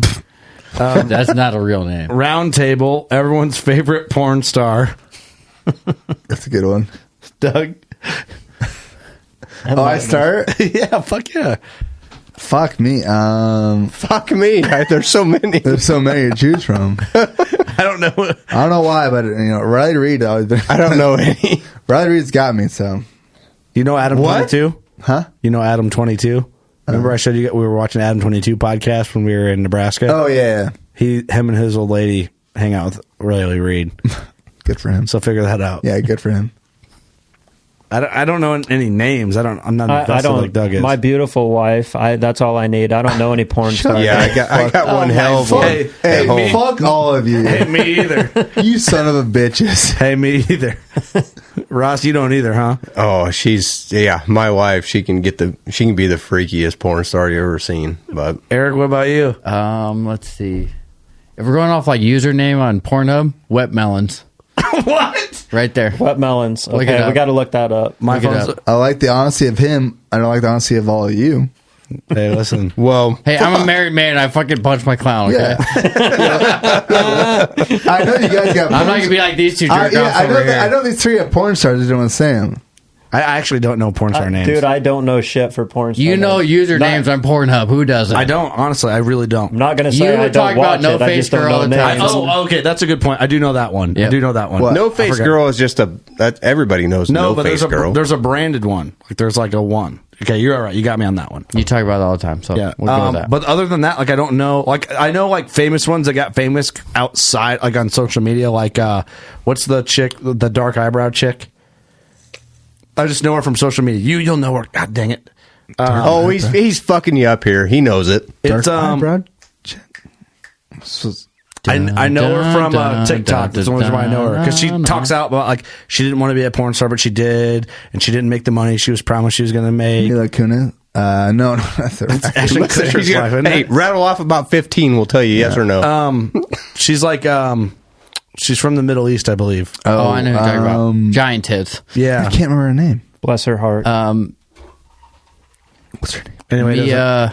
Well, anyways, I don't know. We know. We know who you're talking about. Anyways, just continue. Hey, we know her work.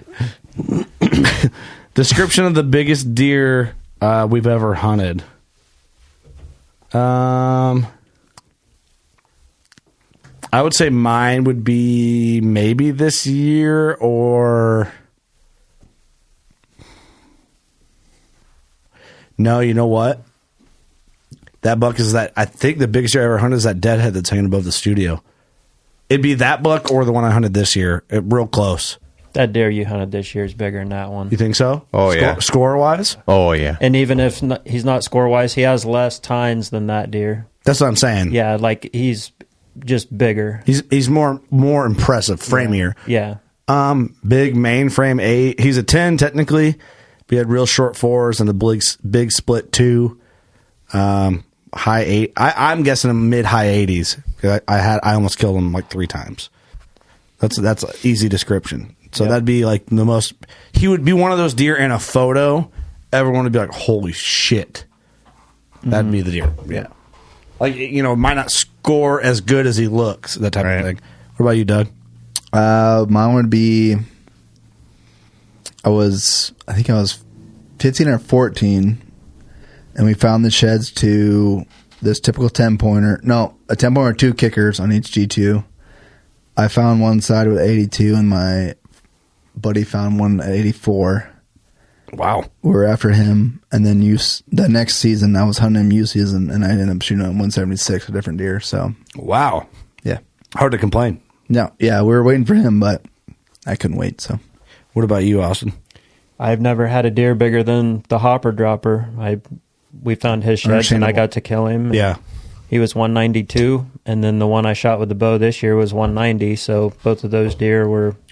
What's the episode number on the hopper dropper for people who haven't heard it? I know, like 260 or... 63. Somewhere in there, 260 something. Yeah. We have a t-shirt on also. Go buy it. Yeah, we do. It's a good one. Nice. By the way, buy up the shirts at trade shows if you're listening this far deep in this podcast, because we're going to do a refresh after this trade show season. Yep. So once they're gone, they're gone. What about you, Ross? Biggest description of the biggest deer you ever hunted? That's a good question, actually. Oscar de la Hoya. He was a freak. Just had the most history with that deer, and score-wise, he wasn't the biggest deer I ever hunted. He wasn't score-wise the biggest deer. He was the one I was most in love with. He's the one that got away. Yep. Hurts, stings, bad. But my hat's off to my man Bill Moretti that got him shot. And how big was that deer? Oh, he went 192 and 5/8, and just nothing. Just nothing. Just a dink. But he was a little bigger the year before. He was, yeah. When you had several real close encounters with him the year before, and he was knocking on 2. I missed him, yep. Do you think he was knocking on 2, or do you think he was into the 2s? He was all over 2, but you for some reason he put more mass on but less tines the next year. So, but you killed 2 or 3 bigger than that. Yeah, but I was in love with this deer. Like, I mean, the year that I killed... Those ones that get away, you know how it is, Doug. You get one that gets away. If he's 20 inches less, you just obsess about that. To me, they're gone. The good thing you don't know shit. The good thing about what Doug chases, there's no self-esteem involved. No. 0. The deer that haunts me still... Doesn't bother me at all. 2012, I shoulder shot one on Christmas Eve that I'd hunted for 2 months, and I got his sheds. He's scores in the upper 60s, and that fucking deer haunts me more than any deer I've ever. Oh yeah, I remember that deer. There's ones that you get so close on, and it doesn't come together. On, man. I have a deer that haunts me. On. I've had him in velvet every year. You guys know the deer. He's a fucking giant. I've never seen him on the hoof. I've been hunting this property for 5 years now. Never seen him. He's only there in velvet, but he's still like. In your defense, it's like an acre. It's an acre patch, and he's there every year in velvet. I get hundreds of pictures of him in velvet, but he's never there once he sheds the velvet. But I still hunt it, just hoping, like crossing my fingers that he's gonna fucking show up. Yeah, someday he's gonna fuck. You just never know. He's probably 180. I would say. I'd argue that he could go better depending on the year. He's a fucking jack. He's a big boy. Highest we've ever hung a tree stand. Shit fuck. Well, I thought of a one at 24, so. God damn. And broke your back. Yeah, broke my back and pelvis. I didn't feel very good. And you rolled around a wheelchair at college? Dude. Hey, did you ever get laid in that wheelchair? No, I did not. He didn't have his mustache. Yeah, right. He couldn't pull Hey, wait, shit. do you still have my wheelchair? I do still have that wheelchair. Okay, but good. two things about being in a wheelchair. First one, everyone thinks you're paralyzed. Second thing, you don't have to pay for a goddamn drink if you go to a bar. That's true. It's a good call. Two things I learned. It's so much work by the time you get there. Don't get laid a whole lot. It's like you don't get laid a whole lot. Well, okay. Does your wiener still work? Let me show you. I don't know. I haven't had a boner in years. Let's try it out. I did. I was going to say, oh, never mind. It doesn't work that way.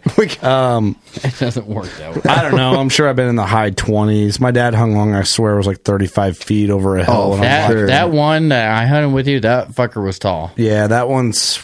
You hear guys talk all the time about 30-foot stands, but it takes a lot of tree to get up 30 We saw that 24-foot ladder and at it looks ATA. like it's 30 foot. He's like, no, that's like 23. That fucker looked like it was 86 feet. It looked fake to me. Yeah. But we're also inside, though, like some perspective could have been off. We're like, you asked him, you're like, is that real? Yeah. So, I my dad hung long, I wouldn't even climb it. You know what I mean? I'm like, we called it the skyscraper stand. And that was on the same property that you hunted at. That stand we call MJ. And that stand's still there. And the regular set was high, but the double set, so the second guy stand was another 6 foot. The cameraman stand. Cameraman stand. Got to have a 30-yard pin to shoot to the base of the tree. Yeah, it's tall. It is up there. It's one of those you look and you're like, whoa, shit. Like you don't see it until someone's like, look at that tree. And you're like, oh, shit. Yeah, I've been in a 30-footer before, for sure. It's high. It's a lot higher than you think. It's scary. Yeah, it just makes that platform feel like a third of the size of what it actually is. I like that 16. You keep a little tight to the tree. 16, 17 is about right for me. Yep. Yeah, I like I think 18 to 20-ish, 22-ish. I got a funky stand, which you've seen, Austin, that one in that weird willow tree thing I got. Which one are we talking about here? The one where the base of it goes whoa, and then it goes straight. Right north of, in the pinch point. Yep. I have a tree like that where it comes up and then it goes like horizontal and then back up. Yeah. So your sticks kind of, like you don't put any sticks on the horizontal part. You just kind of walk across it and go back up. So that sounds weird because technically from the ground, it's probably like 18. From the base of the tree, it's probably like... You feel like you followed the tree? 23. Well, I think a lot of people too are like, yeah, that's a 30-foot stand that I hung. I'm like, probably not. Yeah. Well, I mean, what's a basic bitch ladder stand is like 17? Yeah. 18. 15, yeah. 15 to 17? Yeah. Like, take your normal tape measure that's 25 foot and ring that bitch out, and then string it straight up in the air. That was my claim to fame back in the day when my brother or my dad would try to hunt my spots. I bring in 7 to 8 foot pegs with me, the screw-in steps, and I'd go up 18, 19 foot with 7 or 8 pegs. Yeah, your legs are also 16 feet long. I'm lanky, and I would like kind of hug the tree and crawl up it. I'd keep people out of my spots by doing that. Good point. I grew up hunting with some guys. Their last name was Gruen, the Gruen brothers. John, Mike, and Roger, great dudes. Grew up hunting with them. They were tall motherfuckers. And they would, like, their thing was like 6 pegs, and they were gapped like fucking crazy far apart. Yep. And I remember one time I hunted one of their sets. It was like a pre-hung, and I took screw-in steps with me and hung one in between each of their fucking steps and used it to... Or you like Trey and just take those hammers. Oh, my God. The hammer. Trey's hammering Stakes. nails into fucking pines. That's old school. Yeah, scary. Okay, last question on this comment here. Favorite thing from the Taco Bell menu...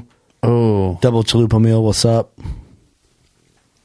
Mine's the what do they call that? The the hard shell with the soft shell around it. Is that the cheesy gordita crunch? That's what I'm talking about. Cheesy gordita crunch. That's my fucking jam. Yeah, mine's cheesy gordita crunch and Crunchwrap Supreme. Crunchwrap Supreme. Ooh, my guy. Love it. Ross with some cinnamon twist. Ross.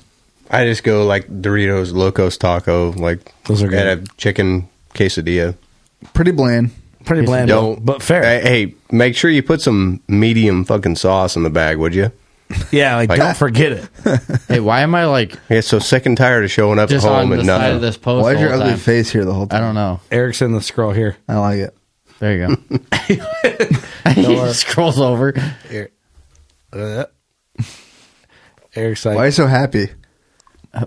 It's a family photo. This was episode 300, episode 500. Eric's done. All right. This is Neil Griffin. Bucket list hunts. Wham. That's always a fun one. It's changed since we've talked about this lots of times, but it's changed. Yep. Is that me? He's pointing. Well, yeah, we keep picking on you first. So that's me. Ross is on my right and it loops around. I'm going to be honest with you. Okay. Oh, this is somberish. I gotta think for a second here because I've been drinking, so I'm having a hard time. Can we start with Austin? I mean, a brown bear would be the nuts. That's number one, huh? Really? Yep. The next one would definitely be... Fuck. Can't think of the name of these things. What? Laugh it up. Other things? When you go with Austin first, What do they look like? Yeah. Go with Austin for a second. I'll come up with it. Do they have antlers? Quail. Oh, yeah. Quail with a bow. No, god damn. Grouse. A pheasant? They're We can like, shoot those they around look here. like miniature woolly mammoth. Please help me. Oh, muskox. Thank you. Muskox, yeah. Really? One of those? I would love to shoot one of those.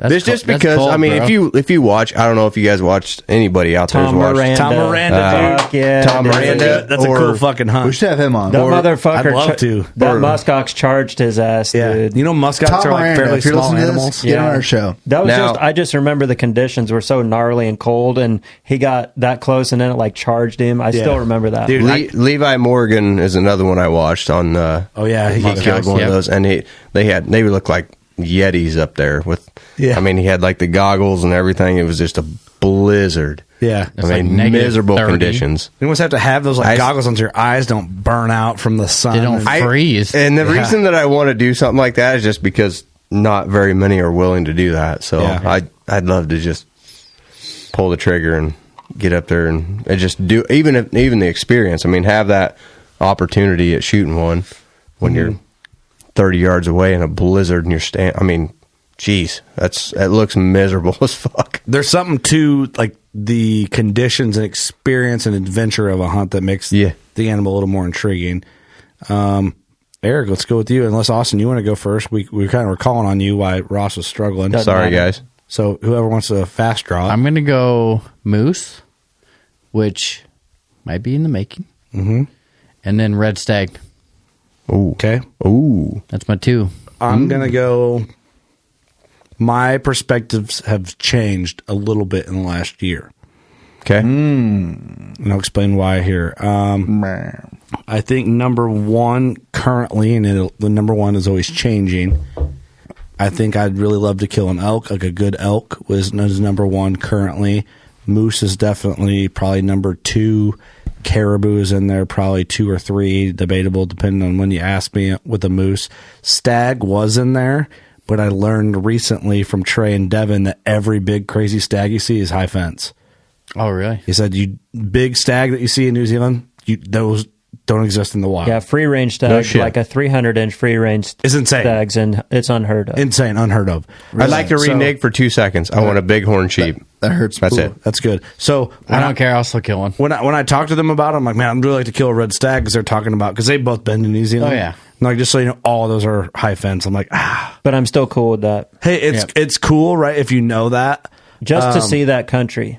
To see the country, yeah. And the animal. Hey, listen, I still think it's cool. Would I still do it? Yes. But it just dropped it down out of my top 3. It hurt a little bit. It's still probably in the top 10.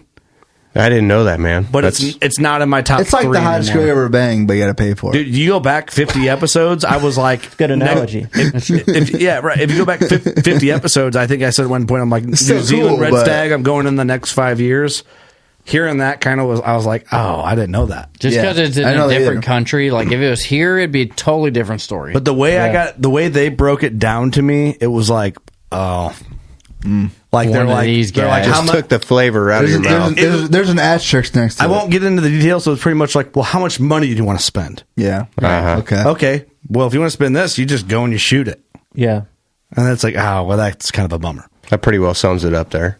Right. For me. Well, remember when we did Iowa DeerCast that one year that red stag were next to us, the hunting, they book red stag hunts, and we asked how much it was, and like, goo! Like, it was like $8,500 for a minimum, like a nice one. For a high fence hunt, yeah. For a nice one, it was way higher for a really good one. Then you got to pay that trophy fee. Yeah. So even if they call it a $10,000 hunt, yeah, it's way higher. You got a $15,000 trophy fee. For me, it's a combination of things. So the red stag's my number one. It is still, even though... It is. So the animal itself is just insane. It's an elk, but it's on steroids, right? I mean, you have that potential to get... It's a prehistoric elk. They're huge. Yeah, so basically. you hunt them in the rut. You listen to the roar, which is similar to an elk bugling. The area that they live in, no matter if it's high fence or not, is just something that I want to experience more so than any other hunt. So for me, whether it's a ranch or high fence or partial fence, or even if it's a smaller quality stag that is free range, that's still to me the most interesting hunt that I can think of. Okay. That one, and then Ross said like either a brown bear or a grizzly bear with a bow. I mean, would be insane. What, like with a gun's more realistic, but someday I'd like to do that hunt with a bow. But caribou, I mean, yeah, I got a bunch of them. Caribou are neat. Can I change my mind? I'd love a caribou. Why baboon? I need a baboon. Shoot a monkey. I think it's just a great big horn. That'd be cool. When I was young, I think I was 12 years old. We went to South Dakota on a family vacation. Saw Rushmore and a bunch of stuff. I mean, went through, I can't remember the name of it, but it was some big ass,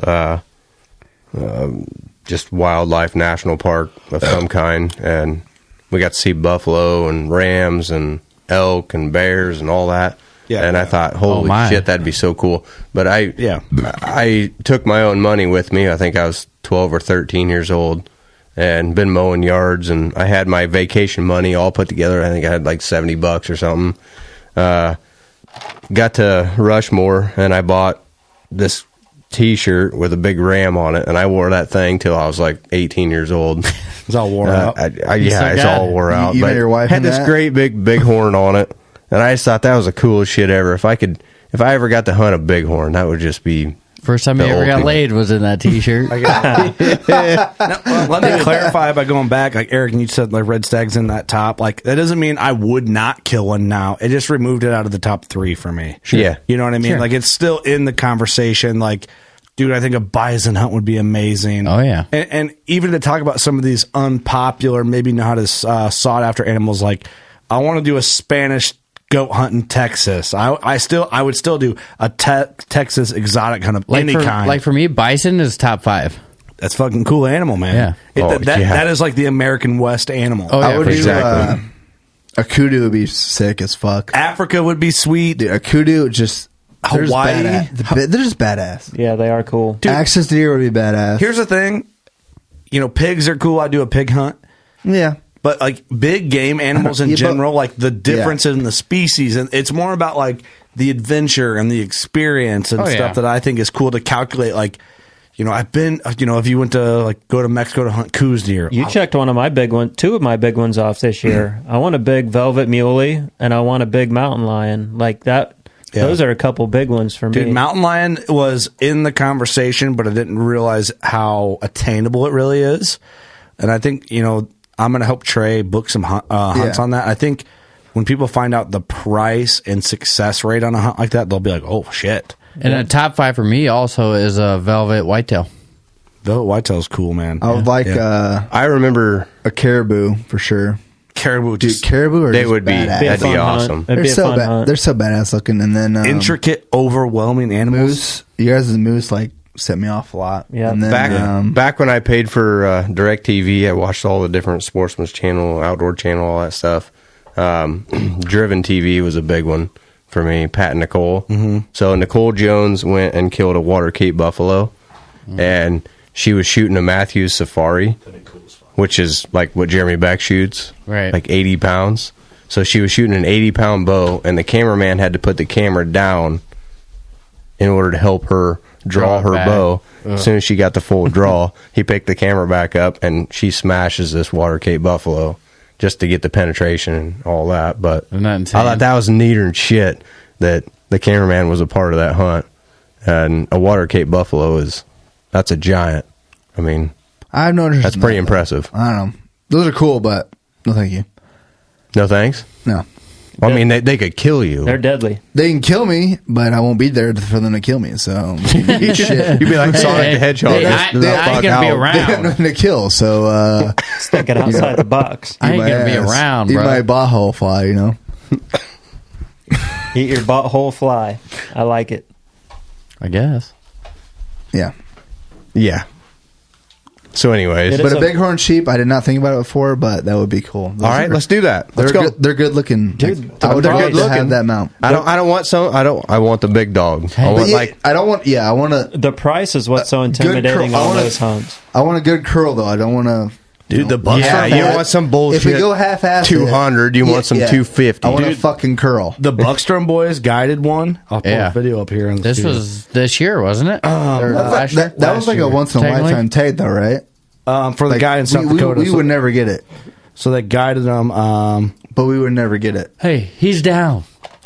The bear falls 400 feet. You'll never get this. No, that's still not as good as. Not so much. Here, go watch this. Can you see the? I'll go in the monitor here. This is the kill. So this is going to be in a working class on DeerCast. Oh yeah, episode that's a hammer. But I'm just saying, like, we could never kill this, right? That's them dying right there. Hold Like, on. this could never be us. No, not in South Dakota. Yeah. What turns me off about this type of hunt is like the cost of the tag. That's what I said. It's just not attainable for a working class guy. You'd have to get lucky or just get a rich buddy. Like Doug could like. I find himself a realize sugar daddy. that's out of the question. Watch for the sure, shot though. but- A sugar mama. This is going to be on Working Class on DeerCast on the Buckstorm episode. Watch this. Boom! That was the biggest ram killed on that unit. That Look at year. the nuts on that thing. Jesus. Holy moly. We know what Eric's looking at. Hey, short dick, fat nuts. What's up? It's a whole new Hey, definition of teabag. you looked at it too, fucker. I was looking at the rack, but I mean, So they filmed this through a Leupold. Look how clean this billy goat hunt is. now see that's a more attainable hunt. The goat hunt's a lot That'd be more a blast. reasonable. That would be fun, and you can do that one with a bow. You guys remember playing Big Game Hunter way back in the damn PC? Oh yeah, that's Where right. it was like this view Yep. of a real animal, and you put the scope Right on through it. the scope. Boom! Smoke. Look how Ouchie. crisp that footage is. That is cool. Right through the Leupold there. He Wham. dead. He dead. Weird animals, man. Weird fucking animals. So many fun Wonder what they things to taste hunt. like. I do want a big caribou, though. I don't know. Caribou is just something to me. I agree with you. After Caribou going to would be Alaska, badass. I would like to go back, like just to do a caribou hunt would be super A cool. big moose would be cool. Yeah. A moose is definitely up there, just like the size, Yeah. the structure, the type of hunt. Alaska, or even like I would even do a Canadian moose. Yeah. We were in Colorado. We saw Shires moose that were big, but like to draw. Yeah, we saw him in Wyoming. Yeah, I saw a moose on my lion hunt. I'm like, Really? Yeah. holy Oh, yeah. shit, a moose! And Trey's like, yep. I'm like, is there a lot up here? He's like, yeah, enough. He We didn't saw him.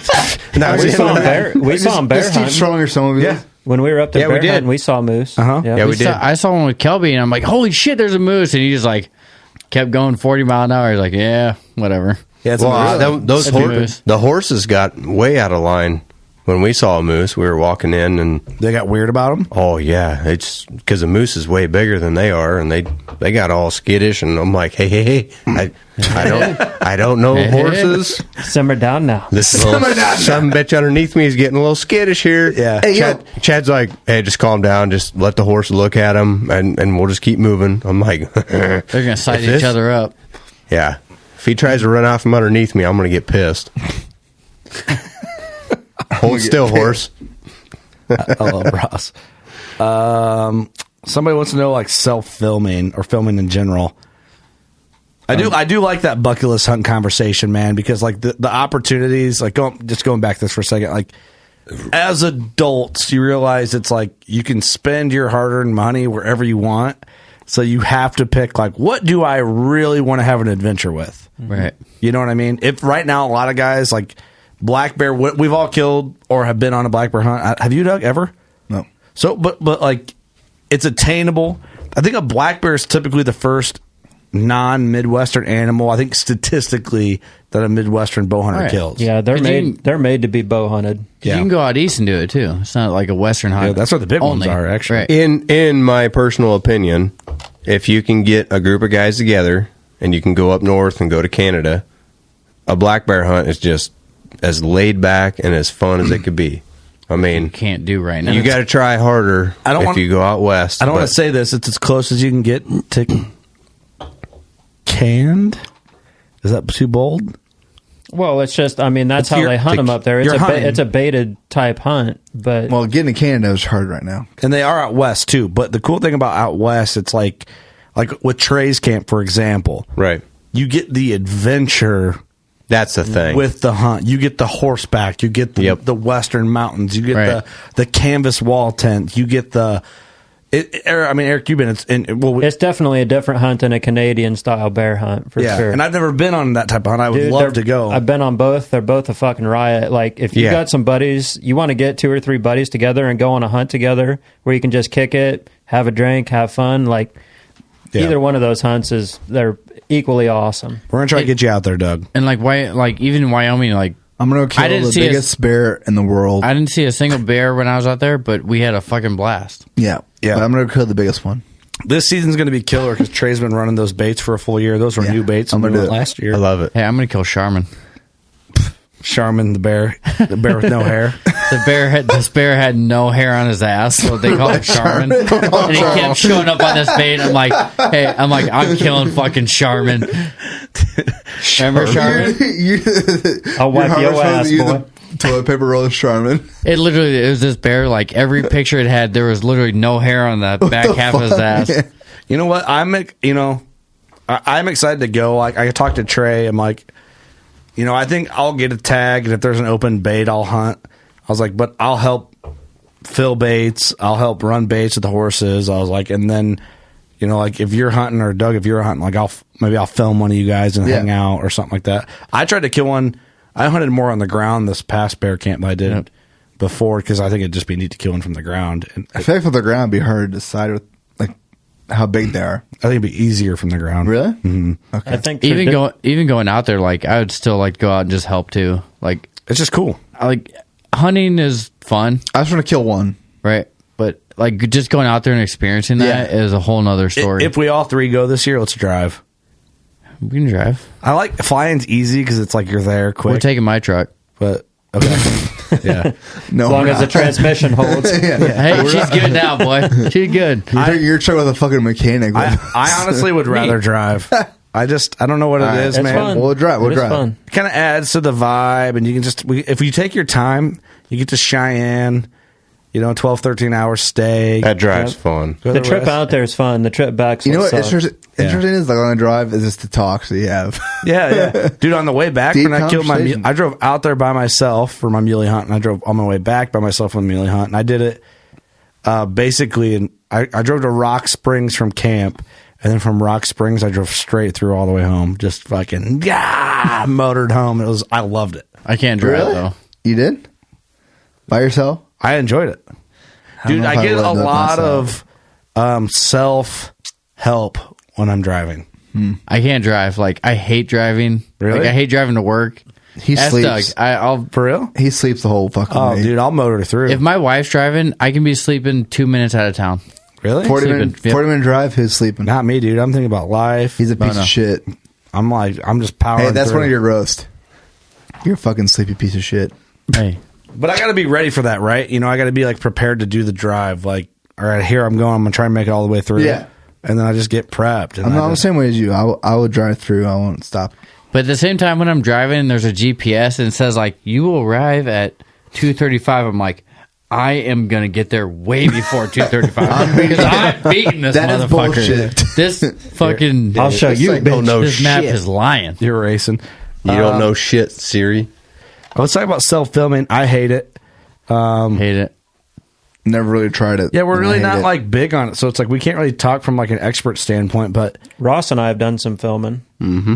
It definitely adds a little bit of a different aspect to the hunt when you're trying to get on a 140, 150 inch deer, and then you got to do it all on film. And 2 guys in the tree, 2 guys walking to the stand. It's just The worst part is about that.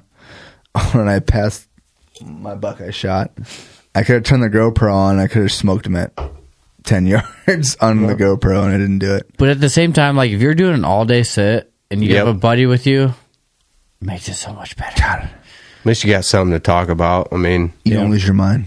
You don't lose your... Well, I mean, you honestly, what it comes down to is you talk each other out of getting out of the tree. Right. Ross talked me into a 6-pointer one time. I did. Ross, you son of a bitch. Well, I mean, it was pretty fucking badass. I'm glad he did it because it turned out cool. But that big 6 that I shot was about 8 yards at the base of the tree, looking at us for about 10 minutes. And him and his doe, they both had us pegged.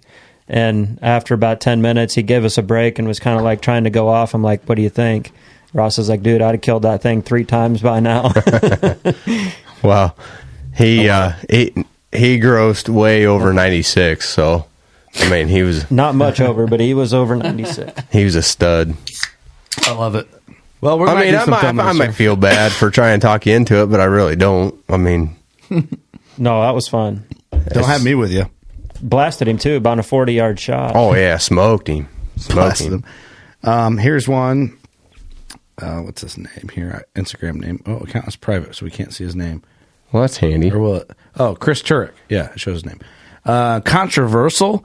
People are deterred from being a Patreon member because Steve's annoying as fuck. Hey, the truth hurts. Oops. I mean, if you know Steve, that series might be for you. But nah. And I still think it's funny though. If you're not, it's a good place for him, right? Steve's found his home. It's his place. I don't think he's annoying as fuck, but personal opinion, I guess. Old Clint's trying hard there. Casey Johnson, only criteria that must be met is that must include Clint Casper. So Clint was going to join us in studio. We said he killed a buck last night, so he didn't make it. We think he has frostbite. He was going to call in. He has his kids. He's not feeling well. He's ran himself ragged chasing this deer. Like he called earlier, just said, "Hey, I just want to send you boys off. Congrats, proud of you boys, whatever." And he sounded just tired, man. I mean, between down to a nub. His Western hunts and whitetail hunts, that dude. He was in Utah for like 37 days or something stupid. Wild. And now how many... He went on my hunt with me. What day was this that he killed the buck? 70-something for whitetails? Yeah. He hunted, I can't remember at what point. At one point, I mean, it's more than this. We'll break it down in a CC Hunt Files or a WCB series, I don't know.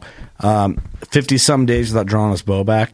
Is that nuts? He's just looking for a specific mule deer. He was looking for a certain type of elk on that late season elk. And that's going out multiple times. Yeah, I mean, a lot.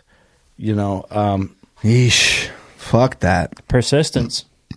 He did it, though. Hey, cheers to him. Colin right here from Wisconsin. Done on a slammer. Yeah, shout out to Clint. Cheers, Clint. And he's killing it with the CC Hunt Files, by the way. Yep. Hope you guys are enjoying that also. Colin Tamesh, Wisconsin. Jury and whitetail adrenaline debating and why public or private is better, and they hunt with each other on the next fall. I think you would be very surprised how much they have in common and their mindsets are common, because a lot of people don't realize that Jury cut their teeth on public ground and built an empire off hunting.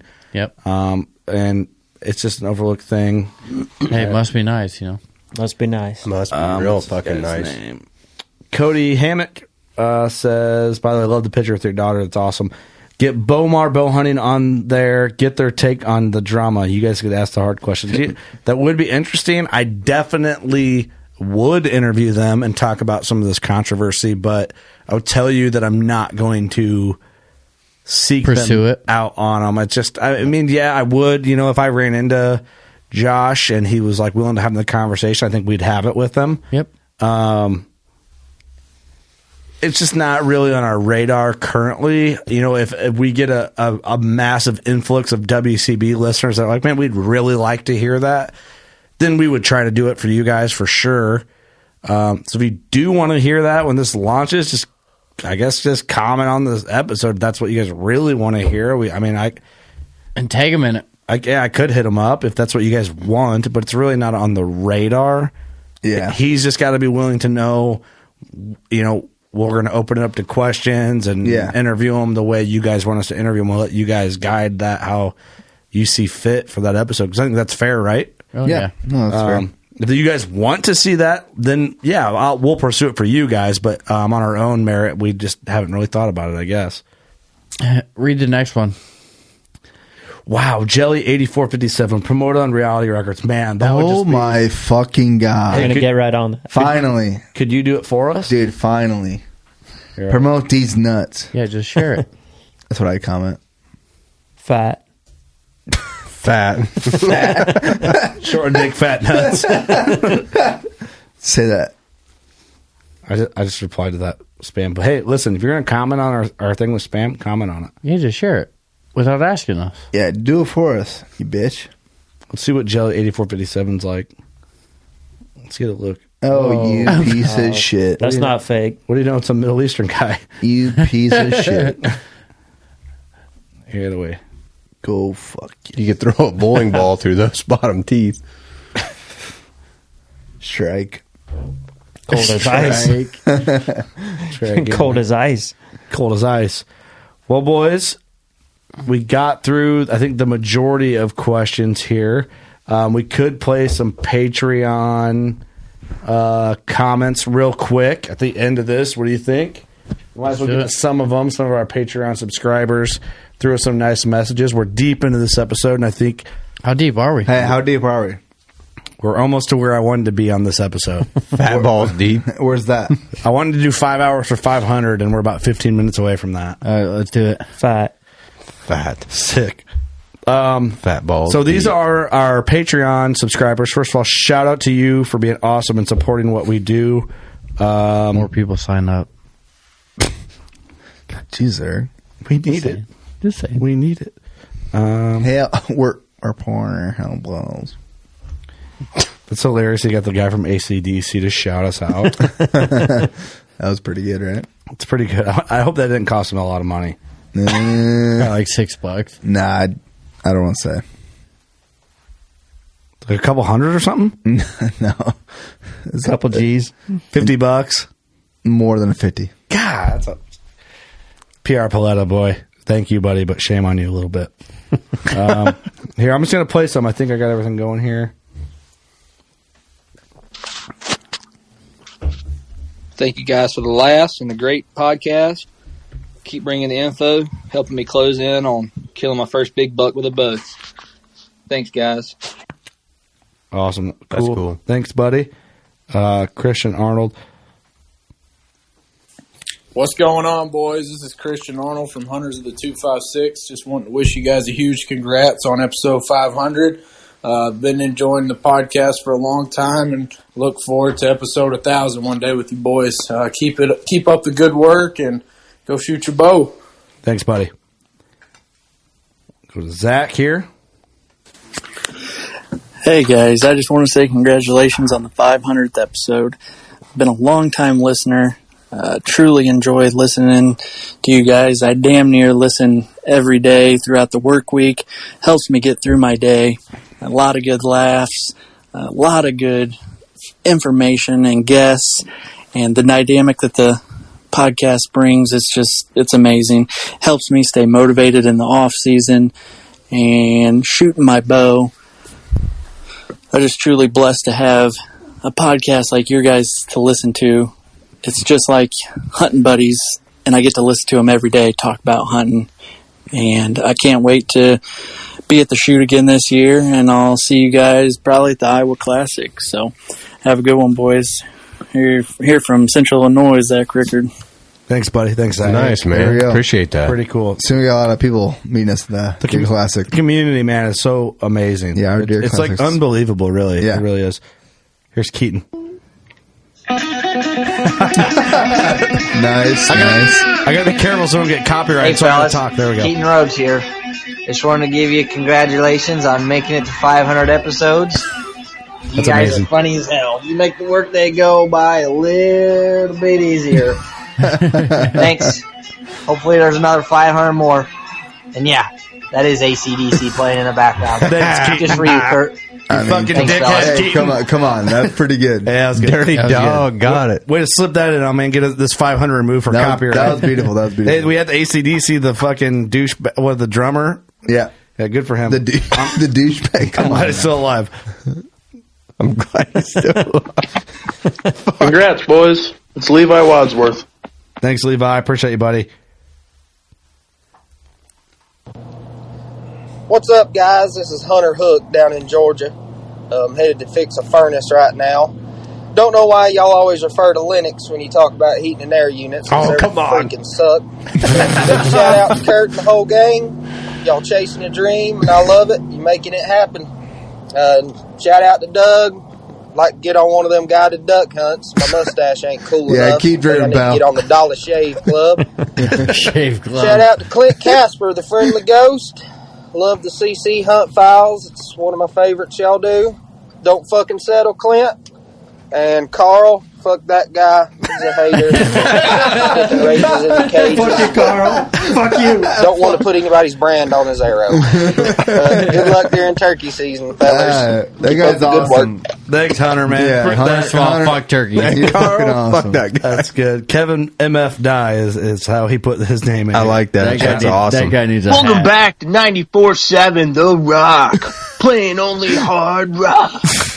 Our next song goes out to a special group, the Working Class Bowhunter Podcast. We know Kurt Geyer fucking gets rock hard listening to some AC/DC. Hell yeah, brother.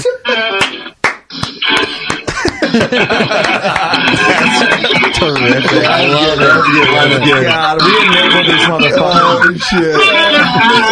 Oh, shit. Congratulations on 500 episodes, guys. Can't wait to see you at Harrisburg. You know what to do. We love you. Go shoot your bow. Kevin's a man. He's That's been supported beautiful. for a That's long beautiful. time. Oh, yeah. I can't wait. I'm gonna give that man a hug in PA.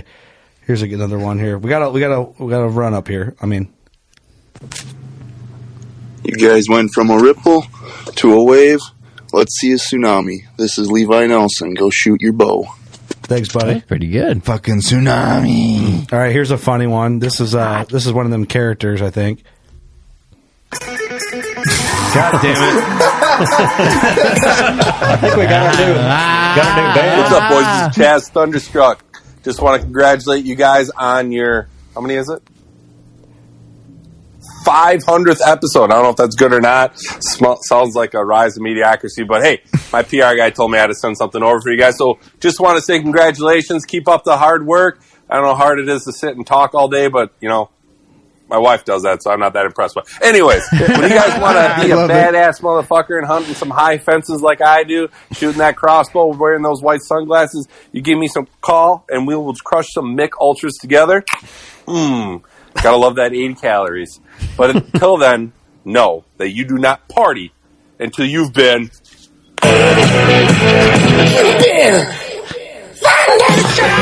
You've been thunderstruck. Thanks, Chaz Thunderstruck. For that. Thanks, Chaz. Nailed it. Okay, we got a few more in here. Just a few more. What's up, guys? Mike Topper from Pennsylvania. Listener since 2016. Just wanted to say congratulations on your journey. You guys have really paved the way for us working class guys and gals. I wish you guys continued success in the future. And I really appreciate everything you do for us. I feel like Working Class Bow Hunter as a brand and a platform is becoming more than that. It feels like it's becoming a way of life after so many years, and I can't thank you guys enough for that. I also can't thank you enough for putting on your shoots and just being real in a world full of fake people. So continue being you guys. Keep on keeping on. I wish you all the success in the future. Congratulations on everything, guys. Go shoot your bow. That's pretty cool, man. Thanks, buddy. That's awesome. That one's a little tough. Highest of compliments right there. Thanks, Mike. Light the garden, dig it. It's like the heartstrings right there. Dude, I did a little bit. Yeah. A little bit. Thanks, Mike. Appreciate you, buddy. All right, here's one from Corey. Hey, guys. Thought I'd hop on here and give this thing a try. Hopefully it works. Congrats on your 500th episode. It's pretty impressive to see you guys make it this far when you're a bunch of drunken degenerates like yourself. Hey, gives me hope in life that maybe someday I can be as badass as you guys. But I love your podcast. Keep Listen to dreaming, every bro. episode. Hopefully I'll see you guys at the Iowa Deer Classic and buy you guys a beer or something. But this is Corey Smith from Minnesota. We'll hold you to Have that. a good night, guys. Thanks, Corey. That's awesome. Dude. Let's put in that beer. We might reverse that beer on you and give you one here at Iowa. What? No. Hey, no. Hey, listen. The guy deserves it. Yeah. The guy deserves it. Listen. He deserves one. Hey, I'll get him a beer. As long as he buys a koozie, we'll give him a beer. Hey. He can't buy a beer at the Classic. Hey, here's one from Chris. Hey, I just want to say congrats, guys. It's been a really cool to see you guys grow from what you started out to what you have been. What does that mean? And also, thanks to what the community you have grown. Like, I've met a ton of great people from all across the country that I now call friends just because of you guys. Congrats, and that's cool. Here's to many more. Chris Zager. Thank you, buddy. Appreciate that. Thanks, man. And that's all the Thanks, Chris. Patreon messages. Let me double check, make sure I didn't miss any. Jesus. Pull it together, you cock. Doug has put down some fucking beers in this one. Jeez. Shit. Yeah, eat shit. You fucking asshole. The fuck? Who cares? I think we got them in. That's the Patreon voicemail messages that we got. We do appreciate you guys doing that. It's pretty incredible. You know, you got to think, like, Eric, let's take it back, like, all the way beginning. Like, we've talked way we talk since episode 1. I mean, maybe we started a little tight, but then we loosened up, like, very early, like, within the first 10. Yep. And to see the amount of shit we got for how we speak, like, you know, in the beginning, we cuss. I mean, we say still the now F-word. we still kind of get it I sometimes. was going to say, you guys still get it today. We still get it, but the reality is of it, if you've ever worked on a job site, a blue-collar job site, there's a camaraderie on a job site. There's some shit giving. There's sarcasm. You gotta have thick skin. It's real. It's real a joke. Well, it's good for your development. Yeah, right. And you can tell when we get emails about cursing and complaints about how we talk, even though we mark our episodes as explicit. You can tell guys that have never been in situations that forced you to be hardened as an individual, which I think is important. Doug. Doug's got a soft. That's a fact. What the fuck does that mean? Doug's got soft. You're so soft. You're fragile. Well, here's the thing. Doug's got soft bitch hands. You know, dude, eat my Botfly. But at this point, I got another 2 months. And hey, your calluses are healing up like your fucking hernias. Yeah, you're bro. about to be. Yeah, you're about to. I see a Dude, blue I'm gonna have collar. to get in my garage, just put a fucking half inch. Yeah. I see a fucking, blue- You better go change that oil, boy. I know. Hey, You get loose. if you start tucking your shirt in, Yeah, you're getting we got loose. issues, You're getting bro. loose. Start taping my wiener to my gooch. You're getting loose. I see it. Dude, I have to get in there and just put a half inch freaking deal in the vise there and just crank on it until I get calluses again. He just out back sawing some logs with a handsaw. Yeah, I'm just like, I'm gonna use this steel chainsaw I bought, but You changed. this keeps my calluses. But no, I mean, it just shows like there's a certain type of grit that comes with working shitty jobs or growing up a certain way. Whether you work a blue collar job or not, I mean, a working class mindset it's a mindset you carry with you in what you do as a person. Sure. Whether it's in like how you operate on a daily basis, whether it's what you do for a job, whether it's what you do for a hobby. You know, you could be a shirt tucker like Doug, but then come back to your wood shop at home where you're making antler art like Dana might do. You're doing woodworking. You're doing metalwork. You're welding for a hobby. You're working on your project truck with your brother or your friend or your old man or whatever it may be.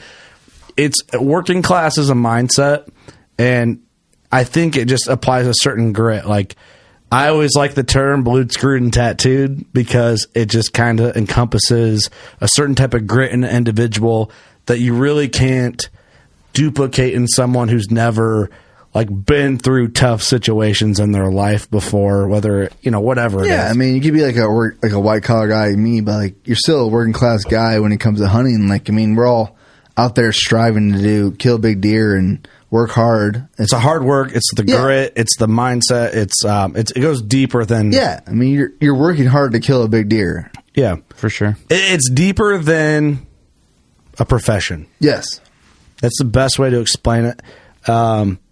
And that's, I think, what a lot of our Patreon listeners that send us those messages, I think, like what we heard in some of those, it's like they appreciate some of the grit, how, we can do a podcast with the Drury's and Aaron Lewis and Waddell and the Real Tree Boys and do all this, but still remain real.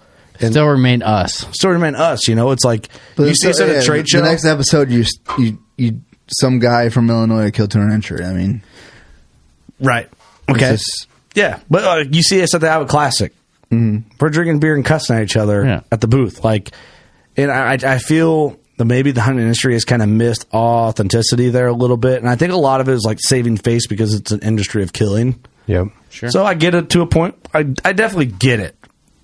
Right, like it's understandable. Yep, but also like times are a little different. And a podcast are long form, honest platforms, and you find anybody else who wants to fake it for 5 hours, and pull it off, and then continue to fake it for an hour every week, 2 hours every week, and it happens. On 3 different hole series on that. Hey, lick that Botfly Hole, and then go out as a crew and just be killers. It's a tough pace. I mean. Not trying to toot our horn here, but it is. I mean, as a group, we all try really hard, and we go out and put in the time. And it's what it boils down to is we, success or not as hunting, we genuinely love this shit. Yeah, genuinely love this shit. We live for it. We are hunters first. We're podcasters second. Anybody can fucking challenge us on that. I feel it's very obvious in what we do. Like Ross is saying, it's like, we're hunting. We're real hunters. It is hard to...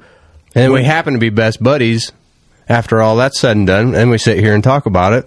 And we give each other shit and we have a good time. It's a beautiful chemistry. Yeah, it is. We can hardly roast each other. We're falling apart. It's embarrassing how we not roast each other the whole time. That was the most pathetic part of the whole podcast. That was the low spot of this podcast, not the porn star talk, that for sure. We're all that much pieces of shit that we can't just even roast each other. Well, to be honest, it's painful to make podcasts during the heat of hunting season. It sucks. It is. But we're committed to what we do, and we use the hunting and what we do during hunting to fuel the conversational side, which comes naturally when you actually hunt. If you don't actually hunt, you rely on interviewing other fucking people to get your content. Yes. Or you just raise turtles. I mean, you raise turtles. You suck off what other content creators do. That's good. Hey, quit with this turtle talk. I'm getting hungry. Yeah, Eric's going to go drive to some Thai chick's house that Steve's dating and assassinate a turtle in front of 2 kids that Steve's trying to raise. Woof. It's tough out here. What's up? Hey. What's up? Hey, it is what it is. What the fuck? All right. Boys, it's been wild. It's been crazy. I'm excited. I'm more motivated than I thought I'd ever be after doing this many episodes and like the daily grind. I'm ready to take this to another level. Genuinely, we appreciate everyone's support. We appreciate all you guys on Patreon supporting us even more. Everyone that's ever bought anything from our store, shared what we do, listened on any podcast platform. It's just been incredible. I'm just going to do a roundtable here quick. Austin, I appreciate you being a part of what we do, man, as a community and your friendship. I appreciate it. I'm a passionate bow hunter, and to get hooked up with you guys and be able to sit here every week, every other week, and talk about it, it's just never dreamed I'd be here, but I'm glad that I am. It's very cool. I'm glad you're with us, man. Ross, I appreciate it. Big time. Thanks, buddy. I love being here. It's been awesome to see everything evolve and shape up to what it is, and shit, man, let's make the next 100 better than the last 100. That's all we can do, man. Let's push forward and just blow it out of the park. Strive for fun and greatness. Yeah. Right. Eric, it's been a wild ride, dude, from the first crazy. couple. Been crazy. I just want to say thank you for everyone that's supported us over the years, and then everyone right here at this table. Cheers, brother. I mean, we built the crew. Cheers, buddies. We've all been here. Doug, what do you got, buddy? Honestly, just thanks to everyone that listens every week, and then all the support. It's pretty insane, actually. I appreciate everyone's Botfly Hole, and because everybody's got one. Yeah, everyone's got one, so I appreciate that. And and look at all you girls at trade shows from the Iowa Classic. Yeah, I appreciate those. Hopefully, I see them soon. Bring them Botfly holes around. Yeah, I'm looking forward to seeing those. But honestly, though, God damn, no, honestly, gross. Honestly, thank you for support. You guys are all amazing, and I don't know what to say. You guys are all perfect. Rub your mustache on that mic. I hope that resonates. I love you all. I love you all. Steve just spit on that mic on a Thoughts from a Steve episode. Did he? For like 2 hours, yeah. Did he? I do real quick. Is that for real? I do want to shout out the companies that have partnered with us and still believe in us with the way we talk and the way we are. And our partners have all expressed to us they enjoy that we haven't like put on a rigid vibe or kind of changed how we go about things in this outdoor industry. So to me, that's a big deal. I don't know if the listeners see it the same way as we do or how I think about it, but to me, that shows how cool and understanding and conscious of the industry and the consumer that a lot of our companies are. So I just wanted to give them at the end here a shout out since we do it on the front end.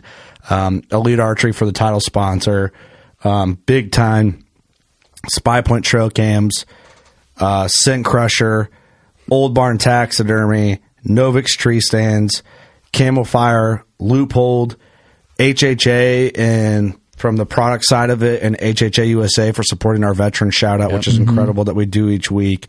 That's amazing on two fronts there. ThermaSeat, Huntworth Clothing and Gear, man, I mean, have just been crazy the last, I don't know, several months with support and like keeping us included in what they do and like really listening to like future product improvements and having us involved with all that. Yeah, I mean, just some of that stuff is just so incredible to even be a part of. Like it's hard to believe that we're involved on a certain type of level. It's like, man, you guys care about what our input is. And they trust us on our input. It's hard to wrap your head around a little bit. Crazy. You know, and this goes with a lot of our partners and include us in a lot of this. You know, like Novix, they've asked us a lot of questions. Like, what do you guys think? How do you think this would work? And, you know, so it's cool. Victory arrows, Slick Trick broadheads, pull back and let go. I think I've worn the same pull back and let go hoodie for the last fucking 20 episodes right now. I'm in love with it. Combination Creative for helping us with some of our logo work, our t-shirt designs. From the start to the beginning. From the start to the beginning. He's been there. Jordan, shout out to you, brother. Because he's been there since the beginning with us. So, dude, he's a real one. Yeah. And we have some things in the works with some really cool companies that, you know, in order to work with a company, it's got to be a very fluid and natural type relationship. And no bullshit. Just and we have some cool things in the works that we're excited about, and we're gonna do our best to bring you guys like promo codes and deals with some of these companies that are wanting to grow with us and give us a chance and work cohesively with them. Right. You know, promote us, we'll promote them, and in turn, it just should be a positive thing for the industry. We're trying to do good things for this space if we're gonna have a future here, and we want to see everybody do good. That makes any sense in any fucking way. That being said, I appreciate all your guys' friendship in here, and I appreciate everybody listening. I appreciate your friendship more than you know, and the messages and the comments and the likes and the shares and all that. It now weighs on me a little heavier more than ever. With I feed my family off this now. So the appreciation is I don't know if I can ever express in words like how much. You know, it really resonates with me, and I think about it daily, and I never take it for granted. And I'm looking forward to a trade show. Hopefully, you guys can make it out and see us, and you know, give us some hugs, share some beers, have a good time, and let's fucking rock it, man. Let's change the industry and have a good time and kind of get this going in the right way. That's right. You guys are all truly amazing. Love you, boys. Love ya. Can I close it out? Yeah, let's close her out. Can I give one more? I was doing cheers. Yeah. One more cheers for Papa Dave. Thanks, buddy, man. Papa Dave. Means a lot. Papa Dave. That's right. Here you go, Papa Dave. Boys. Cheers, Papa Dave. My dad would be losing his fucking mind. You guys know what to do for episode 500? Go shoot your bow. We love you.